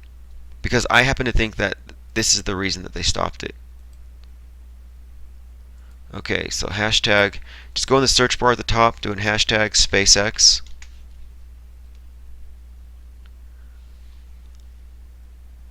Okay. Oh, this one is, believing a scientist because he's a scientist isn't science. It's a religion. And a religion without a moral compass at that. That's great. I'm going to retweet that. Oh, look, there's Bruce Lee. Research flat Earth.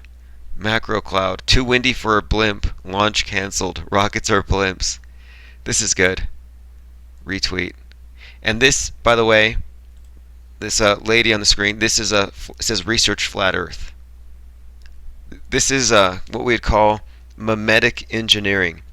So you have the flat Earth meme, and you tie it with this, and cross-marketing, cross-pollination of ideas, clickbait, whatever you want to call it. So I'm going to put hashtag. I'll put down hashtag. What would you put for modeling? I'll just put models. I'll put bikini. I'll put ass. There we go. Hashtag ass. I don't know if that will take it somewhere that it needs to go, but like, this is what I'm talking about with cross marketing, is that somebody's going to look at this picture because they're searching that hashtag and they're going to see it's a flat Earth thing. Like this one. This one's funny. SpaceX rockets are just blimps. Nothing goes to space. So I'm going to go ahead and do this one. I'll put hashtag yoga. And I'll go hashtag yoga pants.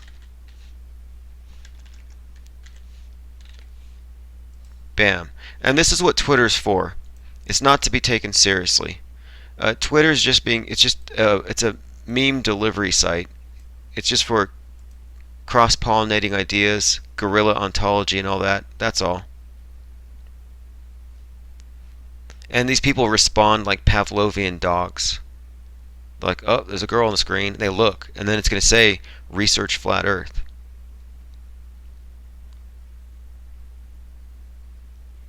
What's the story about the wallet? Oh, okay. The story about the wallet is the wallet that I carry is actually just like it's a plastic sleeve that's used to hold baseball cards. But I went out for groceries at like midnight or something. I came back. I put it where I always put it with my keys. I wake up and it's gone. And I've been looking around trying to think where it could possibly have gone. And there's just no explanation. And so the easy explanation is it got lost somewhere. But I don't know. I don't know, because the whole night after planning the whole the whole party for the SpaceX, I got kind of paranoid about it. And I was like, I hope I don't cross certain lines where they find it's more expedient to mess with me, gang stalking style, because it happens. I've had weird things happen with regards to gang stalking. It actually does occur. But spiritualness says you'll still have it tomorrow, you will find it. I do believe in the power of, like focusing your intention in order to influence reality. And I actually did take out a marker, and I wrote down a list of things that I have to do once I find my wallet. So I wrote this thing down with the assumption I would find it, because I find that sometimes if you make a definitive decision about something that presupposes something else being done first, I think you can actually cause the thing to occur. Like, I think we're all supposed to be conscious co-creators in reality, but they make us unconscious co-creators, and they have us plug into their beast matrix. So our souls, our minds, our bodies, and our attention is basically plugged into their system. And this whole thing is about unplugging from their deception. And then what we do is, by focusing on the future, by focusing on things that matter, we stop feeding it, we starve it. So it's not enough to unplug. We have to focus on something. And actually, that's what these live streams and these brainstorming sessions are showing me, is that we have to have a focal point, and when we do, you see what comes out of it. But like, otherwise, that's where they distract you. If they can keep you from focusing on the future, they can get you caught up in the here and now with dramas. And most of the agents, I call them distraction agents, most of them are here for no other reason than to distract us, so we're not looking at the future. Like in the Matrix, in the movie, you have the whole scene where Morpheus is walking with Neo down the street, and he gets distracted by the woman in red. And Morpheus points out, yeah, that was put there on purpose to distract you. Put a bottle on your doorknob when sleeping. Good idea. Uriel says that's true, the beginning of changing the future by manipulating the past. Yeah, it's messed up how they control the past because they know by doing so they control the present and therefore the future. And it's all about writing these myths and backdating them. It's all about narratives and stories. The journalism today isn't even journalism. It's not investigative. It's not to inform you. It's to tell you stories. And a lot of these stories need to be exposed as stories so that they can stop influencing us, like global warming, asteroids, nuclear holocaust, overpopulation, carbon footprints, all these different things. Or even they have these two big lies that have been pushed for a while, which is, without organized religion, we would be a bunch of sinners killing each other, raping each other, acting as though there's no consequences. And that's not true. You don't need organized religion to give you a conscience, to give you empathy. You're born with it. It's part of your operating system. And by the same token, you don't need government to keep us from committing crimes against one another. But they want you to think that without government, we would all be invading each other's homes. Like the movie The Purge. That's all propaganda to make us think that we need Big Brother. We don't. They want you to fear the absence of an authoritarian. And I don't think half of the most atrocious things that have occurred could have happened without being enabled by authoritarianism, whether religious or governmental. Like Stephen Weinberg says, to get good people to do bad things, you need religion. And I think you could extend it to get good people to do bad things, you need not just government, but you need government-sponsored propaganda and lies and agitators. Like they literally have to drag us into things. They had to lie to us about the existence of extremist terrorists who could blow up buildings in order to agitate us into a war. Like war is not organic. I think it's totally agitated. I don't think it's natural. And they also inflate your idea of how many people kill each other every year. Like they lie about it. Like we pay attention to the big psyops, the big school shootings, the big terrorist attacks, but there's a lot of smaller ones, and they fudge with the numbers. If you look at the statistics, like it's commonly observed that more guns, less crime. But the media has an interest in you thinking the opposite. They have an interest in you thinking that violence is rampant, gun violence is everywhere, and that we need to take away the guns, when the whole purpose of taking away the guns would be to disempower you so the state could have more control, more power. It's all about shifting the balance of power away from us. And Flat Earth is about shifting the balance of power away from authoritarianism and towards individual sovereignty. And that's what scares them. Like this is the ultimate breakaway from authoritarian control systems. And when we stop feeding it, it dies. It's a parasite. What's up, BuzzDev? Let me check what your link is. If you have any links you want me to check out, I'll bookmark them. Oh, that's awesome. That's great. You don't have to click the link if you missed it. I'm just going to put it on the screen.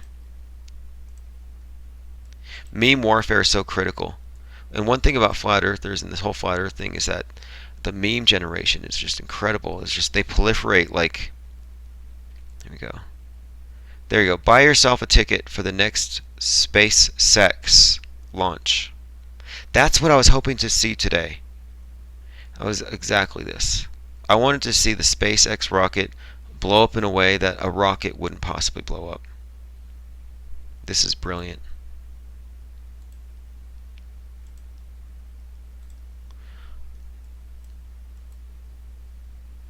One second. Pull out my chat window.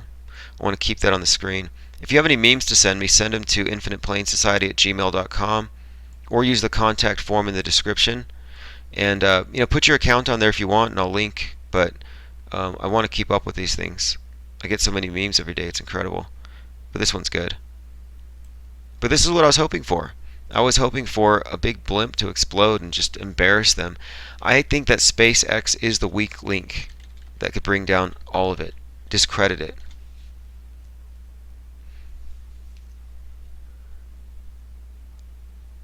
Like, I think we can all agree that the ISS has been absolutely discredited. The bubbles did it. Space bubbles did it for me. But the green screen, augmented reality. Llewellyn says, Jack, you've reached the end of your horizon. Dead men tell no tales. Gaslighting is a form of manipulation. Yep. Well, it comes from a movie where the husband was trying to drive his wife crazy by messing with the gas lamps. So he'd turn it down, and then she'd say, it's dark in here. Did you turn it down? He would say, no. Then he would turn it up. But he would constantly mess with her in subtle ways and make her think she was going crazy. And that's what gaslighting is, and they do it to you every day, where they tell you some BS, they tell you something that doesn't make sense. But in order to be destructive psychologically, you have to have no way of verifying whether or not your perceptions are wrong. And it causes you over time to err on the side of trusting the person gaslighting you over your own senses. So gaslighting is to get you to rely on authority figures. So in other words, the government, entertainment, media complex, these authority figures, the celebrities, these appointed opinion leaders, people like Bill Nye, these designated leaders, what they're actually doing to you is psychologically abusing you. It's gaslighting, and it's psychological abuse, and it's designed to make you question your own reality so you're suggestible and then you're reliant on authorities to tell you which way is up and which way is down. The globe itself is designed to gaslight you. The heliocentric system, it's designed to disorient you. So now you're spinning, you don't know where you are, and you're falling through an infinite black abyss. That's a whole lot of that's a whole lot to swallow. It's like, well, I believe or I feel and I sense that this is a stationary flat plane, that the night sky is peaceful, that everything's calm, but you're told that it's all chaos, it's a maelstrom, nothing is still, everything is moving. They tell you nothing's actually still at all, everything's always in a state of movement and chaos, and it's only your perception that gives it order. They want you to believe that your senses are inadequate for conveying reality to you, and it's to diminish your here and now experience. This has been done, this was designed by Plato. The whole Platonic idealism was you get people to see this reality as an illusion or a shadow or a cheap imitation, so they don't value it as much. And that's a big part of these control systems, like whether it's the asceticism of green, living green, in the green movement, which teaches you to recycle, to not consume, to reduce your carbon footprint, or if it's the religious conception of sin and rejecting worldliness, the idea that a camel, you know, the idea about the rich man, they say like a rich man can no more enter heaven than a camel can go through the eye of a needle. All these different control systems, religious and otherwise, are designed to diminish the here and now, to get you to sacrifice your interests here and now for something greater afterwards. Communism does the same thing. Let's go ahead and sacrifice the here and now, kill the wealth, make personal sacrifices on comfort, not engage in consumerism, and do this so that we can bring about a utopia later where everything will be fair and perfect. This utopianism, it is a religion. You know, communism is a religion. A lot of Christians will say, how can you say Christians are bad when atheists have killed far more people? Look at communism. Well, communism is state-olatry. It's government worship. It's still a religion. It's just not of the Abrahamic faiths.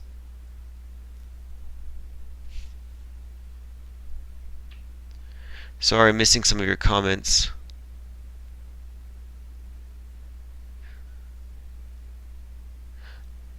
Interesting. You know, I've been off and on for like the last day, so I probably sound tired, if anything. Oh, and the word utopia, by the way, if you look up the word utopia, it's not paradise. Utopia, even like Thomas More's Utopia, it's nothing more than a perfectly planned society. Like, if you want to read know what utopia looks like, look at Thomas More's Utopia, look at North Korea.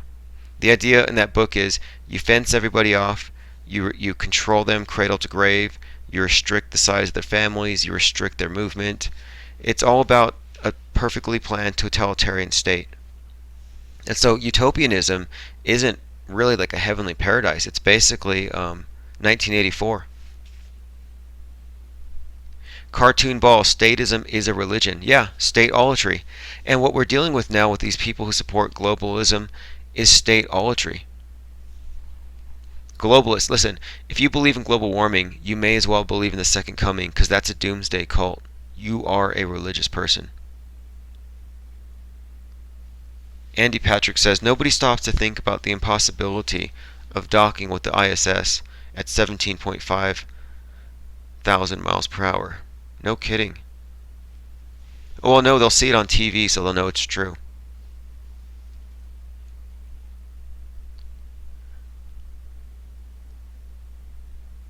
Nicholas K., we speak way too less about the NASA channel. Please elaborate. Oh yeah, no, Math Powerland's videos are good. He did this song last week. It was cracking me up. He was doing a song. Just they play music, whatever. And it was about. It was about some people. I don't even want to get into it, to be honest with you. I'm trying not to name names, especially if they're people on bad terms or trolls. No more. I mean, I'll do that on Sunday. I have this new show format. So here's how it works. Monday through Friday, regular business. But Friday night is going to be the whole Flat Earth and other paradigm shocks. That's where I give away the shirt. But Sunday is the drama show. That's As the Firmament Turns, where we can talk about the drama from the week. Because there's a lot of it. In fact, I instigated some of it. I might even tell you about it. I probably shouldn't. No, I will. On I was watching a show, a live stream, and it was a really good one. In fact, it was a Jeranism show, and there was a naysayer in there. No, I shouldn't do this. I'll wait till Sunday. Just so you know, on Sunday, as the firmament turns, it's the soap opera aspect of Flat Earth, and there's so much going on that I want to concentrate it on one particular show because the people who are involved will probably listen in, and it'll make it that much more entertaining. By the way, I'm taking calls now if anybody's interested. Maybe not right now, but I have the numbers now. Okay, here's what happened. Here's what I did. I was listening to Jeranism's show, and Orphan Red was there. And I started just talking to people, and she said, you shouldn't use slogans. That's a tool of brainwashing. And I'm like, what are you talking about? And then some of my subscribers hashtagged Globe Exit. See, Globe Exit, just like that. And she said, there you go. That's a slogan. I don't like that. Well, everybody started posting Globe Exit, Globe Exit, Globe Exit. And she started to get a little incensed, I thought. So I'm like, well, I was just kind of being sarcastic, but I had a wrench. So I put her in timeout. And then we all started we started spamming it with Globe Exit. And before her timeout ended, Jeranism ended the show. So I kind of had the last word.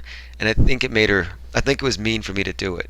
And it caused a little bit of drama. But anyway, later she shows up in my room. She's always naysaying, and it's just interesting because people fight back and forth with her, and she's so contrarian that it's entertaining to me to watch these little dramas unfold. Because, well, she's the one who tried to walk me back from burning a globe. But I just thought it was funny to time out because people take things very seriously sometimes, like it's a big gesture. But what's even better about it, though, is I have screen captures of the conversation leading up to it. And you can see she seemed to be getting a little frantic. And so I saved the chats for my own amusement, but later I'll probably bring it up.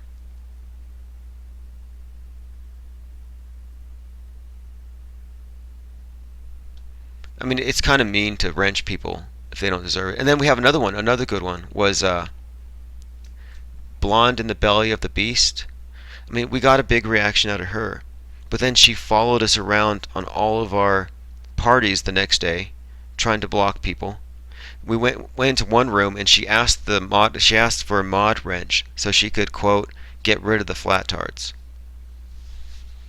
And if that wasn't bad enough, I figured she was, going to be persistent, so I actually wrote a speech. I wrote a few words just to get across to her why she should be on our side. Because she's a alt-right person. Well, I was like, hey, Blonde in the Belly of the Beast, you're on the alt-right and you're calling us flat-tards, but we're on your side. We don't believe in global warming. We believe in limited government. We want to reduce government malfeasance. And we believe in freedom of speech, right to own property, Bill of Rights, all of it. Unalienable rights, we're on your side. But she comes in calling us flat-tards. And then what's worse, though, is she called flat earthers Nazis, which kind of surprised me because the entire summer she and others on the alt-right were working overtime trying to convince people that alt-right people aren't Nazis. But then she comes out acting like a Nazi. Like she actually went out and tried to get us banned. She got a strike against my channel, tried to shut my channel down. So, in fact, somebody sent me a meme. I should probably post it, but I'm kind of afraid to. They put her in a Hitler suit and had her burning a copy of The Flat Earth Activist. Maybe I could find it. Somebody just came in here with the nerve to say what I just saw. The Earth is not fucking flat. PWN Mob Mafia. Give me a break. Thank you. Whoever hit that person, thank you. What's up, Randy Taylor? Yeah, if you're coming into the chat and you don't have a wrench, let us know if Yeah, exactly. Thank you. Baller BTFO. Let us know if you or if the opinion that we're on a spinning ball or not. And even better, let us know what you thought about the shooting at Sandy Hook, if anybody died or not. Those are kind of our passwords, passphrases. If somebody, if they believe in the psyops, wrench them. They're not ready for this. Fitzpatrick Fitzsimmons says, if you like math, watch my videos schooling flat earth math a little bit. Okay. Maybe try being cynical at the NASA live feed. Say stuff that sounds glow but contradicts their beliefs. Yeah. Well, the sad thing is, most of these globies don't know what they're supposed to believe. I mean, the flat earth asshole exposed this when he went out to the Ann Coulter protest. And he said to the people who were protesting Coulter, do you think she should be allowed to speak? They say, no, she's offensive. Then he goes to the other side. They say, yes, freedom of speech is to protect offensive speech because inoffensive speech doesn't need protection. Duh. Then he went to each side and said, how far is the moon? The anti-Coulters were like, I don't know, 1,000,000 miles. The Trumpers, the pro-Coulters, they were like 1,000,000,000 miles. Like nobody knew how far away the moon was. So I was like, wow, what we're actually dealing with isn't 1%. Let's say it's 1%. 1% of flat earthers versus 99% of deceived people. No, it's not that at all. It's 1% flat earthers versus 1% globies. The 98% are in a gray area. They're in a daze, a hypnotic trance. They will go with the flow. So all we need to do is seize control of this narrative, take it back, expose their lies, and the sheeple will follow us anyway. We don't have to convince 98%. They don't need to be won over. We just need to win over just the control of the narrative. Like, we don't need to wake everybody up. We really don't. Here you go, Glenn Art. And I think maybe over time, more and more people will wake up. But the thing is, I mean, look at these different people who've dealt with similar situations. One second. Seize the plain day. I like that one. No story now. I'm trying to make sure everybody here is wrenched up because we've had a few trolls here and there. Not so many though. Harambe died for Sandy Hook. Hey, I died at Sandy Hook. I also died at the Bataclan. I was one of those rubber dolls. I was in Nice. A truck ran me over. I was the rubber doll with the theatrical blood. The real blurry one that you saw on the cell phone camera that was like 10 years too old. Man, these things are so fake. And we're lucky for it. We're lucky that the government workers who do these psyops are so bad at their job. We're lucky they don't outsource. That we get Robbie Parker, and not... I can't even name a good actor anymore. I'm sorry, I'm so cut off from it. Like, who's considered to be a good actor today? Here you go, Dark Star. No, I call them gags. You get the Screen Actors Guild. Well, I call them Government Actors Guild. They're gags, and their performances are just gag-worthy. They all suck. And if it wasn't for Robbie Parker's obvious duper's delight, I probably would not have seen through the whole thing. I would not have seen through the flat Earth deception. Like, that to me was a major glitch. Like, something was not right there. I was like, how can a guy who just supposedly lost his 6-year-old daughter, surrounded by people who had their kids massacred, how can he be laughing and joking with the camera crew? Doesn't make sense. And that caused me to look closer because I figured from the very first day that the Sandy Hook shooting was just a false flag, that maybe they had some psychopath do it, but at no point did I question whether or not people actually died. But then as I looked into Wayne Carver, man, Wayne Carver, and I looked into him 6 or 7 months before the Sandy Hook shooting. You asking who? Yeah, you know who we're talking about. Okay, Wayne Carver, which is a name. Look at his name. That's the autopsy tech. That's the morphology tech. Medical investigator. His job is to carve people open and look at their guts. Like, what a fake name. But 6 or 7 months before the event, he had some legislation passed or whatever introduced, and it was like basically making it possible for them to keep the death certificates or the autopsy reports of minors private, to keep them from being accessible to the public. And it was coincidentally that same year that a bunch of kids supposedly died, and there's no record or proof of it, no pictures or anything. Derek Nicholas, I mourn the old folks who had heart attacks from watching the Sandy Hook hoax. Yeah, I mean, I actually remember that when somebody who had investigated online went to Sandy Hook Elementary or saw the shrine with the teddy bears and protested it. And I remember he was being excoriated on Fox News by Bill O'Reilly saying, "How dare you call this thing fake? You're hurting all these families. You're a horrible person." And I remember thinking, what a psychopath. What a psycho. Why would he go do that? It didn't occur to me that the guy had a freaking point and that he was way ahead of the curve. Dragon Lord, you have 4 links to media crisis management companies. Yeah, well, look up. Oh man, this is messed up. I can't believe the comment I just read. Look up Operation Urban Shield. That was what was introduced as the Boston Hoaxathon. Ellen Zapeta says their system is so tight they can't free think. Drew Ortega, this is the comment. Crisis actor from Pulse Club was named Angel Cullen.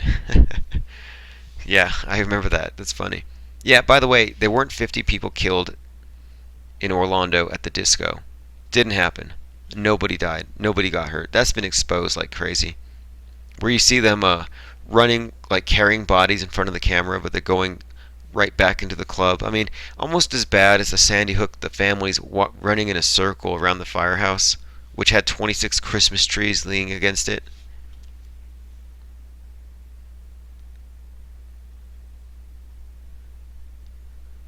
Brian Blazer, such a joke at this point. I went from being pissed off to just laughing at it. Yeah, here's something though. Every time you peel away these deceptions and you expose a fake boogeyman, it's like, man, you're recognizing that the world's not really as screwed up as you thought. It's not as violent. The death toll's not as high. It's your perception that they screwed with. That's why I call the mainstream media a terrorist organization. They can convince you that there's an ISIS operative or ISIS terrorist cell on every block somewhere, or that an asteroid's about to hit us, that there's a school shooter in every basement, that going to the mall's not safe. They convince you of all this stuff, and then they inflate the numbers. They do whatever they can to scare the crap out of you, to make you think things are worse than they are. Even a lot of the big name serial killers have turned out to be faked. Like, I mean, I have to look deeper into this one, but I'll look deeper into it before I say unequivocally. But some of these big serial killer have been these they're basically actors. They're hoaxes, and they do it for different reasons. But they have a lot to gain from your fear. Doomsday scenarios, fear-based mind control. These are tools of socio-political control. They don't care what it is. If you believe in aliens that might come down, hostile aliens, if you believe in asteroids or global warming, or if you believe in a second coming, these are all fine with them. As long as you have some type of fear, which, if they bring out this boogeyman, will cause you to run to big government for solutions. Then they've got you. So that's why I called out people who push this idea that there's a second coming and that Jesus is coming. Yeah, you're right, which is Bane. It's literally psychological warfare. And it's to keep you in a state of fight or flight. It's to keep you from being creative. It's to keep you from thinking about the future. They lock you in the here and now with fight or flight, with drama, with mind control, fear-based mind control. They don't want you thinking for or planning for the future. They don't want you to think ahead. It's all about locking you into a very disempowered state of mind. They don't want you daydreaming. They don't want you blueprinting. They don't want you imagining. They don't want you co-creating your own reality or even creating it. They want you to be plugged into their system and dependent and fearful and in need of Big Brother to protect you from the lions and tigers and bears. The whole Wizard of Oz thing, it's all about fear-based terrorism.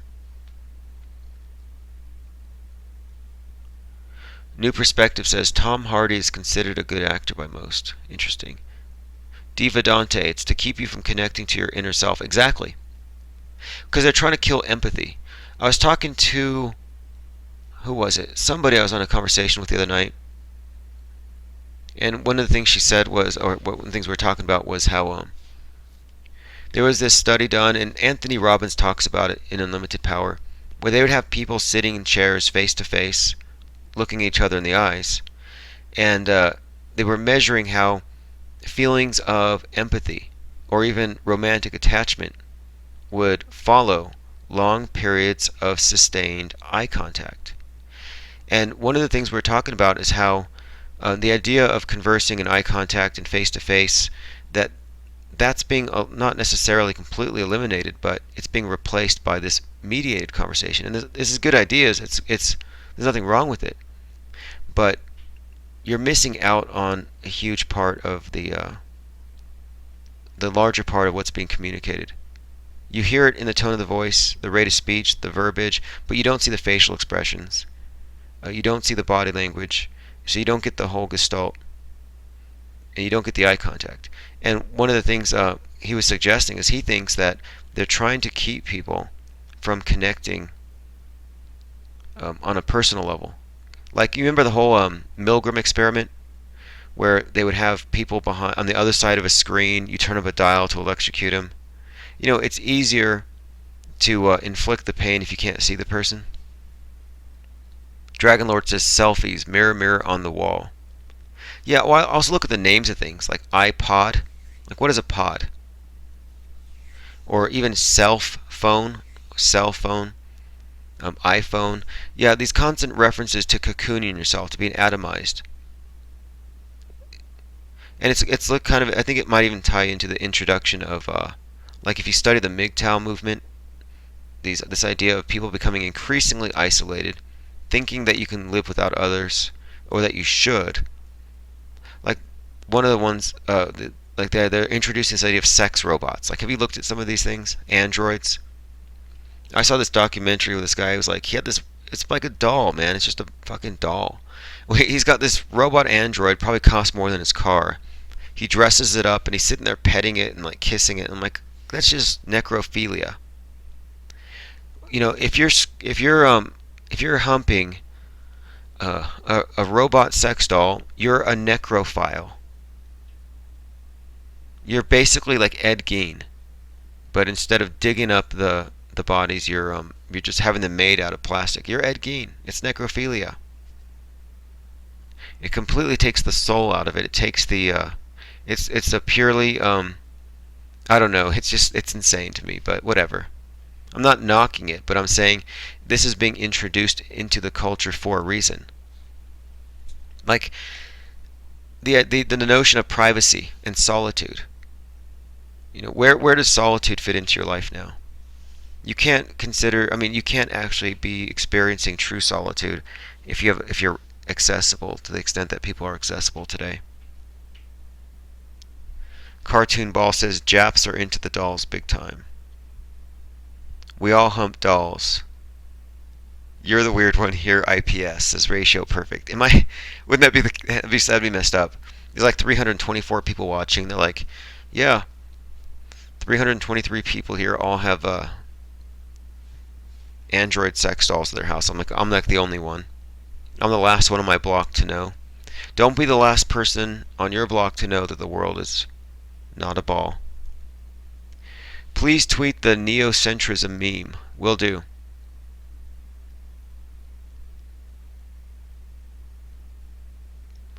James Piles, yeah, see, the phones, TVs, computers, video games are designed to keep us docile. That's exactly that. That's why I don't think they're going to pull the plug on the mind control grid. They need us plugged in. They don't want us interacting. Because I considered, what if they were to drop an asteroid on us somehow? You know, fake it. And all they have to really do is have a big fireworks show in some remote place, show it on Fox News, say it's a meteor, get some witnesses to say they saw it, and I mean, they could just fake it so easily. But if they do that and they use it as an excuse to shut off the internet and the web, they can't sell us on the delusion. We need our computers, we need our internet up if we're going to watch SpaceX and believe they're actually going into space. Like, they need this. This is the Bible. The government media entertainment complex is the Bible of the New World Order religion. And it's the reality filter that they need us to have to maintain control over us. Llewellyn von Helen says Antarctica is the edge of flat Earth. Insofar as there can be said to be an edge, yes. We can say it's the border of the known region. I wouldn't call it the edge because there is no edge. Brian Blazer, how many people do you think are on the flat Earth? 7 billion? Yeah, I've been looking into that, and there have been a number of people on YouTube even who are researching the matter, and they're just looking at the numbers, the space, and it could be the case that just like they inflate how bad the climate is to arrogate unto themselves the power to regulate it, they have an interest in us thinking that there are more people than there are. The overpopulation thing is huge. In fact, just today, I saw some article about life extension. And the article, yeah, it's about extending life, regrowing limbs, and all this, but the last paragraph is where they hid the subtext. And the last paragraph was like, with life extension technology comes the question of how do we compose or regulate ourselves so that we don't destroy the planet. In other words, we might be able to live forever, but we can't let everybody have this because there's not enough space. So they're already setting the stage, the narrative for population control. For our own good, of course. Of course, if there was more land, more resources, that whole narrative falls apart. So they need us to believe that overpopulation is a thing, is a threat. And they've been pushing that for a while. And before climate change, before global warming, it was global cooling. You just made up a new curvature calculator. It's 0 to infinity. Yep. Flat Earth ANCAP. Anybody from Panama, you're moving there soon. Here's a wrench.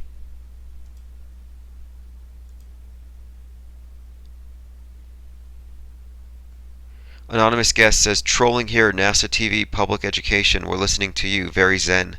Now that's cool. Anonymous guest, would you mind posting that link like 5 times? We're going over to visit some friends. And we are the neocentrists. That is our religion. We should get a 501c3. What is your religion? Neocentrism. What is that? You don't want to know.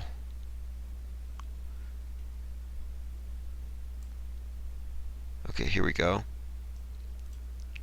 So here we are at the NASA TV public education. There are 736 people watching. So let's see how many of us we can get over there. Follow me. I'm going to spam the link just to make sure that nobody misses it. Pop out the chat and head next door. Hey guys, how are the space blimps going? Alright. Let's see who's in here. Drop dead. Heliocentrism's a religion. Oh, I like that one. Savio Xavier. Hey, here's one of our tricks here. Is if somebody here isn't one of us, use the @ sign and address them directly. Good thing for them they don't have super chat. Brian Blazer says, I have a tranny cousin. Some people won't get it. It's futile.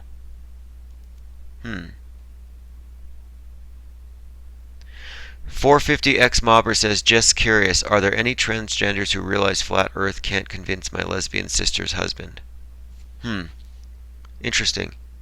Well, as a rule, I find it's harder to convince liberals, progressives, left-wingers, anybody who favors big government solutions, and it just so happens to be the case that the people on the left weaponize political identity groups. And so people who fall into the category of LGBT for whatever however they categorize themselves, they're targeted by statists, and they try to say, hey, your interests lie with us. So anybody who goes against the statist narrative, including global warming and certainly including flat Earth, is going to be seen as an enemy. So it's not really about anything other than political identity groups and their loyalty to the group. And also, they have a lot of fear of being outgrouped. It's all about collectivism on that side. So it's not about being, transgendered or anything like that. It's not about being an outsider in any other way. It's just about your politics. And left wing, big government oriented people, or people who are identified with their political identity group, are just not open in general to anything that would contradict NASA, Al Gore, the environmentalists, any big government solution, statism, welfare statism. It's just common, I've noticed it. Interest in hero, yeah. The thing about Blonde in the Belly of the Beast is that she fought tooth and nail against being associated with the Nazis, and then she called us Nazis. Ratio Perfect, the link that I posted will take you to... Oh, my bad. I see what I did there. Here's the link. I have both streams open. I see Night Angel. Type Flat Earth into YouTube search. Drop Dead says the blue marble is a computer generated image. There are 750 people watching.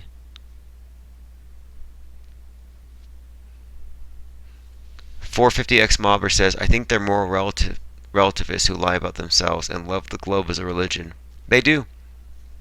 The globe is their idol. It's idolatry. 757 people watching. Hey, there's Llewellyn says, the earth is laid low, duh. Anonymous guest, watch ODD TV cartoon. It's called Sea Level, not Sea Curve. Google bubbles of space. Aeonian says, what do you think about quasi-luminous?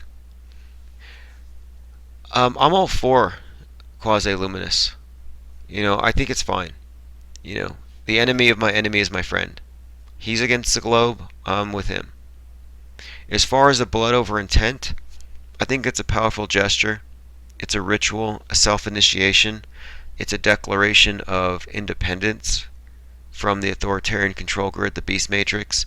So I'm all for it. I don't agree with all of his conclusions, but I don't dispute the validity of his overall approach. I think it's a good idea. People have different ways of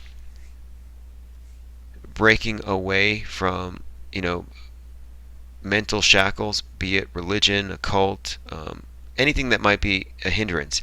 And if you see this big deception, the media deception, the globe deception, all of it, as a problem, and you have a way of declaring independence, you should. And for him it was, or it is, this idea of making the statement and signing it with your own blood or whatever. I'm like, that's cool. Nothing too new about that.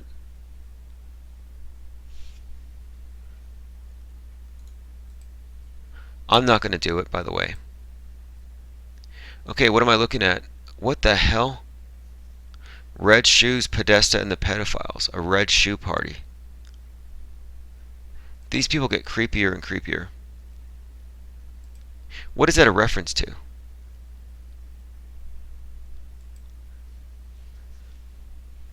What is that a reference to? The red shoes.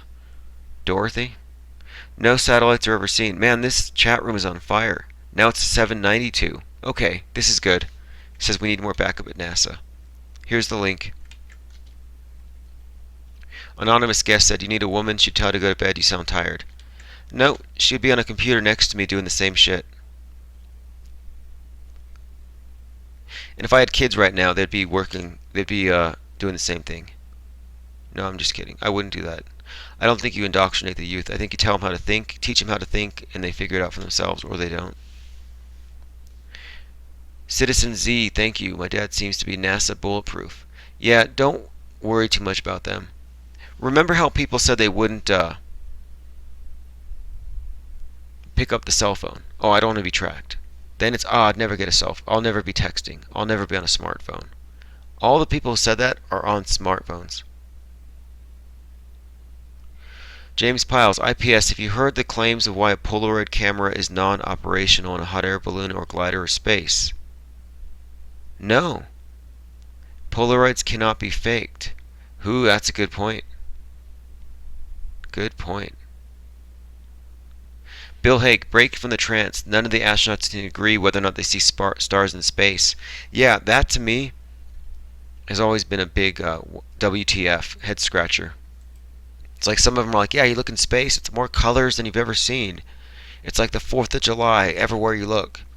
And then the other guy's like, uh, we don't see any stars. It's the blackest of the black, blacker than velvet, blacker than pitch. It's like, which is it? Is it super black or is it super colorful? Jupiter Smith Music says, Red Shoes, famous film about a dancer who wore the devil's red shoes and couldn't stop dancing. Interesting. Yeah, well, the Podesta, the whole Podesta clan.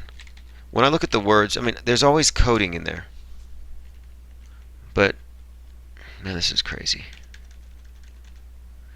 I look at that guy and I can't believe he was hired. I mean, look, I had a video, if you haven't seen it yet, it's a video from last week I did where it's, man,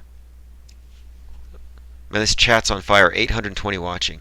I did a video last week of Crazy Eye Jeff Bezos in a room full of toddlers explaining how 3D printers will build a moon base for them to live on. And they couldn't give an F. They were just like, whatever, who's this creepy guy?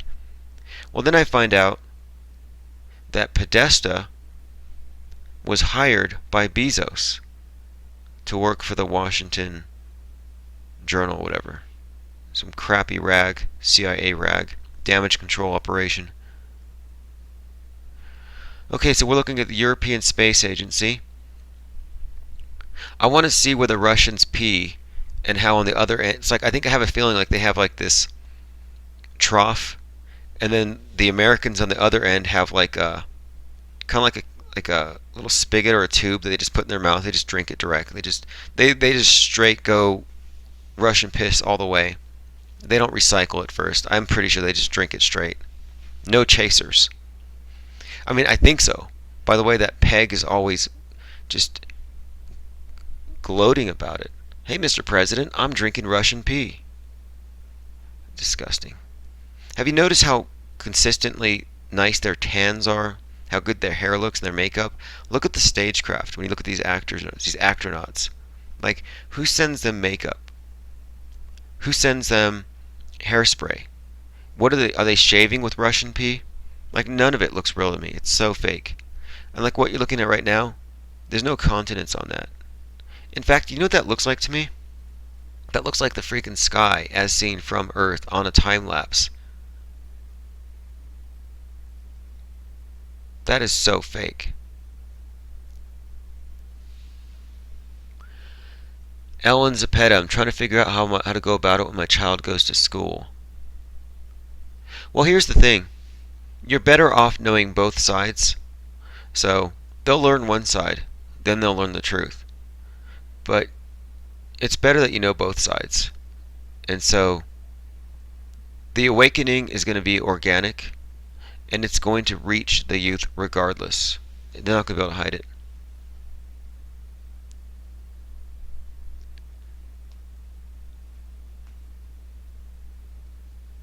Nicholas K. Urine's the healthiest thing you can drink. Right. Right. I don't tolerate pea shills, but I'll let it go tonight. What's up, Mystic One? We're watching the European Space Agency. Here's a link. There's 843 watching. So it looks to me, I think it was 780 when I came in. So we're all heading over there, and we're just letting them know how fake this is. Andy Patrick says the ISS looks like the boiler room from a 1930s factory. That's what I thought. It looks like the inside of an old washing machine. Ron Fig, I woke up 20 high school kids tonight from my daughter's school, and they're really interested. Hey, Ron Fig, you probably did more damage to the Beast Matrix tonight than, I don't know, than all of the raids that we did the other day. No kidding. And that's because they're still thinking, they're still learning. And some people, like me, I was this way. If I heard something crazy like that, I would get to the bottom of it. I remember the first time somebody showed me the all-seeing eye on the back of a dollar bill. I was like in middle school or something, and suddenly I was like, what the hell does that mean? And it got me digging. Like, I'm very curious, and I think they teach you to be incurious, right? That you just said it here. Ron Fig says they asked me questions for 2 hours. Okay, an adult will say, "Don't give me that shit. That contradicts what I was taught and what I paid a lot of money to learn." GTFO, and they're out. You ask the youth who haven't been totally brainwashed yet, and their curiosity hasn't been shut off. It's a magnet school, even better. Even better. Because they know how to brainstorm. They learn how they don't they're not conditioned to fear their own brain, their own mind. I mean, I remember in school being discouraged from daydreaming. Anthony Dickinson, by the way, IPS was mentioned on a news channel yesterday. Was it Infinite Plane Society? Or was it something else, IPS? What was it? I know the Hori Sheet Show did a story on me, which is a really oh, look at that. Some of these comments. Dragon Lord says NASA's a joke on all of us. Globe exit. Heliocentrism is a cult, says King Evo. Darwin was a fraud. All right, Anthony Dickinson. I'm going to go ahead and wrench you up so you can post a link.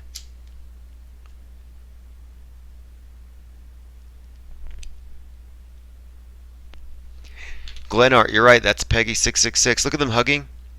This is a look at that. What are they doing?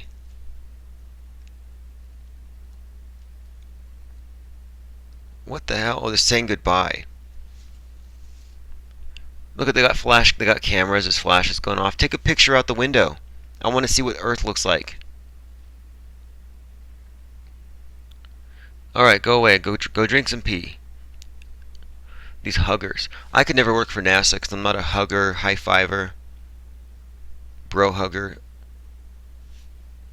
What's up? Sassman says what? Here's your wrench. You're on the squad. Here's the link. We're over in the NASA department, NASA channel. So far, 100 of us have migrated over there. I'm watching both rooms. And so I'm seeing who from over here is going over there and talking shit. So, James Pyle, where's the fucking curve? Andy Patrick, how do these actors get a tan in a tube in space?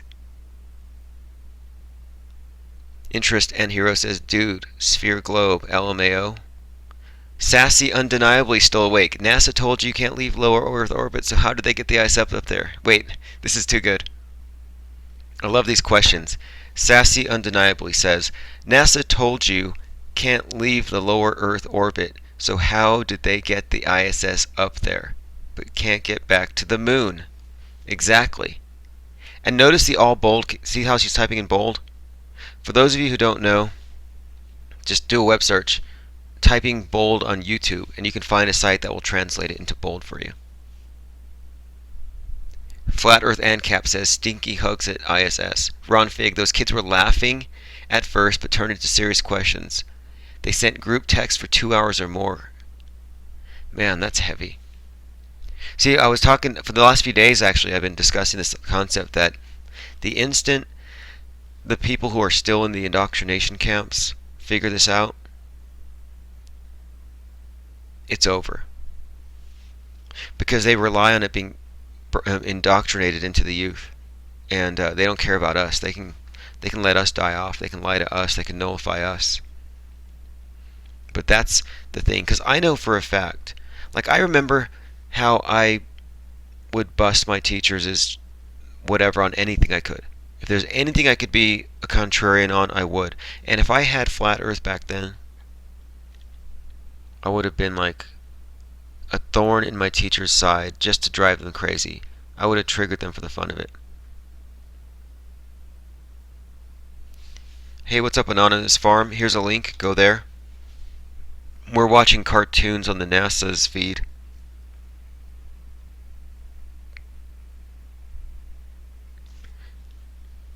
Miriam says, drink more pee. No Story Now says Freedom Flat Earth.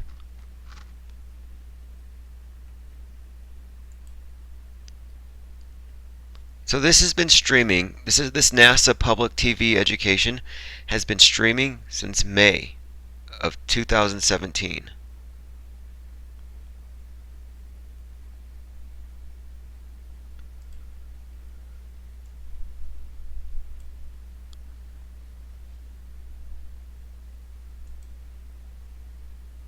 Look at this. They're showing us cartoons of little things landing everywhere. This is so pathetic. NASA steals 50 million and gives you Hollywood trickery in return.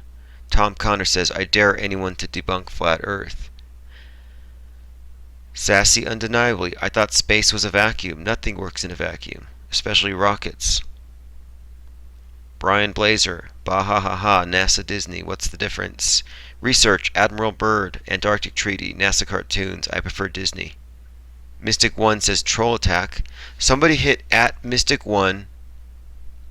NASA is a troll, or NASA's trolling you. Mystic One.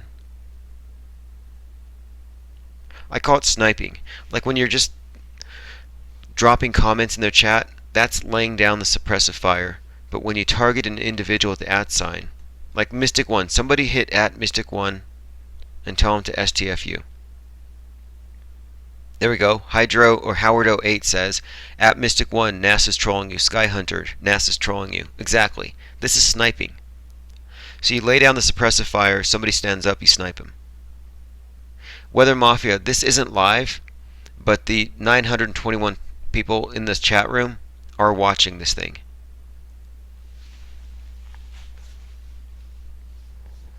And another thing, oh, Weather Mafia. Oh God, I've seen that loser around here. What are you doing in my chat? It didn't take but 5 seconds for one of my wrench squad to take that loser out. He's already been blocked. I've dealt with that person. Oh, hit him again.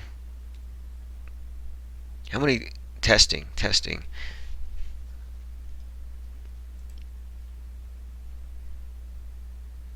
Thank you.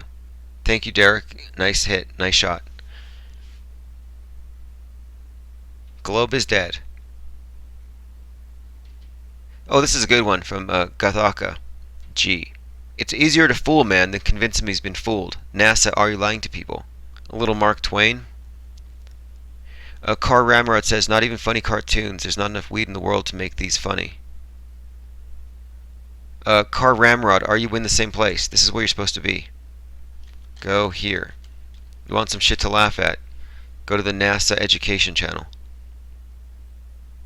And one of the reasons I leave these chats open is to bring the trolls out into the open so we can whack them and get them into the file. Citizen Z thumping. Bible thumping. Globe thumping. Mein Kampf thumping. In other words, advancing an agenda on the authority of a holy book or a reality filter. It can be ideological. It can be religious. And then also we get rid of naysayers and commies. Wizlaw's a glober. That would make sense. You know, Wizlaw, where is that guy? I've seen that person making comments that seem so ambiguous. It's like, who let the Globe in? Who let this guy slip through the cracks? I see his actions. I see him unbanning people, deleting people that shouldn't be deleted. Okay. So those of you who've been improperly banned, you're being given, yep, okay. You're being given moderator status. But if you see Wizlaw again, don't worry, I'll get to him. But again, it's better to have 10 innocent people get canned than for one troll to get free. I err on the side of paranoia. There he is, Wizlaw. Okay, Wiz, remove moderator and block. And you're out of here. That didn't take long. Okay, continue. If you haven't made it to the NASA feed we're watching, there's a link. What's up, James Pyle? What's up, Blaws? What's up, Citizen Z? Yeah, as long as you adhere to the rules, you won't get banned. So here's your protection against getting banned. Now you can express yourself freely, and you can post links. And of course, we expect you to take action. If you see somebody violating one of the rules, if they're naysaying, whack them. You know, if they don't have a wrench, we haven't learned to trust them. You can still get rid of them. And tomorrow, I'm giving away a Wrench Squad T-shirt. Okay, so what we're looking at here is the European Space Agency. Seven Wolf says no such thing as space. It's still going on. 980 watching. So for those of you just arriving, basically, we've been moving from my chat to this NASA chat. So far, we filtered about 250 people over. And what we're watching is people asking questions of other people in a live chat. Derek Nichols, someone's attempting to block our messages. Interesting. Now here's what we're going to do. Those of you, I'm so glad that you're here because you can see the power in what I'm describing, the advantage of it. We're going to have a whole bunch of 24/7 streams set up, and they're all going to be run by flat earthers on different subjects. So we're going to stream NASA BS, only we're going to control the chat rooms. And we're going to stream enemy propaganda in order to unbrainwash people. We're going to have a number of subjects that are just completely unconnected to flat earth but close to red pill. We're going to try to wake up the derpal pillars and the purple pillars and the fence squatters. And it's going to happen. And we're going to have several live streams going. And just like what I'm doing now, how I'm feeding people into this NASA room, we've gone from 700 to 1,000 people. 300 people have moved over. So I'm going to be like, one night I'll have a chat. I'm like, hey, let's go populate this room over here and seed these ideas to this particular group. And we'll be the mods. And here's something else about it. We're going to have a consortium. It's going to be the Flat Earth Consortium. And all of us are going to have wrench status across all the rooms. And if you're not on our side, you won't. Kind of like how the Boston Tea Party was organized in the Dragon Tavern. I see this as kind of either a cross between a university and, yeah, we'll call it a university. Like a lot of bars, a lot of cafes, a lot of auditoriums. And it's just a 24/7 hangout, but we control it all. We regulate it. Any trolls get in, we get rid of them. And each person that runs a 24/7 chat will have a Patreon account, and they will all get our mutual support. So it'll be a self-sustaining little side business, and it won't take any time outside of the time you already spend. It just means you're going to get a little more tech savvy. And the way to make this happen is I'm working on setting up another 24/7 live stream myself. So I'm going to walk through the whole process and make a tutorial about it, from going down the street to the computer store and getting a laptop, to setting it up with the OBS software, to populating the software with a stream that's going to go 24/7, integrating it into the website, getting it promoted, launching it, just like that. And I have ways, I have different ideas on how to make this thing grow. But here's the thing: long term, it's going to be a tremendous asset, because I think we need to build the infrastructure planning for a flood. And when the flood happens, when a huge number of people are triggered into awakening because of something and investigating this, we want to make sure we control the narrative, both in the blogosphere, the Twitter sphere, cross-platform. But we can use these to organize. Like if you look at my live stream, look underneath it. It's a resource. For as many hours as I'm on, people can go there. There's contact forms. I'll link. Like I have this one idea for organizing. Let's say, for example, so many different things we could do. Like the art show, for example. You have an art show set up, or I have an art show I'm setting up for July, but I have a Google document that goes along with it. So I could have on the live stream for whatever project, the video, the live stream would just be videos describing the project, how to get involved, and below it, in the video description, it would link you to the Google form where you can actually register. Because I've used Google Forms and videos for the art show to get more than 100 people who have already been filtered into folders according to their medium, what they're going to need to send their work to me. Mitz Fitzpatrick says, whereupon should the narrative focus be? Basically, in showing them that the Flat Earthers is a community of researchers, and we're involved in really the rediscovery of the scientific method as differentiated from scientism, which is a perversion of the scientific method. It's the replacement of the scientific method with dogma and with the belief over knowledge, faith in authority. Llewellyn, you're building an Android app. Good. Can't wait to promote it. Somebody built an app called Flat Earth Love, a dating app. It's on iTunes, $5. I don't know how many people have downloaded it, but Hope for Truth. Did I get those strikes against GED? No, I didn't, because they put up a disclaimer, and I read the fine print, and it said if you submit one and it's questionable, it might do more harm than good. So I just decided I'm going to avoid getting into trouble on this channel. I'm going to avoid doing anything that might appear to be against the rules in any way. And I'm going to focus on expanding what we're calling it a decentralized flat earth broadcast network. And the other night I was out just looking at these, I was doing some reconnaissance, and I was like, wow, what is it with this? But during the night there's like a significant opening for people who want to run live channels. There's like nothing to watch. Or if it's not even live, like there should be people. I don't know. I have a plan here to make the trolls irrelevant and to spread it so thin that no matter how many agents and shills and bots they fill this up with, they won't be able to keep up with us.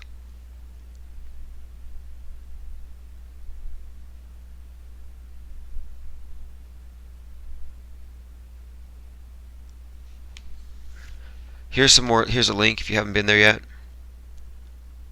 IPS, could you use HTTP Meet and stream it through OBS as a free alternative to Google Hangout? Possibly. I'll look into it. Let me get that link. Thank you. I use Google Hangout and OBS. I just switched to OBS. It's a lot more. It's better for what we're doing. Mystic One says it's clearly Russians. Somebody hit. Oh, we can't wrench him. But I see a lot of people targeting it with the @ Sky Hunter says, check out the JPL connection with Disney. Sassy undeniably says, we know that Mystic One NASA is. Oh, we know that NASA is. You know what? That's a point here. Different country or not, that NASA runs all the different agencies. They're all controlled. Evolvement says Russian P, Russian P, Russian P. Drop Dead says, Helios is your god. NASA are your priests. How many kids' toys have been in space? Don't worship NASA. Keep it flat. Earth is flat. Flash me, spaceman. What do you have to lose? Exploring the truth? Space is Hollywood trickery. Authentic Intent says, in my opinion, 60-40 in favor of bots. Chris Estes says, I wonder if people get so pissed because it makes them feel dumb. Yeah, you know, that's kind of an interesting one. Why do some people get so mad at it? I mean, my response to it honestly was to laugh at it.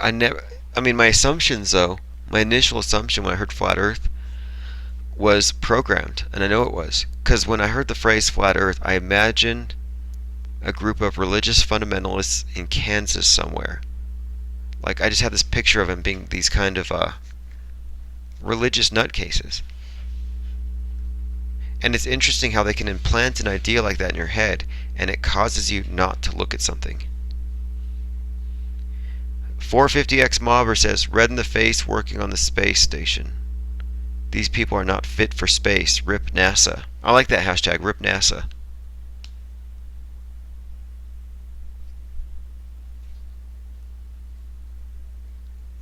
Something else you write about the Catshaw. People feel stupid. They don't. One of the things about it is that true science is humble. It starts from I don't know. It starts from admitting you don't know, and then inductively advancing from that point. But a religious book, a holy book, has all the answers.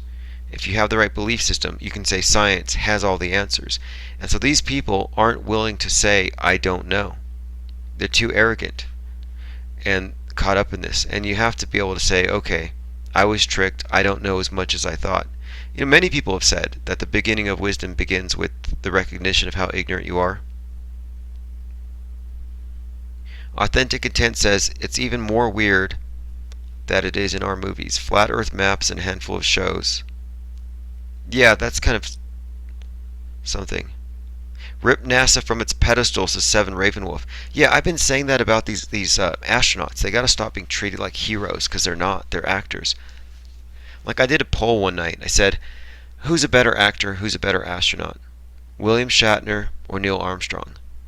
And everyone agreed that William Shatner was a better astronaut because he spent more time in different space environments, simulated space environments, whereas Neil Armstrong's a better actor because he kept the character for longer. He didn't break character. Neil Armstrong's been acting like a moonwalker since 1969. But Shatner has more street cred as an actual astronaut. Because being an astronaut just means pretending to be in an alien environment in front of a camera.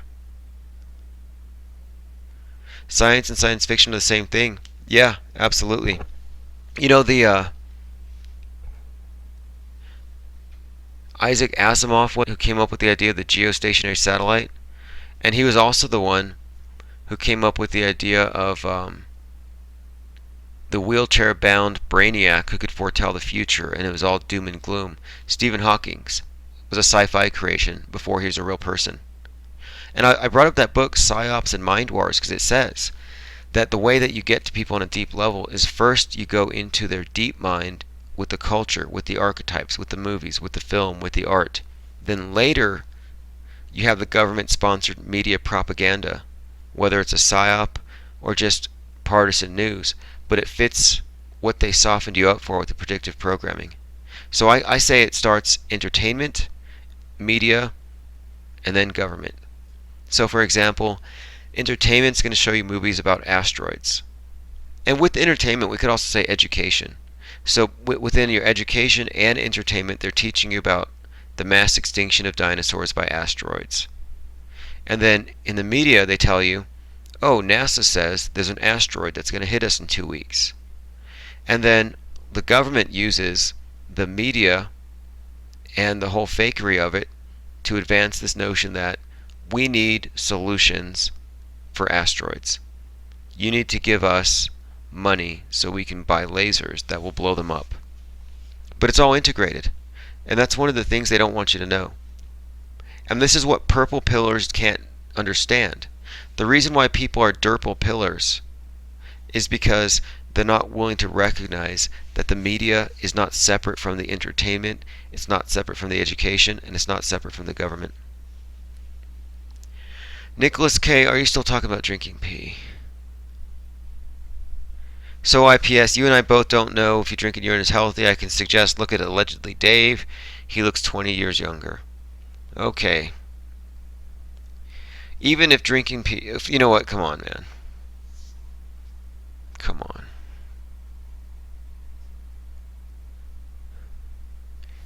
I don't know what's worse. I mean, that's cool. You know what? I would rather have a pee shill than a Hitler fanboy. And I'm not saying you're a pee shill. I'll just say you're a pee thumper. I'd rather have a pee thumper than a Mein Kampf thumper because you're not hurting anybody. But I just don't think that drinking urine is at the tip of the spear. It's not the cutting edge of societal evolution. Flat Earth is. Busting up this deception. Tearing down their idols. Tipping their sacred cows. That's where it's at. Urine therapy, we'll wait a little bit. Or maybe we could take care of that, but that's not going to happen right now. That's not where I'm at. Like, I'll start drinking my urine after I've cleaned up my diet a bit more, and maybe after I start exercising more regularly, stop smoking, stop drinking at all, yeah, at that point, when I'm living a healthy lifestyle, then I'll top it off with drinking my pee every day. But drinking pee right now, I don't think it's gonna work. I probably eat too much chocolate or something.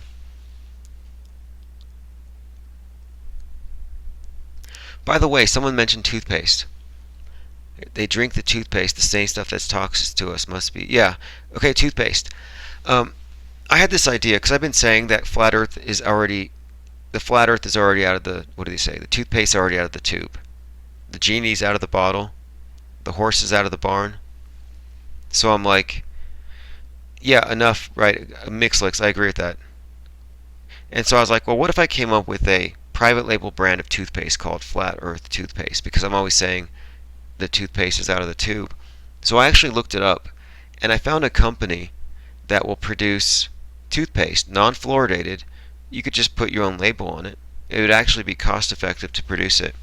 But then I came across, because I'm looking for other ways, other interesting ways to use these memes, and I found fortune cookies. Fortune cookie companies that will put your own ideas on the actual fortunes. So 59 bucks, you get 50 individually wrapped fortune cookies, and I'm thinking each one could say hashtag flat earth, earth is flat, where's the curve, whatever it happens to be, or search flat earth clues, earth's not a globe. But I thought, what would the impact of that be if someone had fortune cookies and they came across something like that? It would be kind of jarring. But it's like I said, 60 bucks for 50. They're individually wrapped, so I figured I'll probably order one and then I'll sell it in 5 packs of 10. And somebody on here, one of my subscribers, has a restaurant, the Flat Earth Mexican. And so I'm like, well, I'll probably send him some. You know, they have them at the counter or whatever. I don't know the name of the company. Um, by the way, were you here this morning, Mixlix, for the SpaceX launch? They said that the 9 mile per hour wind caused them to cancel it, and so a number of people have looked into it, and they have found that blimps and balloons require wind speeds less than 10 miles per hour. Like, it doesn't make sense that they would have stopped a rocket with that much power and force and thrust because of a little bit of wind. What's up, Flat Earth Mexican?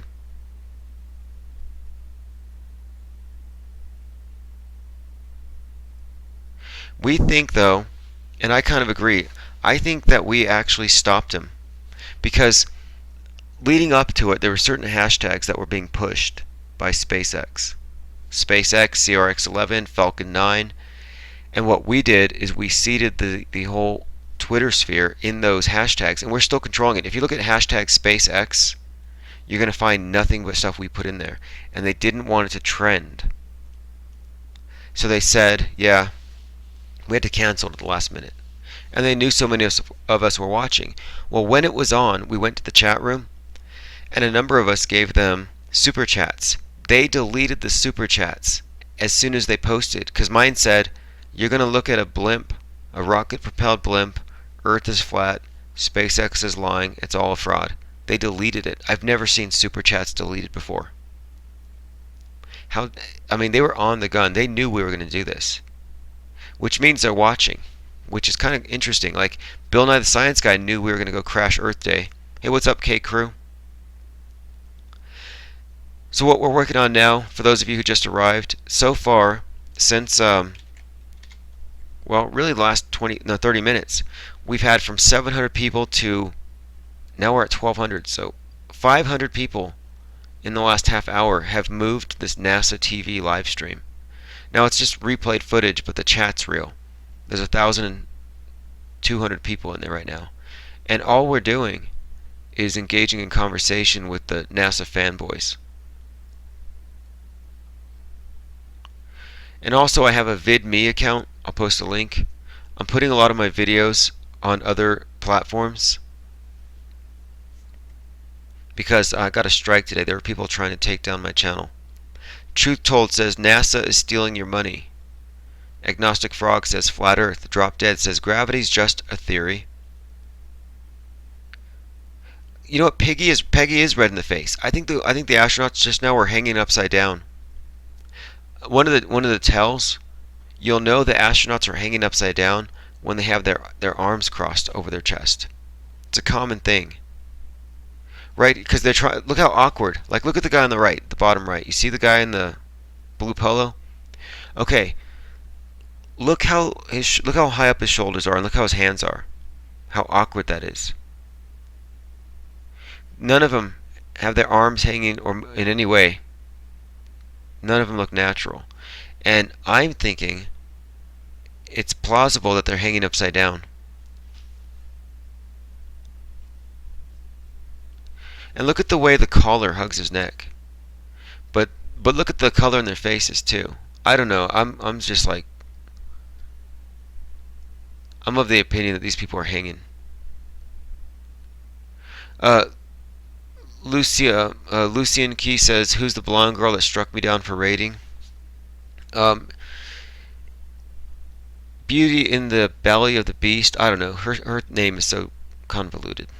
I like her stuff. I used to. She's an alt-right, probably controlled opposition. But one of the things that she said that was interesting is she said that flat earthers are Nazis. At first she said she acted surprised, and she's like, "Oh yeah, when you look into them, they're a bunch of Nazis." And the only reason she would have that talking point if she's controlled opposition, because they hand this stuff out.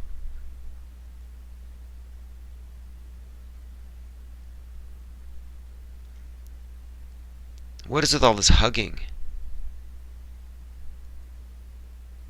She's a closet statist. Well, she behaved like a statist, trying to shut me down, trying to call upon an authority, following us around, trying to shut us up.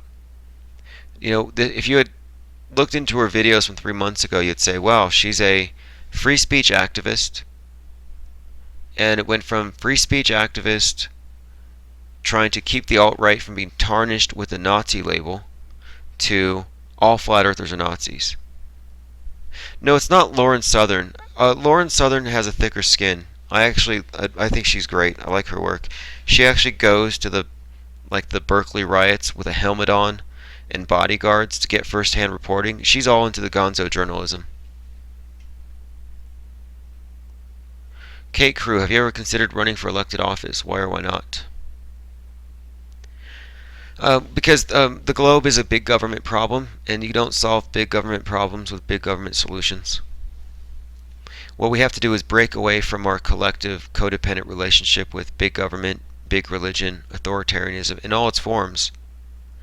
And so Flat Earth is a move in the opposite direction. Anti-statist, micronations. We're a meta-tribe, but we have no need for globalism, political solutions, politicians.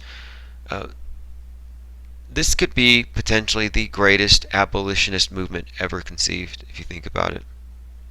Because all of this entire slave pit, this entire pen, all the dynamics, all the borders, all the tensions, this whole thing is held together on this delusion. It's held together by the delusion that we're on a ball. Because once that breaks, once we see that this pen is meant to contain us, all the dynamics change.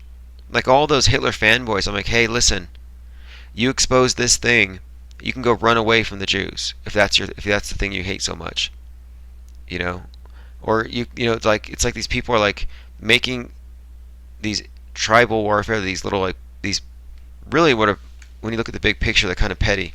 You look at these little squabbles, and it's like, instead of focusing on these squabbles and fighting to get on top, let's focus on the big problem, and then let these little things work themselves out. I mean, if you look at the role of the Ku Klux Klan and groups like that, the purpose of it was to keep the poor from uniting against their mutual exploiter, the oligarchs.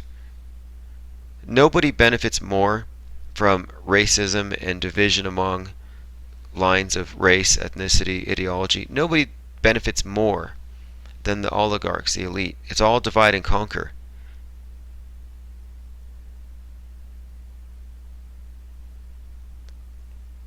Okay, I'm watching people getting timed out on the NASA channel side of things. Flat Immaculate Contraption says, close that hatch, baby. Flat Earth Clues, Flat Earth Rebellion, no one lives in a ball, stop lying to the people, you know Earth is flat, can't leave, it's flat. The Flood says, NASA's stealing your money. Now, if you're not there, here's the link. If you just arrived, we have 1,130 people watching.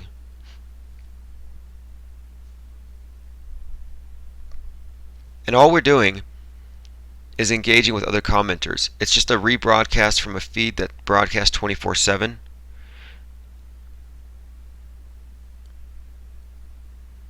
Brian Blazer says, we are born into this deception. The first thing we see in school is a globe. Yeah, they show you a globe, and then they show you dinosaurs and say, by the way, mass extinction could happen at any moment, just like it did to the dinosaurs. They need you to believe in an end-time scenario. Boom Boom DJ says, prove flat Earth. Freemason logo on desk? Really? Which desk?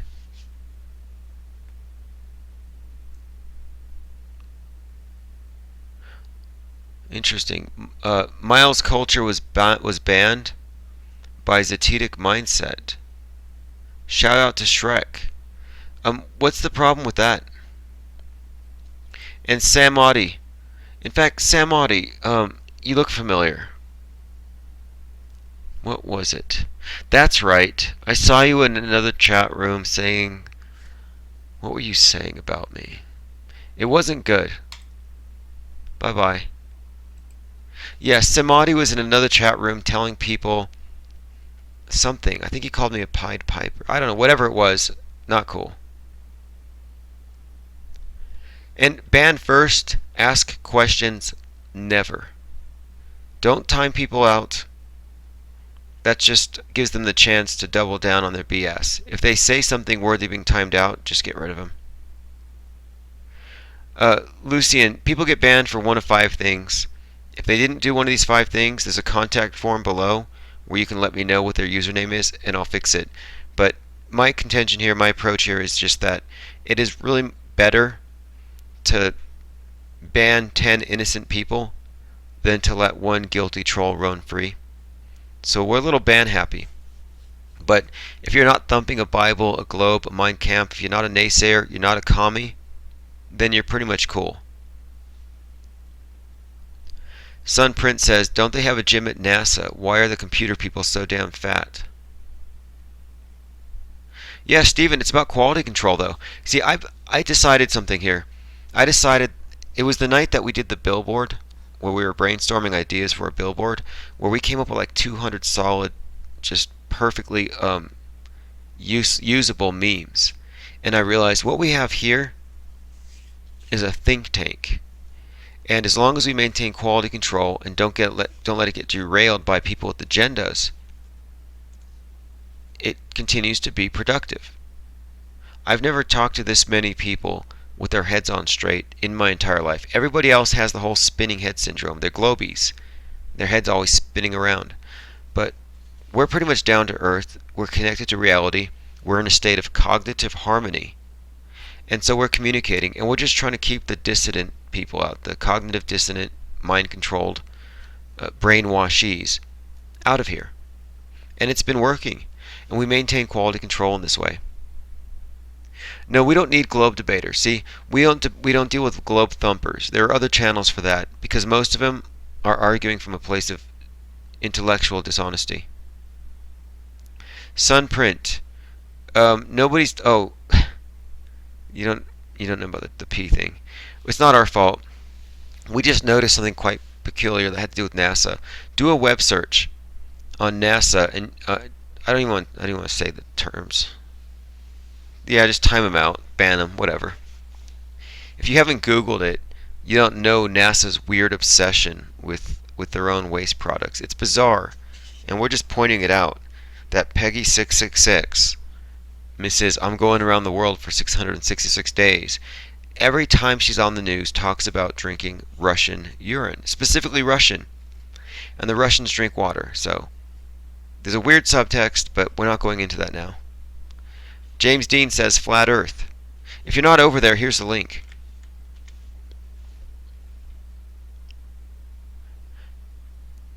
Do I think the elites have left the enclosure? Yeah, I don't think they're here. I think the controllers aren't here, and they have proxies, delegates, and the ones they delegate control to are pretty much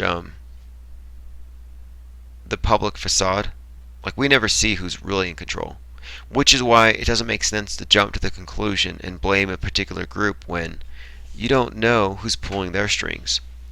Doesn't mean they're not collaborating in it, but Michael Water, hopefully somebody will answer your question, because somebody brought him up earlier. His name started with a J. Anonymous guest says, no, here we go. Anthony Dickinson, if Wi-Fi, where are the floating repeater towers? Newt 11 says, the only thing being sent into space is your imagination. NASA lies, Earth is flat, research it. Seven Wolf says, NASA, your time is up. I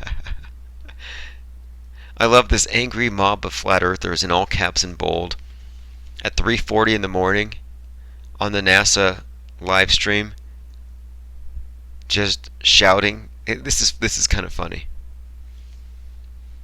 I mean, if you look at it in the big context, what do I think about Jared Kushner owning 666 Fifth Avenue? It fits the blueprint. It's not the devil, though. It's the number of the sun god, of Apollo.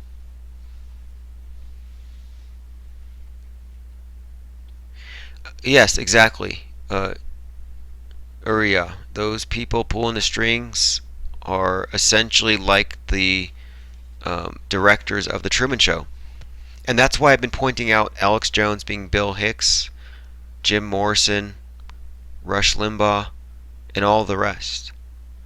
Because if you watch The Truman Show, it's about an actor controlled reality. A reality where every person is surrounded by a certain number of actors who are taking orders. And replace the word actor with spy. Anonymous guest, can you please unban me? Yeah, I'll take care of it.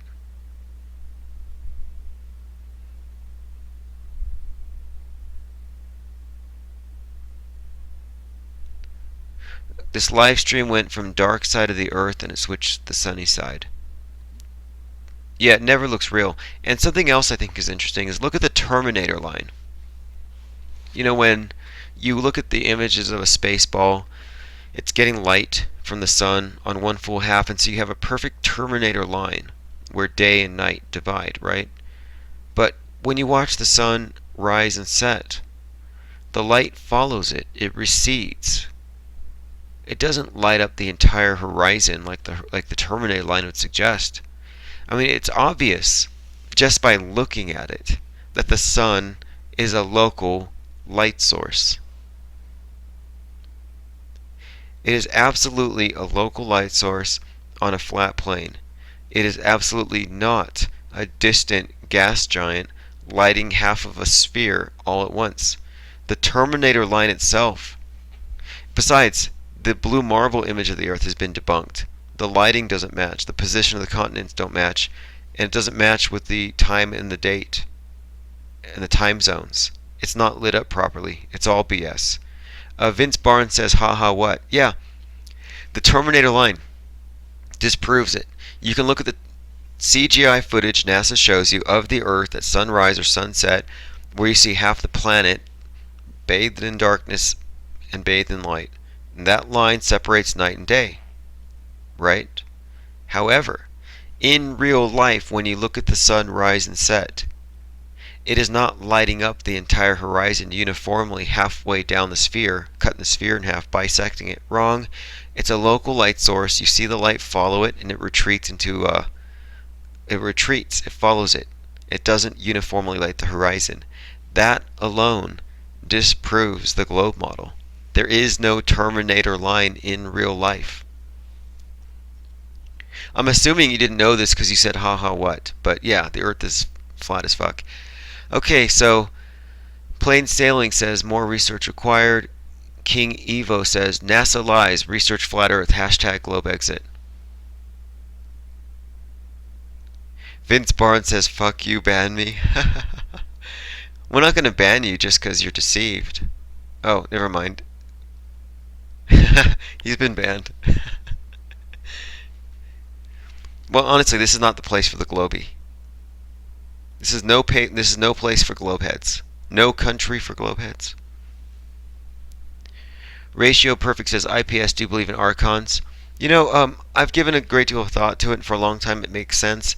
But lately I've come to the conclusion that archons, it's just a way of saying parasitic elite oligarchs hiding behind a screen and bluffing about their power. Like, nobody wants you to believe that the elite are like supernatural beings with godlike powers. More than them. It's just a bunch of old men behind a curtain, and we might call them archons because they've done things that are so evil, and that their way they behave is so psychopathic, so inhuman, so misanthropic. But I don't think we should attribute anything to them more than them being inheritors of a psychopathic control system. Old men behind curtains, Wizards of Oz, smoke and mirrors, all theater, all bluff. Until I see otherwise. Because if they were as powerful as they would have us believe, they would be walking over us right now. They'd be jackbooted thugs, like marching on our faces, like George Orwell said. They wouldn't be doing things in the dark. They wouldn't need secret societies. They wouldn't need to do things covertly. The only reason they do is because they fear exposure. They can't be open about their intentions because we could stop them.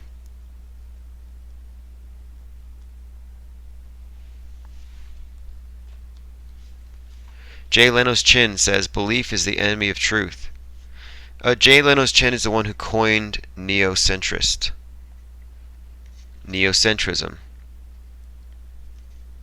Mixlix.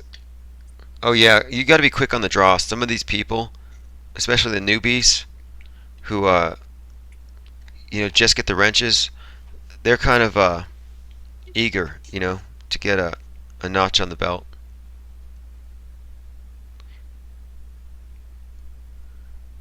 We haven't had too many globies in here tonight. Just a few. They wander in here for some weird reason. But it's interesting because this chat over here at the NASA room, it's picking up steam. We just crossed 1,200. James Pyle says, Flat Earth is old news by now. Shit, we're on to exposing fake mass NASA. Yeah. Flat versus sphere, the people who are arguing that, they're behind the curve. We are ahead of the curve, literally. It's like, it doesn't make sense to hang out here at the consensus line, at the trans, waiting for them to catch up, waiting for this thing to be admitted from the top down. If that's what we do, we're going to lose. We have to just move with the knowledge that we have. We know it's not a ball, so we can already start thinking about what comes next, and that's what we're doing. The next phase is deconstructing the deception from the bottom up. Right now, what we are doing is it's like what the cultural Marxists, the Frankfurt School of Cultural Marxists, they got together and they said, how can we deconstruct Western Civ? And they came up with this critical theory. And critical theory is nothing more than just undermining all the sacred institutions, all the sacred cows, and inserting these opinions, ideas into the culture in such a way that it self-perpetuates. So they're turning the youth against the status quo was their idea. Well, I'm like, let's take these same tactics, but let's deconstruct not civilization, but let's deconstruct the globalism, the heliocentric deception, the Hydra, the Beast Matrix, using the same tactics. Memes are a huge part of this. Meme warfare. So is ridicule. So is this what we're doing right now. Look, 1,300 people, 77 more people just jumped on over into this room. We're at 1,300. We're totally controlling this chat. Here's the link again. And I'm thinking we can 10x this. Like, I think that with the right organization and the right build-up and the right promotion, with multiple live streams just like this, I think we could spread this out and spread the trolls thin. And ridicule is a powerful tool. You're right about that, Citizen Z. There's actually a pretty good State Department article you can find online. Look up ridicule as a weapon of war. It's part of psychological warfare. It's part of demoralization. It's part of stealing their thunder, taking away their power, taking away the respect that they have and their fear. Like, we do not need to respect astronauts like they're heroes, who are exploring the frontiers of space, the new frontier. They're like taking risks for our sake. They're martyrs. They're risking death like those who died in the Challenger explosion. No, they're a bunch of actors. They're gags, Government Actor Guild. Not worthy of respect. They couldn't make it in the real world. They're just deceivers. They're liars. And they've sworn oaths to lie to you and brainwash your kids. Flat punk. I like that. From No Story. I like flat strong also. You know, like Boston strong, flat strong. I like flat-itis.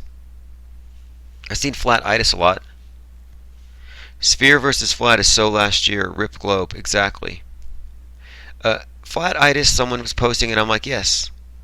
Flat-itis is the cure for globe-itis, and it is the only cure that's contagious. Flatmates. Oh, by the way, this decentralized chat room, this broadcast network, I'm gonna start really pushing. I'm gonna have a tutorial to back it, but I was thinking about calling it Operation Mockingbird, which was like the CIA project to take over the media, but I'm gonna spell it Mocking B-Y-R-D, like Admiral Bird. What do you think? Yeah, new perspective. I did look at the preview to the movie. The Vimeo has it. The opening trailer for American Gods, and it has a crucified astronaut. I thought that was some interesting symbolism. I happen to be painting a crucified astronaut.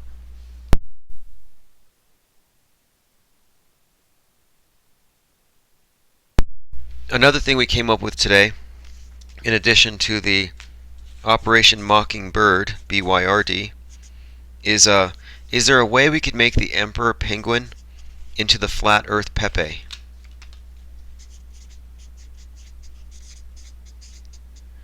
We need a mascot. And an Emperor Penguin kind of symbolizes our mascot because they're the ones at the edge.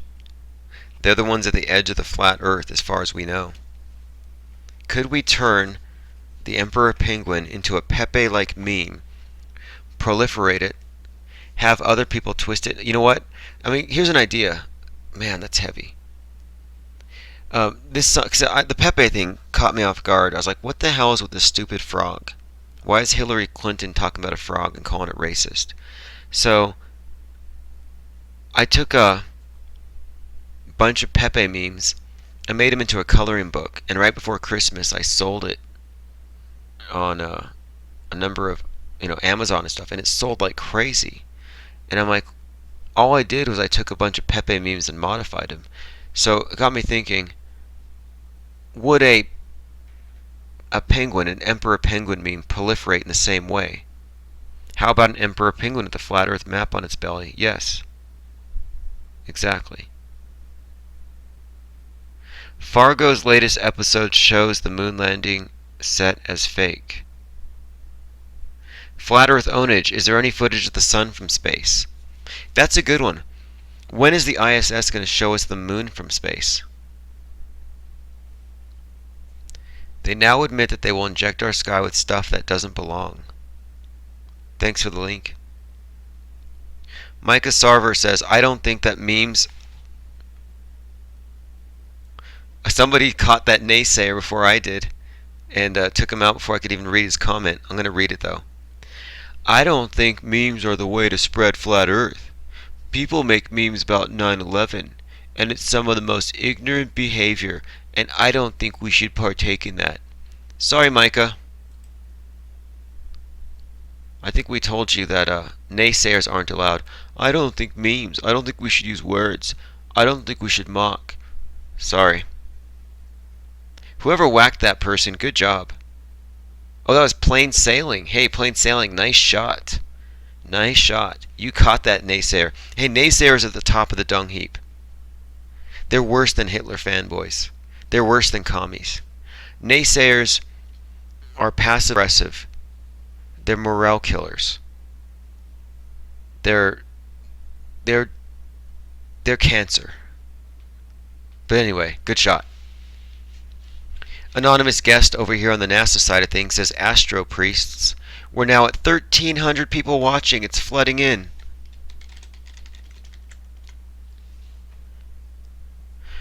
IPS, I'm not sure if we need to target. The viewer count is accurate. It hasn't moved in 10 minutes. No, it just jumped up to 1314. No morale killers on Flat Earth. Exactly. Ratio perfect. I am such an anti-commie. Like McCarthy was right. The opposite of love is indifference. True. True. The only way to get away from a codependent, toxic relationship is to go no contact. Become indifferent. And this is how we need to treat big government, big religion, state idolatry, idol worship, celebrity culture, the government, entertainment, media complex, all of it. Like one of my subs here has always pointed out that this is better than Netflix. It's way better than Netflix.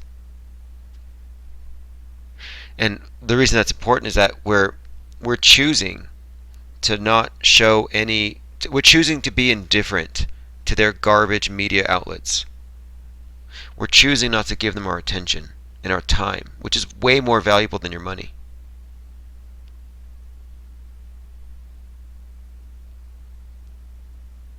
'4chan has done some powerful stuff of late. Shia LaBeouf, Bike Lock, Antifa. Hey, Bill Hake, you know what? You read my mind. Actually, I brought this up earlier with someone. Like, we were thinking about 4chan and how they might see the value in. Oh man, this is good.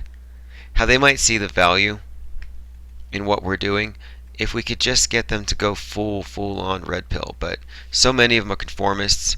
I mean, you can't really generalize. You know, when Anonymous was going at Scientology, it was full of all kinds of SJW types. This summer it seems to have been hijacked by more alt-right types. I mean, it's open source. We can all use it. And if we can do some more damage wearing the mask of Anonymous, we ought to.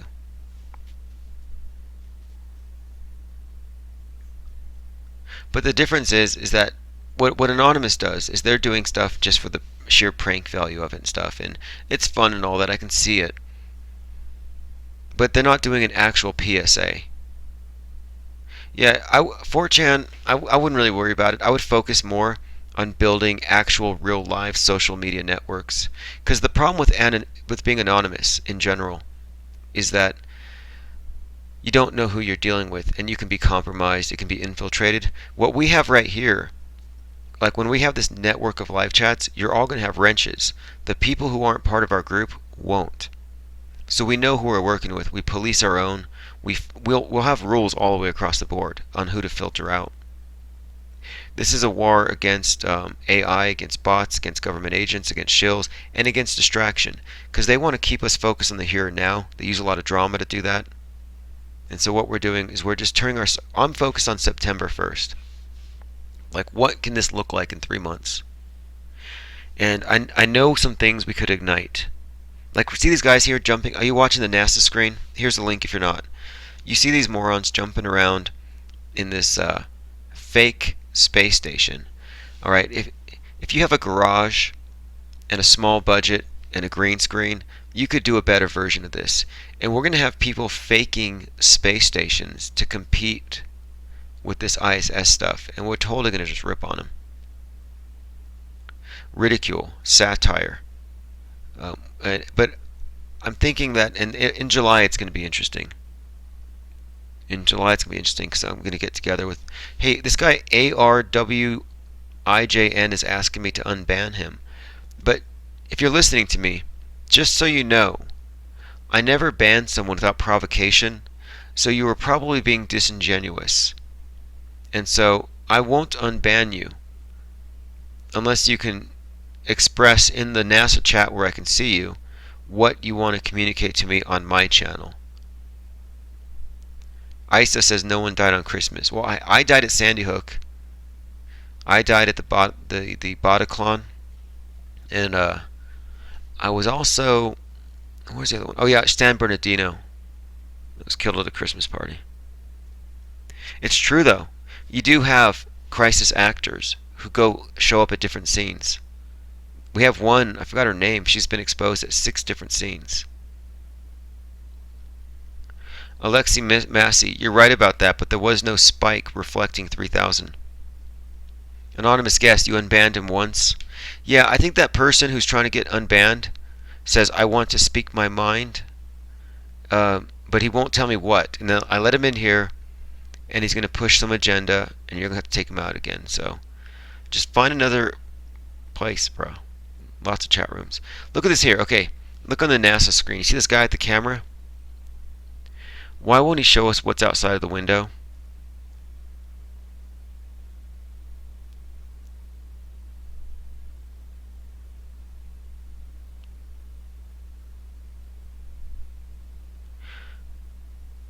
Fake Lives Matter says no story now. Dragon Lord says, what are they doing?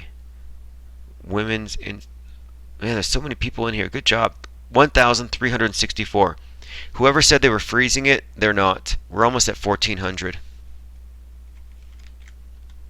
Obama's an actor for sure. You're right. Actually, I called it a month ago. I said Obama's the crisis actor in chief, because he's always at like the Sandy Hook with his crocodile tears. Crisis actor in chief. James Pyle says, I died by jumping off the Tower 2 World Trade Center.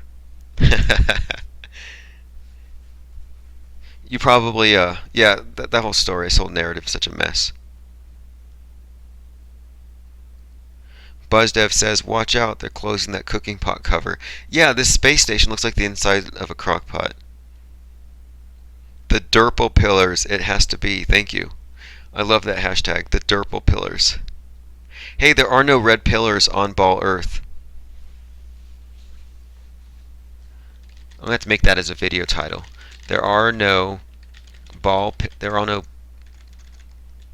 red pillars on Ball Earth. What do you think of that? If you're not on the flat Earth, you're not a red pillar. Morgan Ellis, you saw Obama singing The Amazing Grace? God. I had a website, charlestonshootinghoax.com. I really got into exposing hoaxes, and I had the site, and I was following that one. That whole thing is fake, top to bottom. I actually spoke with James Fetzer, who did a book about Sandy Hook on the subject, and we were talking about how they custom make these devils. So Dylan Roof, his name unscrambles to all sorts of things. His name was Dylan Storm Roof. Dylan, reference to Littleton, Colorado, the Columbine shooting. Storm and Roof, it's an anagram for storm front, or pretty much storm front. But they had this guy come out, same haircut as Adam Lanza. He wears a gold gym shirt, which symbolizes toxic masculinity. Confederate flag. He has a gun, Second Amendment. He's white, shoots a black church. The whole thing was tailor-made for the election year.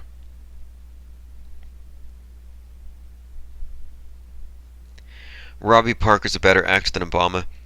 Hey, I saw them giving each other the Masonic handshake. What does that tell you?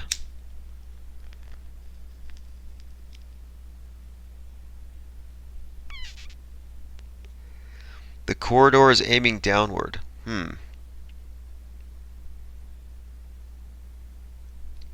Arwen says, Infinite Plane Society, stop acting like an arrogant snob. Let people who are dedicated to flat Earth speak their mind, instead of amusing a bunch of Jay-saying newbies. That's why he got banned. His attitude. Ruth Lundell, I'm going to stick post-it notes all over. Hey, Ruth, by the way, I'm getting some stickers sent to me. Someone bought a roll. They say, legalize flat Earth. Little round stickers on a roll. I mean, handwritten notes. It has a nice touch to it. James Gibbons, what ethnicity are the elites? We don't know. We don't know. Isn't it really late where I live? It's 4 a.m. I pretty much go to bed about 5 a.m. and I wake up by about noon. I'm way more constructive at night, especially because it's so hot here. New Perspective says, I woke up to Flat Earth from hearing Deep Inside the Rabbit Hole on James Fetzer. Interesting. Fetzer, you know what? He's been on Fox News, but I guess that doesn't invalidate. Actually, you know what? Now that I think about it, he was raked over the coals. No, Fetzer's legit, honestly. I think he's legit. But there's no way he's going to go to Flat Earth. There's no way. What's up, Dragon Lord? He says, glad you ignored the rest of the post. I shouldn't have insulted the Women's Institute. Yeah, well, they do good teas and biscuits. The end game is to defeat the prison guards. Yes, and you start by defeating the prison guard in your own mind, because we are conditioned to be our own prison wardens, our own thought police. When you stop filtering reality out in order to preserve the delusions they feed you, then you can stop policing other people's thoughts and holding them to that impossible standard. The thought policing is thick in here. It's crazy.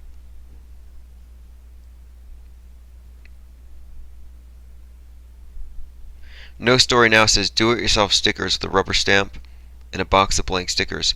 Hey, that's smart. I go to the post office quite a bit when I'm sending artwork out, and I always grab stacks of the priority mail labels because you can stamp on them. And so I think you're right about that. I'll have to get an actual stamp.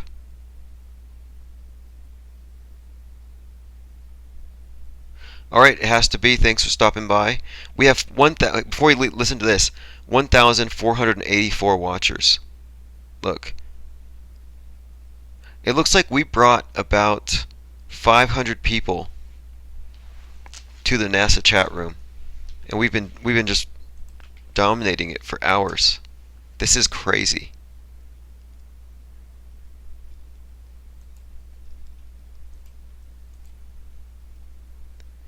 Marilyn Wisby says, deception and lies like loads of false flags. Globe is a fiction, not a reality. Jay Leno's chin. If meteors created the craters on the moon, why are they all round and none teardrop and oval? Yeah, where's the skid marks?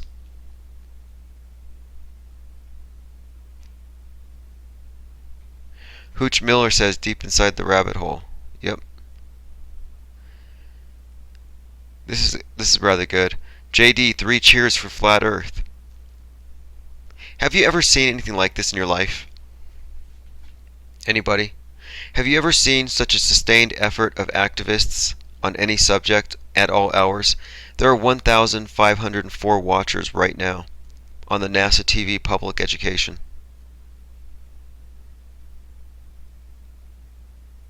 The Earth is flat, and that's a fact. Always nice to see. NASA lies. Like, this is, seriously, there's something going on. You know, I was going to go to bed, and instead I started this live hangout just to shoot the shit. And then, I saw this NASA stream. I was like, well, this is boring. 700 people watching. But then, it started to fill up, and I started linking people. And now, yeah, it reminds you of being a tagger when you were little. That's funny. That's actually what we're doing. You know, here's something. Someone was saying, don't do thumbs down. And it's like, to me, thumbing down is like tagging them. It's like egging their house, throwing TP over their trees. Like, you're supposed to do it. It's part of the spirit of it, the morale, the fun part, the destructive part. And anybody who complains about it, they don't understand the tactic, because Mike Cernovich wasn't going to react to the Flat Earth tweets. He wasn't. And I said, and I was calling the shots live, I was like, hey, this guy's a narcissist. He feels it when he gets a thumbs down. It hurts his ego. Thumb him down. And people started hitting the thumbs down, and I see the guy just start breaking down. And he starts babbling about pedophiles and Flat Earth. The guy went nuts. But it depends. You have to know your target and how they're going to react. Like we talked to Sargon of Akkad, where we went to his channel, and their lingo. Some of these people they use the word cuck, a very derisive term, and so I paid a super chat and I said, "Don't be a globe cuck," and he came up with a quote which I have on a meme now, which he said, "Globe cucks are wrecked. It's obviously flat."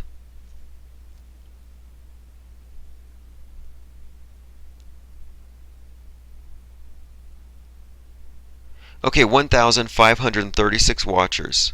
Hey, Mike Hogan says fatty faker. Yeah, some of these people down there working for NASA, they could use a treadmill. Mike Hogan eating plenty of those space dinners. Eh? Okay, so apparently the flat earthers are all calling out NASA for being a bunch of chubs.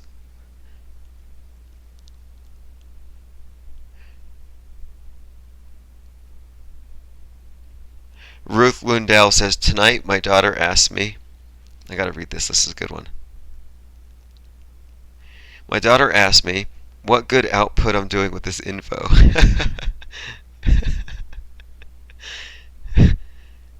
Your kids holding you accountable for your behavior? Like, my mom, she's a flat earther. Usually it's the other way around. It's funny because this is a very counterculture stance to take. We're waking up. Wake says, "Shit, this is live. I thought it was just a vid." No, man, this is live. We're over here. See the link I'm posting? When I first came over here, there were 800, 900.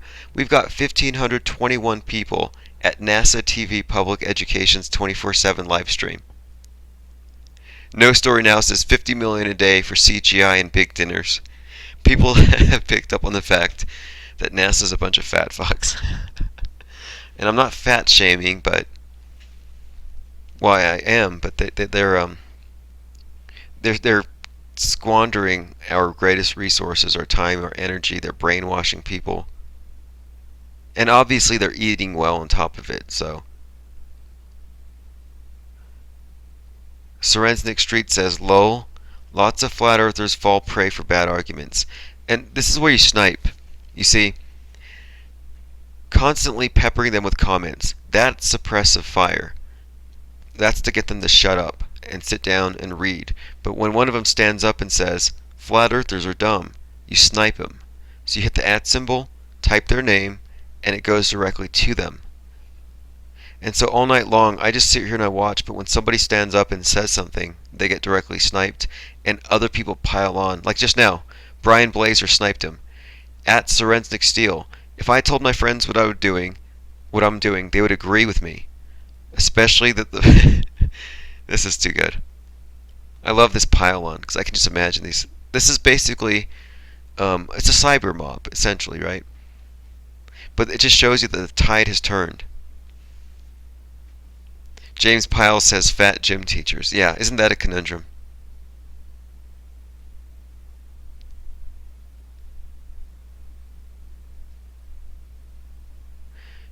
Jay Leno's chin, you called it. They're upside down. Look right now. These people are hanging upside down. Like vampire bats. Okay, look at Peg Whitman's eyebrows. What is it? What is it about her eyebrows? What is it about her that seems obtuse to you? Just out of place. It's the amount of makeup she's wearing, obviously. Those are painted on. She's plucked the others. And I'm not saying she has enormous hands. I'm just saying, where does she store the makeup? And who sends it up? And at what cost?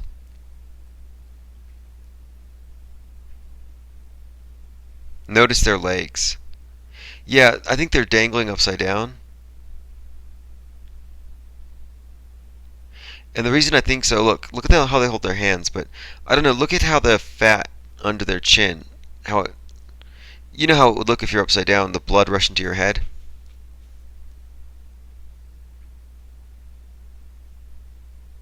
No, those are harness lines, you're right.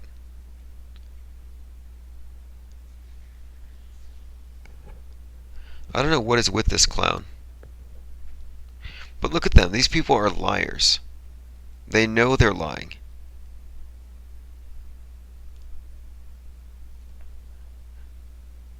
Their shoulders give it away for sure. Here's the link if you're not there. We have 1,552 people. Flat Earth Addict says sex dolls in space. Citizen Z says, why would they bring leather belts into space? Yeah, good question. Look at their belts. Why are they wearing leather belts?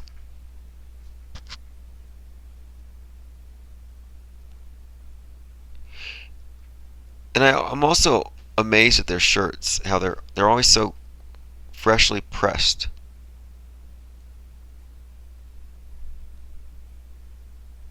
Well, you need belts to hold your pants up, right?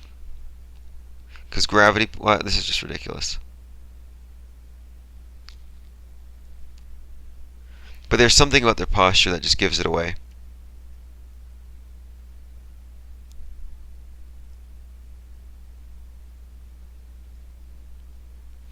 And look at how they hold their hands, okay? Why do they all hold their arms and their elbows up in this certain way? I Unbelievable. Okay, wait a minute. Wait a minute. Here we go. Looks like I gotta call ambulance for what's his face. Cause I don't let him spam my board with this crap. Here, Arwen. Infinite Plane Society cannot handle the least bit of a legitimate criticism to his character flaws. An arrogant snob. I don't really have time for ad hominem. I don't care if I'm flawed. At least I'm not a Globie. Dragon Lord, they look like they're in pain. Yeah, exactly. Like, honestly, are we supposed to believe that they're in fucking space? I'm sorry, but this is just getting so dumb. The only way you could fall for this is if you're not paying attention. They don't feel corny. Don't you think that you'd feel like goofy doing that stuff? And the stage design, isn't that just bad? Like, would you have all these parts? Just like why wouldn't you have some of this stuff covered up?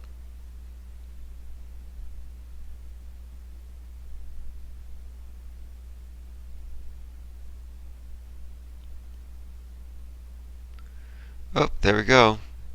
We got the donut eaters there on the ground.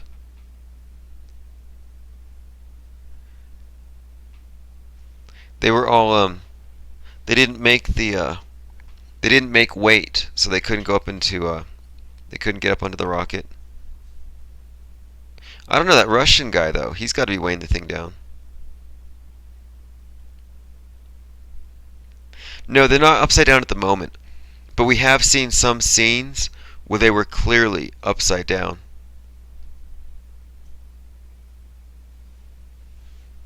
What's up, freedom from who? There you go. You're one of us. William Reichardt says, it's psych warfare to bog us down in the mud.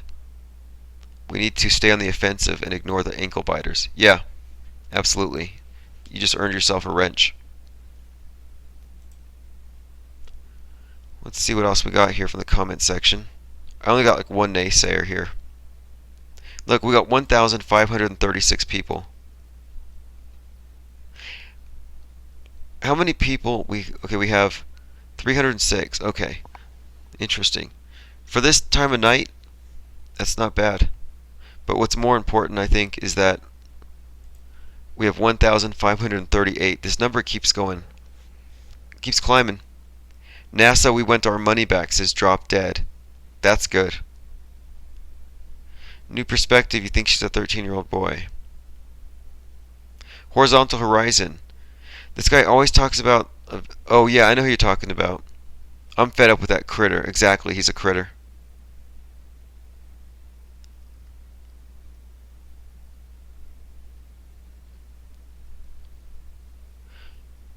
Ruth Lindell, my son gives me shit about your painting. Which one is it? Is it the one with the moon? Is it the one with the The guy standing on the globe Earth. Hey, thanks, Dragon Lord. Hey, we stopped SpaceX from launching today. Never underestimate the power of really a small group of committed people. It wasn't that many of us. But they heard us coming. They knew we were coming. We got some attention yesterday. You know, the Flat Earth chat raids were the talk of the alt-right on the Twitter sphere. I mean, honestly, that shows something about the power of this idea, though, too. Because when you see a whole lot of people convinced of something, that in itself has a bit of weight, has gravitas. Let's see who's over there still. It's non-stop. Arwajin, or whatever his name is, says I have serious ego issues. Like, this guy is like psychoanalyzing me. Why is this even about me? We're talking about the fraud. We're talking about deception. And he's like, I want to psychoanalyze you, and if you don't let me on your show, blah, blah, blah. It's like, go screw yourself, man. Get over you. Nobody cares about you. Get your own channel. Sunprint says, I was telling earlier that the sun were way too low when they fired off that first satellite. Oh, you're right. It's like seeing the sun come up from the wrong angle. Yep, exactly, Sunprint. I couldn't understand what you were saying at first. Anyway, there's your wrench. If you have a link to videos, feel free to post it. The reason you have a wrench is to share content. MVP is Arwajin, whatever, new age bitch. Yeah, I banned him before. Troy, we don't have spanners, but we'll give you a wrench.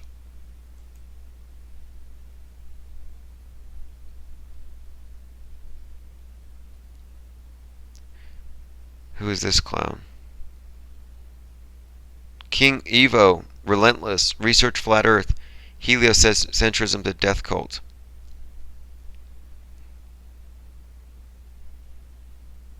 Yeah, the augmented eyes, dead giveaway. Augmented virtual reality.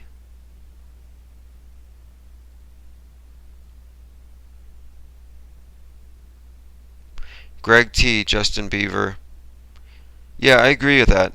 I think it's entirely feasible and possible. NASA, can you recommend a studio? I love your special effects, says Peter Flynn. What do you mean their special effects are awful?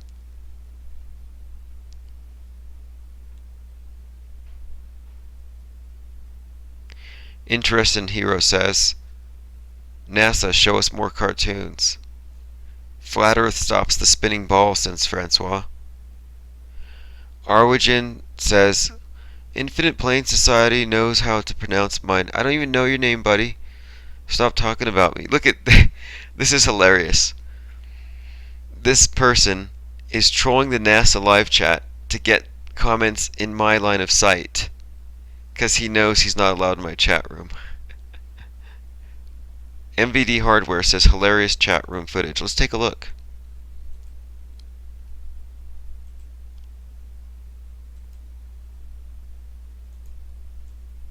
Let's see what you got here.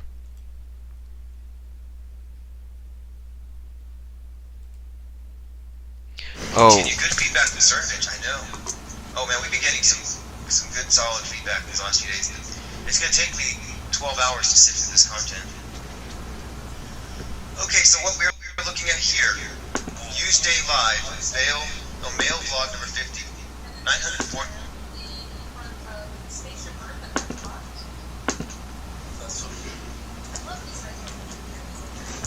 Thanks for sharing that. Very interesting. And I'm going to go back to the NASA thing. I think they're showing some cartoons. I feel like watching cartoons. 1,486 watching. Someone brought up a really interesting point to me today, by the way.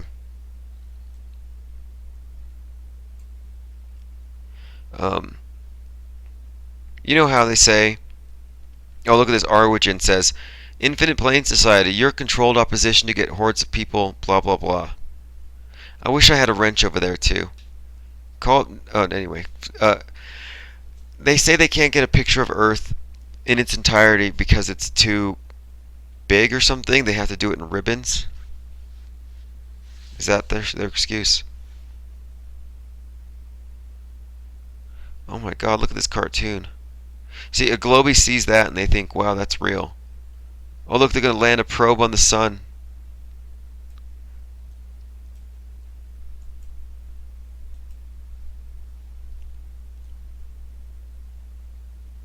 Horizontal Horizon says, Arwigen can go suck his mom's low-hanging fruits. James Gibbons, wrench can be a spanner? No, it can't. This isn't the spanner squad, this is the wrench squad.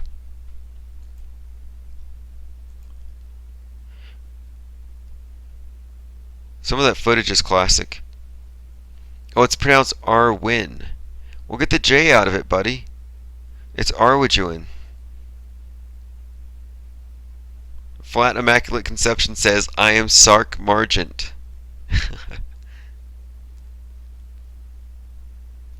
Mixlick says, Arwigen, try a gay hug and lighten up a little. Seriously, lighten up. It's been like 3 hours. He's like jumping around trying to get my attention. And it's like, dude, I don't care about you. There's nothing you can say that's going to add value to my life.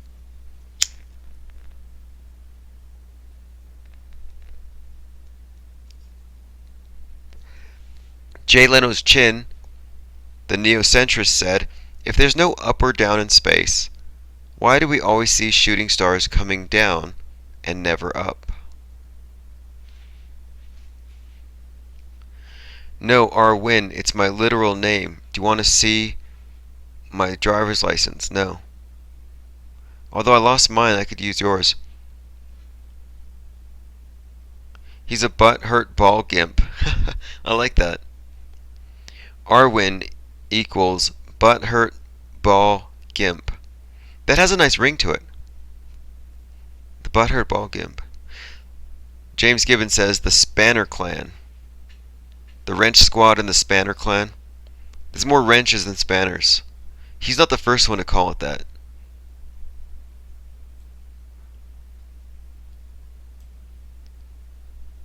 Arwen is blonde in disguise. I wish. No, he's been around bothering me for a while. She wouldn't come in disguise. If Blonde was going to come harass, which is, you know what, I'm actually a little scared of her, which is why I haven't posted any of the memes that people have generated for me. I have a meme of her dressed up like Hitler, and she's like burning my book, The Flat Earth Activist. And anyway, it's a hilarious meme, but I'm afraid if I post it, she'll show up. And she's pretty vicious.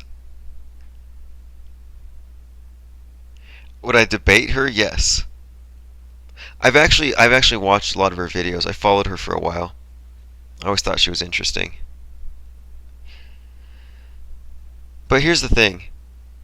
To do what she's done, it did take, some guts, in the sense that she was standing up against the idea of white guilt, white privilege, identity politics in general, and being where she is in the belly of the beast in Portland, being an open and avowed Trump supporter and conservative, she caught a lot of flack. So I thought she could understand. Yeah, she is a huge bitch, but I thought she could understand that she and I we're kind of doing the same thing. We're taking an unpopular stance against a bunch of globalists. The only difference is we don't believe it's an actual globe, and she does. But everything else we have in common. We have the same enemies. And so it's like, if anything, she should be at least recognizing in us an ally. But instead she started going full out Nazi. Would I go Globey for her? Probably. Just kidding. You can actually tell a lot about a person by the way they treat people they don't have to be nice to. And she was clearly narcissistic. Yeah, E called it, Mike Hogan. I just saw that. Andrew Leon says she looks like a huge bitch. I don't know. I think so, probably. The way she acted. But if we could turn her to our side, I think I could. In fact, I wrote a speech to her that morning. I was like, I'm going to write an open letter in the belly of the beast. I was up at like 4 a.m. writing this thing. And lo and behold, 2 minutes after starting the chat, she's like, "Hey, you flat tards, I'm gonna stop you," and she's just running amok. I'm like, wow, she's on, and everyone is just timing her out. So every 300 seconds, she would pop back up, and someone would time her out.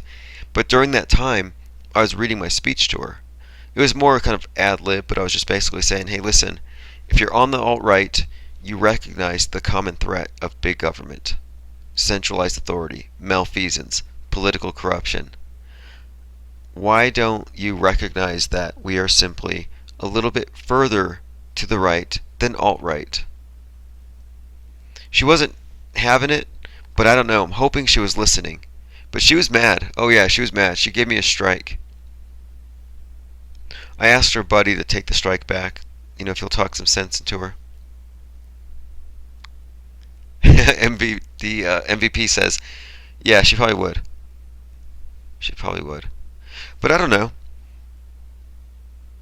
I wouldn't put it past her to wake up to it once they can understand that, people like George Soros have always been around. And they've always been about control and restricting access. And she sees the globalists as an enemy, as advancing neo-feudalism. She understands it. So it's like, she just needs to go one step further. Otherwise, she's what I would call a purple pillar. Aeonian, she's alt-kike? No. She's more alt-right than alt-light.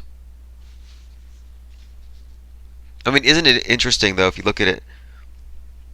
Like, how did Milo Yiannopoulos get dubbed the leader of alt-right? You can tell these things have been co-opted. I don't think she's controlled opposition. Even, what's her face? Lauren Southern? She seems genuine to me, but... Dragonlord, she loves the romance of the globe and space fiction. Yeah, that's interesting. Is her name Annabelle? I don't know her name. She goes by Libtard America on Twitter. But she single-handedly tried to stop us. It was kind of in a way, it was kind of, I don't know what the word is. I don't want to be condescending. I'd just say it was kind of adorable in a way. Because, it was because it's just so pathetic. You almost feel sorry for her. Because here we are. Oh, hey Daniel, if you just arrived, we have 1,500 people over here at this other group. We're just talking about the Earth being a flat surface. That she followed us to other chats where she knew the people, and she said, hey, give me a wrench. I'm going to take out these flat tards. Like she was out of hand. I've never seen anyone react like that. She was sending messages like, she was like, honestly, she was like, hell has no fury like a globe scorned. I think that's what it was. Like, the videos that we had of her were just complimentary. It was showing her organic reaction to something ridiculous like Flat Earth. The alt-right hate Milo.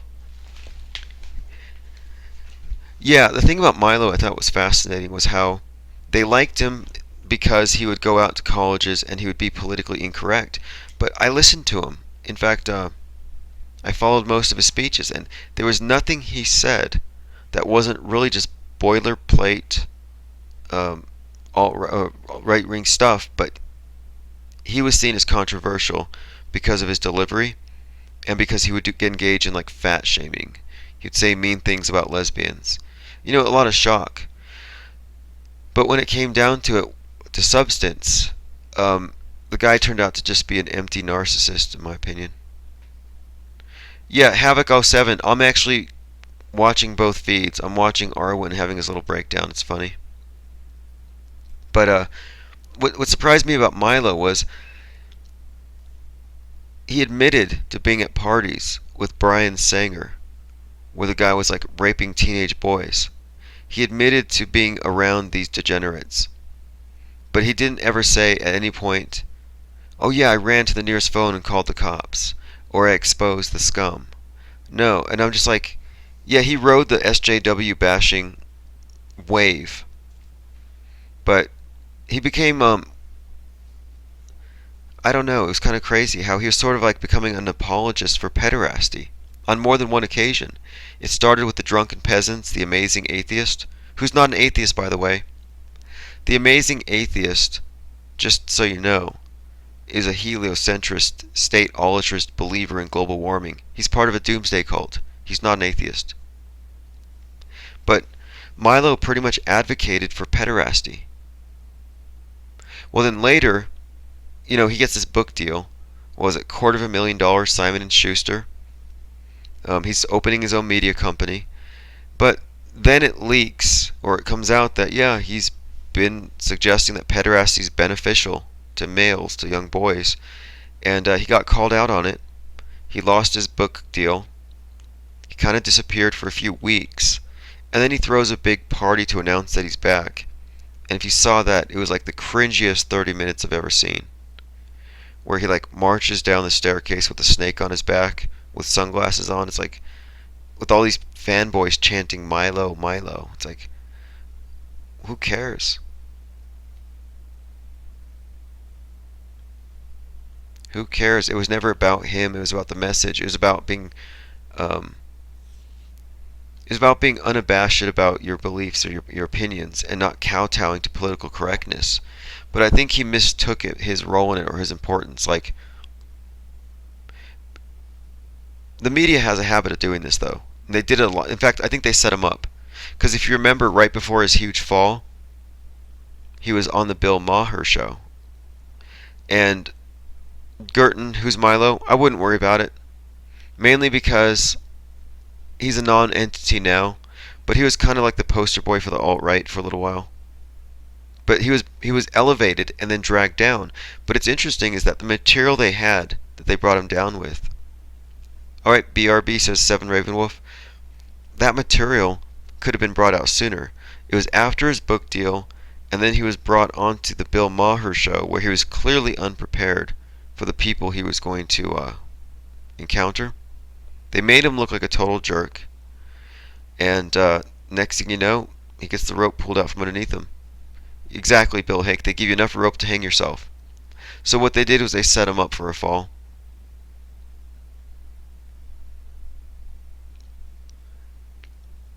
I think he really could have done something else, though. I think he could have sparked something. Well, actually, he did. I think what he did do, because this is an important thing, you need somebody who's not afraid to take the hits, who will go say the things that need to be said, even though they're unpopular, just to see if there's any value in them. You don't want to be insulating yourself. That's why I had John Humanity on my channel as an interview. I'm like, this is a guy who's investigating something very controversial and politically incorrect. And it's worth checking it out and following it, see where it goes. And now if you listen to him, it's kind of interesting because he hasn't backtracked, but he's admitting that he didn't do enough as far as the deep research on forensic anthropology, on prepubescent castration, whatever you want to call it, gender inversion, and he's come to the conclusion that the field itself has been saturated with operatives who are contaminating the research with poor research to cover up what's actually happening. But when I listened to that the first time, when I first looked into it, some of the sloppy researchers are saying some of the most ridiculous stuff. And it was worth covering. And I was just like, man, if you actually took this stuff seriously and you connected the dots, there are some scenarios which would be plausible that would just be so shocking. Well, James, listen to John Humanity's latest video. You'll see I'm not going to speak for him, but it sounds like he's backtracked quite a bit. Not backtracked, but well, you'll see. You'll have to check it out. I hate to speak for him because he hates that. And I don't think he's listening, but word gets around. Like one day he did comment about me, and it's funny. This is like an intel network in a way. How these people, when you're integrated with social media, because like he's doing a live stream talking to someone else. They mentioned me being a shill or something. And like 5 minutes later, through Twitter, I get a message that says, "Hey, John Humanity and Bo Peep said that you're a shill." And I'm like, dude, I don't care. It's funny. I'm glad they're paranoid. Error on the side of paranoia. I don't trust people the first time I meet them.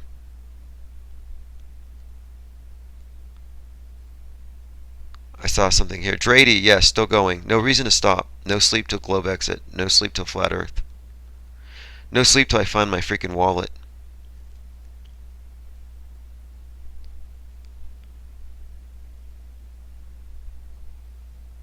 Drady, no, if you hear differences in my voices depending on the time of day, it's because there's three of us. I went on a show last night called Ryan's Random Rants. Random Rants.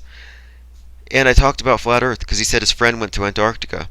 And I said, hey, that doesn't mean the world's a ball. It just means he went to a landmass south of South America that was told to him was the landmass on the bottom of a ball. But that doesn't mean that's what it is. And we talked about the idea that the reason, because this guy's like, well, then why would they lie about the shape? And I said, because the elite that you can never see have us tricked into thinking there's no more land, so they can effectively pen us in like sheep on a plantation. We're slaves on a plantation, we're sheep in a pen.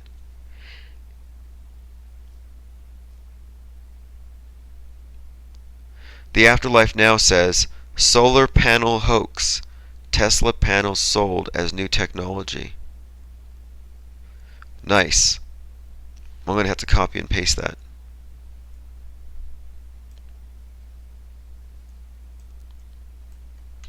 Is there anything that's not a hoax? On one of our chat visitations, our flat earth parties, we're talking to this guy, we're chatting in his chat room, donating money. He's playing Friday the 13th, and he's like, Earth is flat? What the hell, is anything real? Like, it was hilarious. Some of the reactions are so good. But it's like, sometimes I feel like that. I'm like, is everything a hoax? Holy shit, 1,698 people. 1,700 people over there now.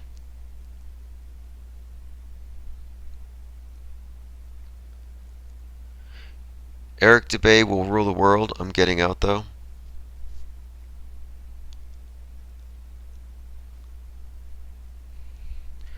Conqueror Worm 2012. You're a little late. IPS, I'm going to flake out soon. Awesome. I can see the headline now. IPS was sitting on wallet all the time. I hope that's the case. Thanks for dropping by. Hey, listen. We stopped SpaceX from launching, and we went from 700 to 1,800 people on the NASA Education channel. We're going to scale this thing up. So thanks for dropping by. Have a great night. Or great day, rather. Stephen Jean B.A. says Peggy is a Freemason. Globe Exit. Hashtag Globe Exit. I'm seeing a lot of bold font. Good stuff. Havoc007 or Havoc007 says, Renegade Flat Earth. Planets don't exist. How did this old lady get into space? I thought you had to be in your prime to survive everything. That's a good question. She's like 65.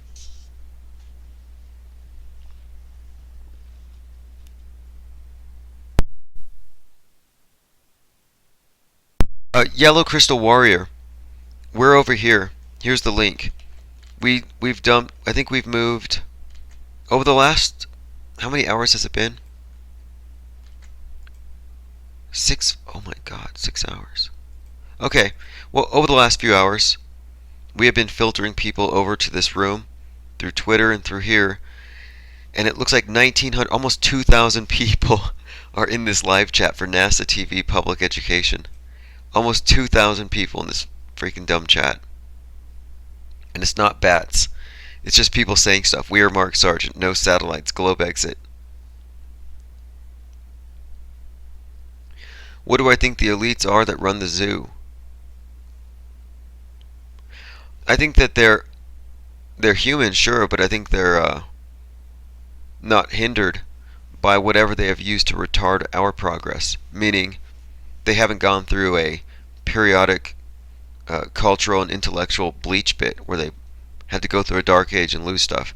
They're not endarkened. They're not kept ignorant about the nature of the soul, about our origin, about what this place is, the real maps, the real science, what magic actually is. I mean, the thing is, they're just like the only reason they have an advantage over us at all is because they inherited a system which keeps us in bondage intentionally. They swear oaths. They swear oaths to lie to us and to keep us in the dark, to ever conceal, never reveal. Miss Lassa, thanks for dropping by. Here's your wrench. What's up, Drop Dead? Okay, so right now we have 2,035 people watching. Now we haven't touched the thumbs down. Let's see what kind of damage we can do. Let's see if we can get that to 1,000. If you just got here, Michael Jordan is a female, says Gerton. Well, she's an awesome basketball player. There's the link. The new zoo order. I like that. Let's see what wretched spawn of Satan is speaking right now. Ugh. What is with these things? These deceivers, you can read it all over them. Elizabeth King says, Infinite Plane Society isn't a shill. He's just mad. You're just mad he won't feed your troll status. Yeah, that's what I'm thinking. The guy's starved for attention, so I'm like, hey man, just start your own channel.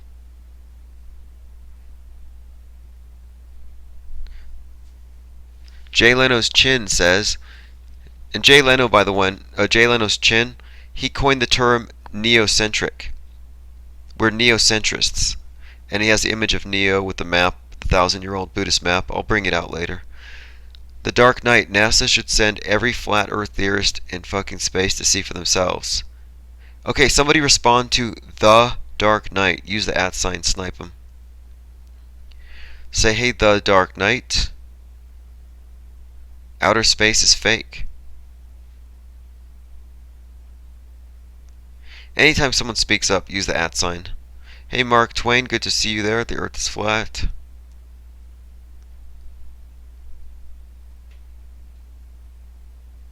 Seven Thomas 77. I think it's a fact about Peg.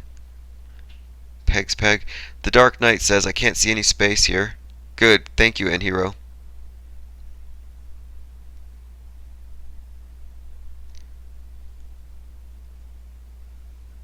Hey, good morning, Tiffany. Oh, you're RJ's wife. You love my works. Thank you. I'm trying to think of RJ. RJ. Are you talking about...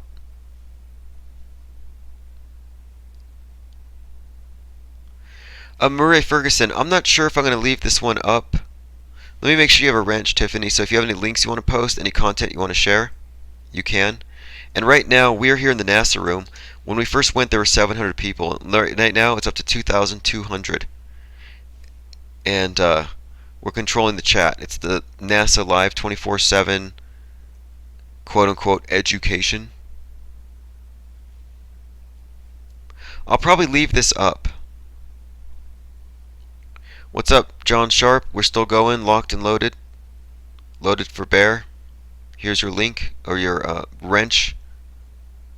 By the way, if you haven't seen it, somebody actually made a Wrench Squad t-shirt.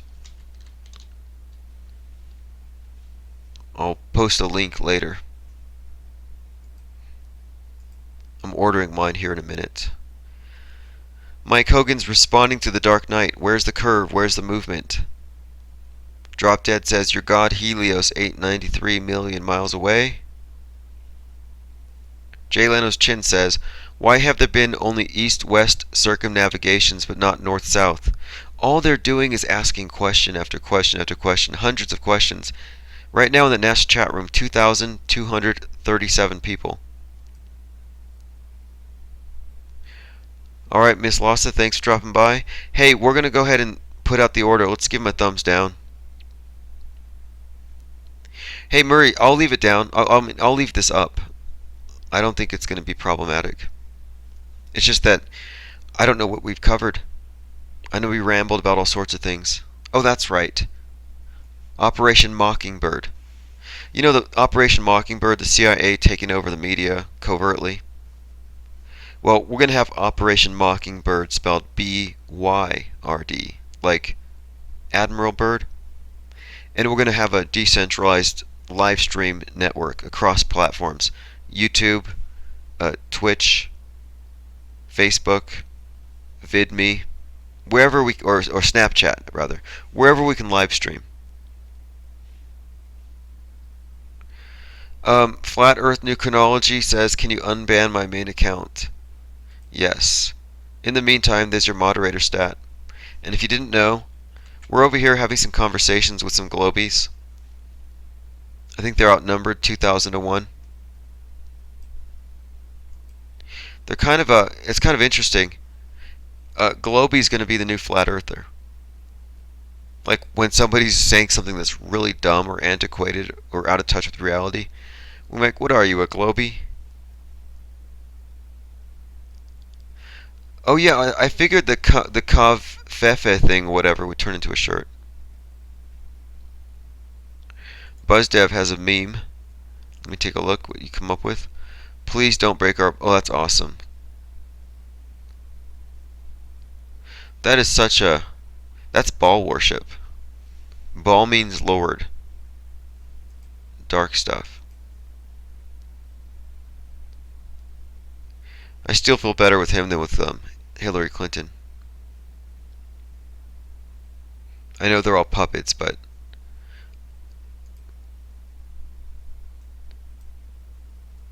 They fool us because we let them. Yes, we are complicit in our own enslavement.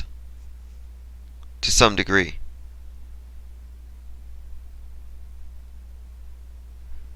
It's not a spinning ball. Mike Hogan says, Jay Leno's chin, don't tell me I want to stay asleep. What? And Schmick, S-H-M-I-C-K. I've noticed this person making some claims that are somewhat libelous, and I would caution against it unless you can prove it. If it's true, it's not libel, but what you don't want to do is get caught up in smearing people by name. You're better off addressing their arguments, starting your own channels. Interest in Hero. Here's the feed we're watching. Or did I put the wrong link? Let me double check it.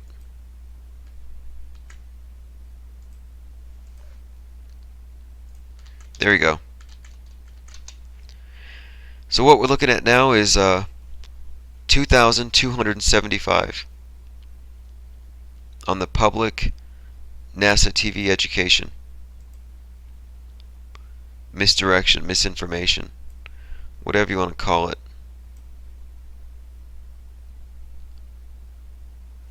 Awesome, we are waking up. Thanks for hanging out. John Doherty, here's your wrench.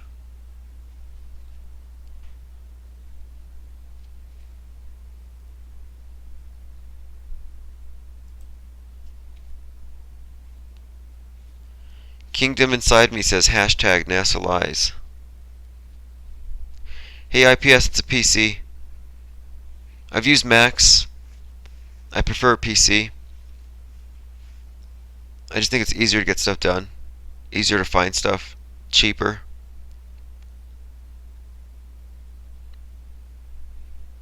I don't have any brand loyalty though.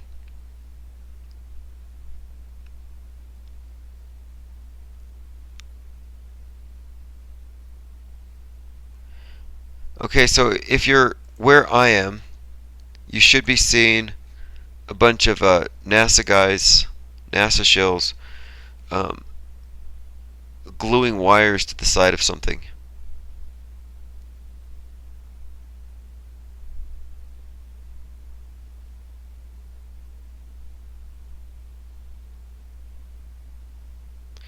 Oh, thanks, Miriam.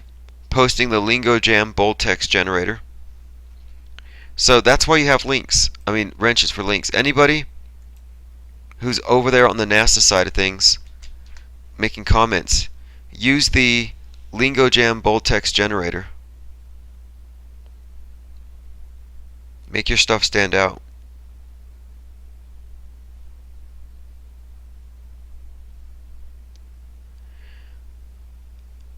Heliocentrism is a false religion. Thank you.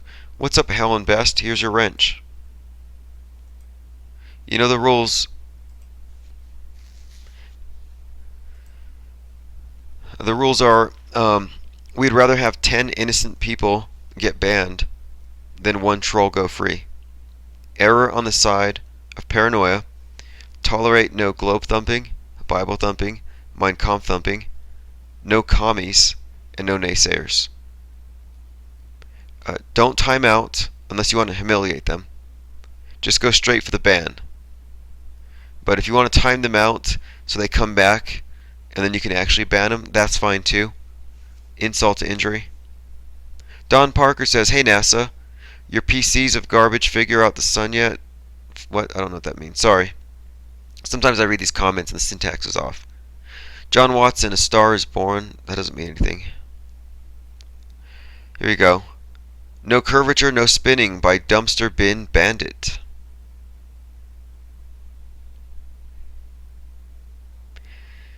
Miss Lawsa says, if Earth is a ball, then the Hubble should take a photo of Australia being upside down. Huh. Now that's a good one. Yeah, that's actually good thinking. And you know what's funny about this is the other day we were doing this flat Earth intervention on that guy who was playing Friday the 13th, and somebody said in the comments, "How can a vacuum exist by a non-vacuum if there's not a barrier between space and our atmosphere?" And the guy playing the video game's like, "Uh-oh, making people think." And he was laughing and joking about it, but he's right.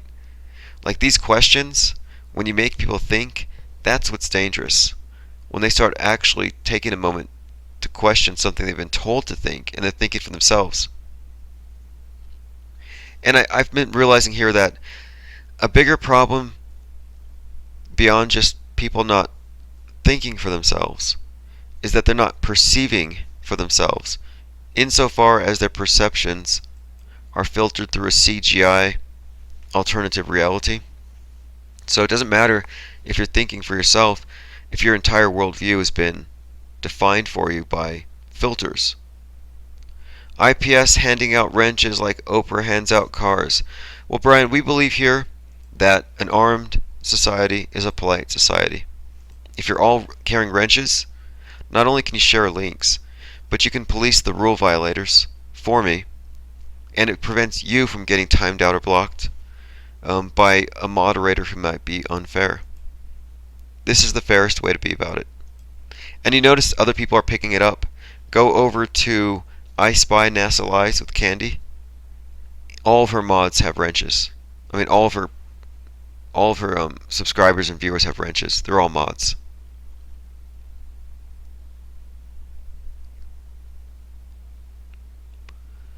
We live on a flat Earth in nice old English by No Story Now. That's good, using different fonts. That Arwigin guy is still boo-hooing over there about me. I don't even know who this person is. Crazations, where's my Second Amendment wrench? Here you go. Show no mercy. Trolls to the oven. Brian Blazer, stars are not suns. MVP,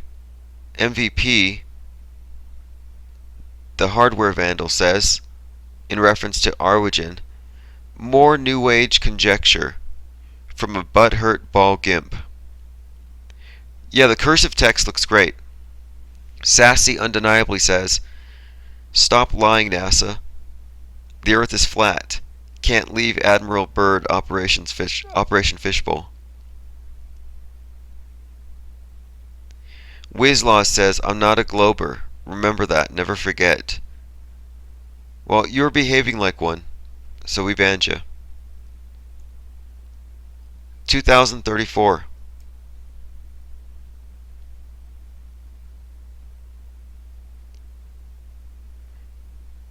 Now, I have another approach. I think I'm going to go back. Crazations, how do you change the font? Good question. There's a link up here. Someone shows you how to do it.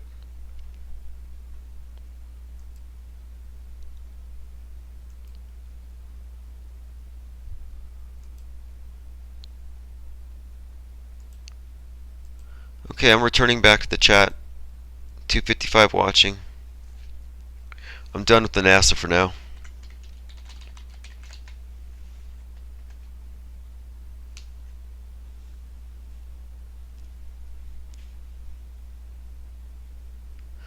So I think the next thing that would be interesting to try out is to go to a chat that's not live and just respond to all the comments.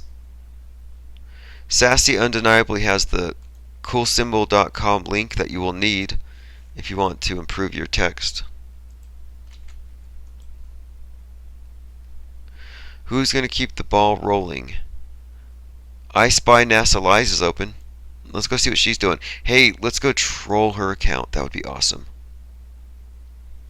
Okay, here's what I want to go do. You are watching Foodie Video. I want to go troll a friendly Flat Earth channel. Let me see if I can find a live one first.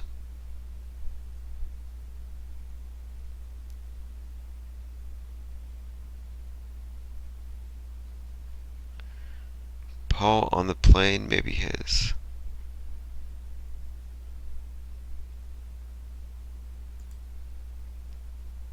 Okay. Here's an ODD TV 24/7 simulcast. There's the link. I'm just going to go over there and spam it up. Give it a thumbs up. And see if we can get that guy some more views. He just started streaming 24/7. So go in there and give him thumbs up and hit the hashtag Earth is flat as fuck, globe exit.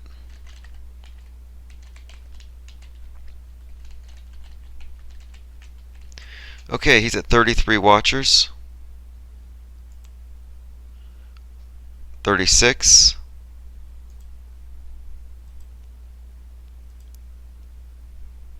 Let's see if we can get that up higher. Let's see. It's 252. No, it's mine. 44.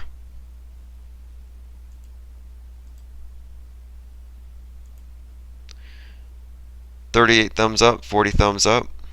Keep spamming that chat.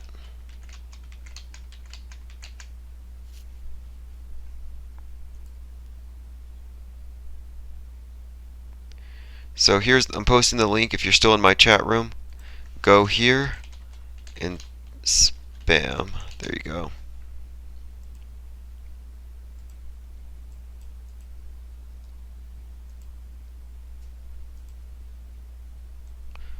$53 watching. 52 thumbs up. Good work. Want to see if he notices. 52 thumbs up. Why doesn't gravity affect water? Good question. Yellow Crystal Warrior, Earth is flat, stationary.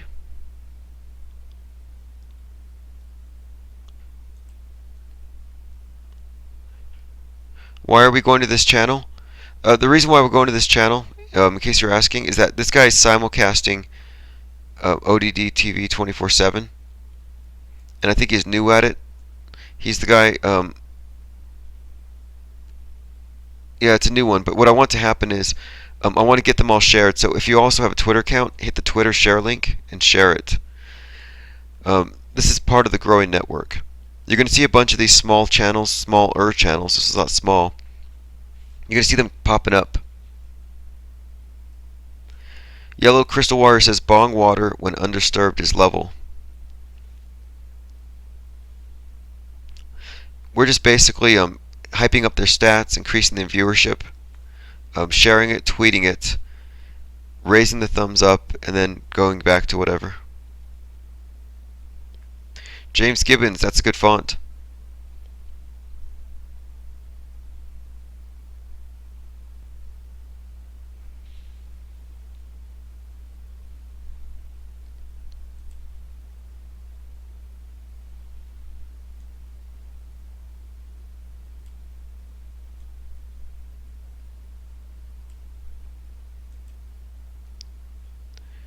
Okay, looks like I'm about to wrap up here. It's been just about 6.5 hours. That's enough time. Thanks for dropping in. There's a contact form for questions and submissions and that kind of thing.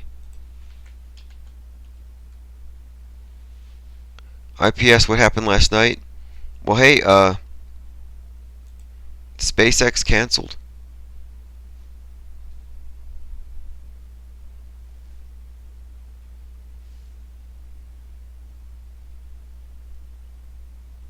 And last night we were dealing with a lot of weird stuff and trolls, but Arwen followed y'all. How funny. That's just ridiculous. Alright, I think we're good to go. I will catch you all later on. Have a great day.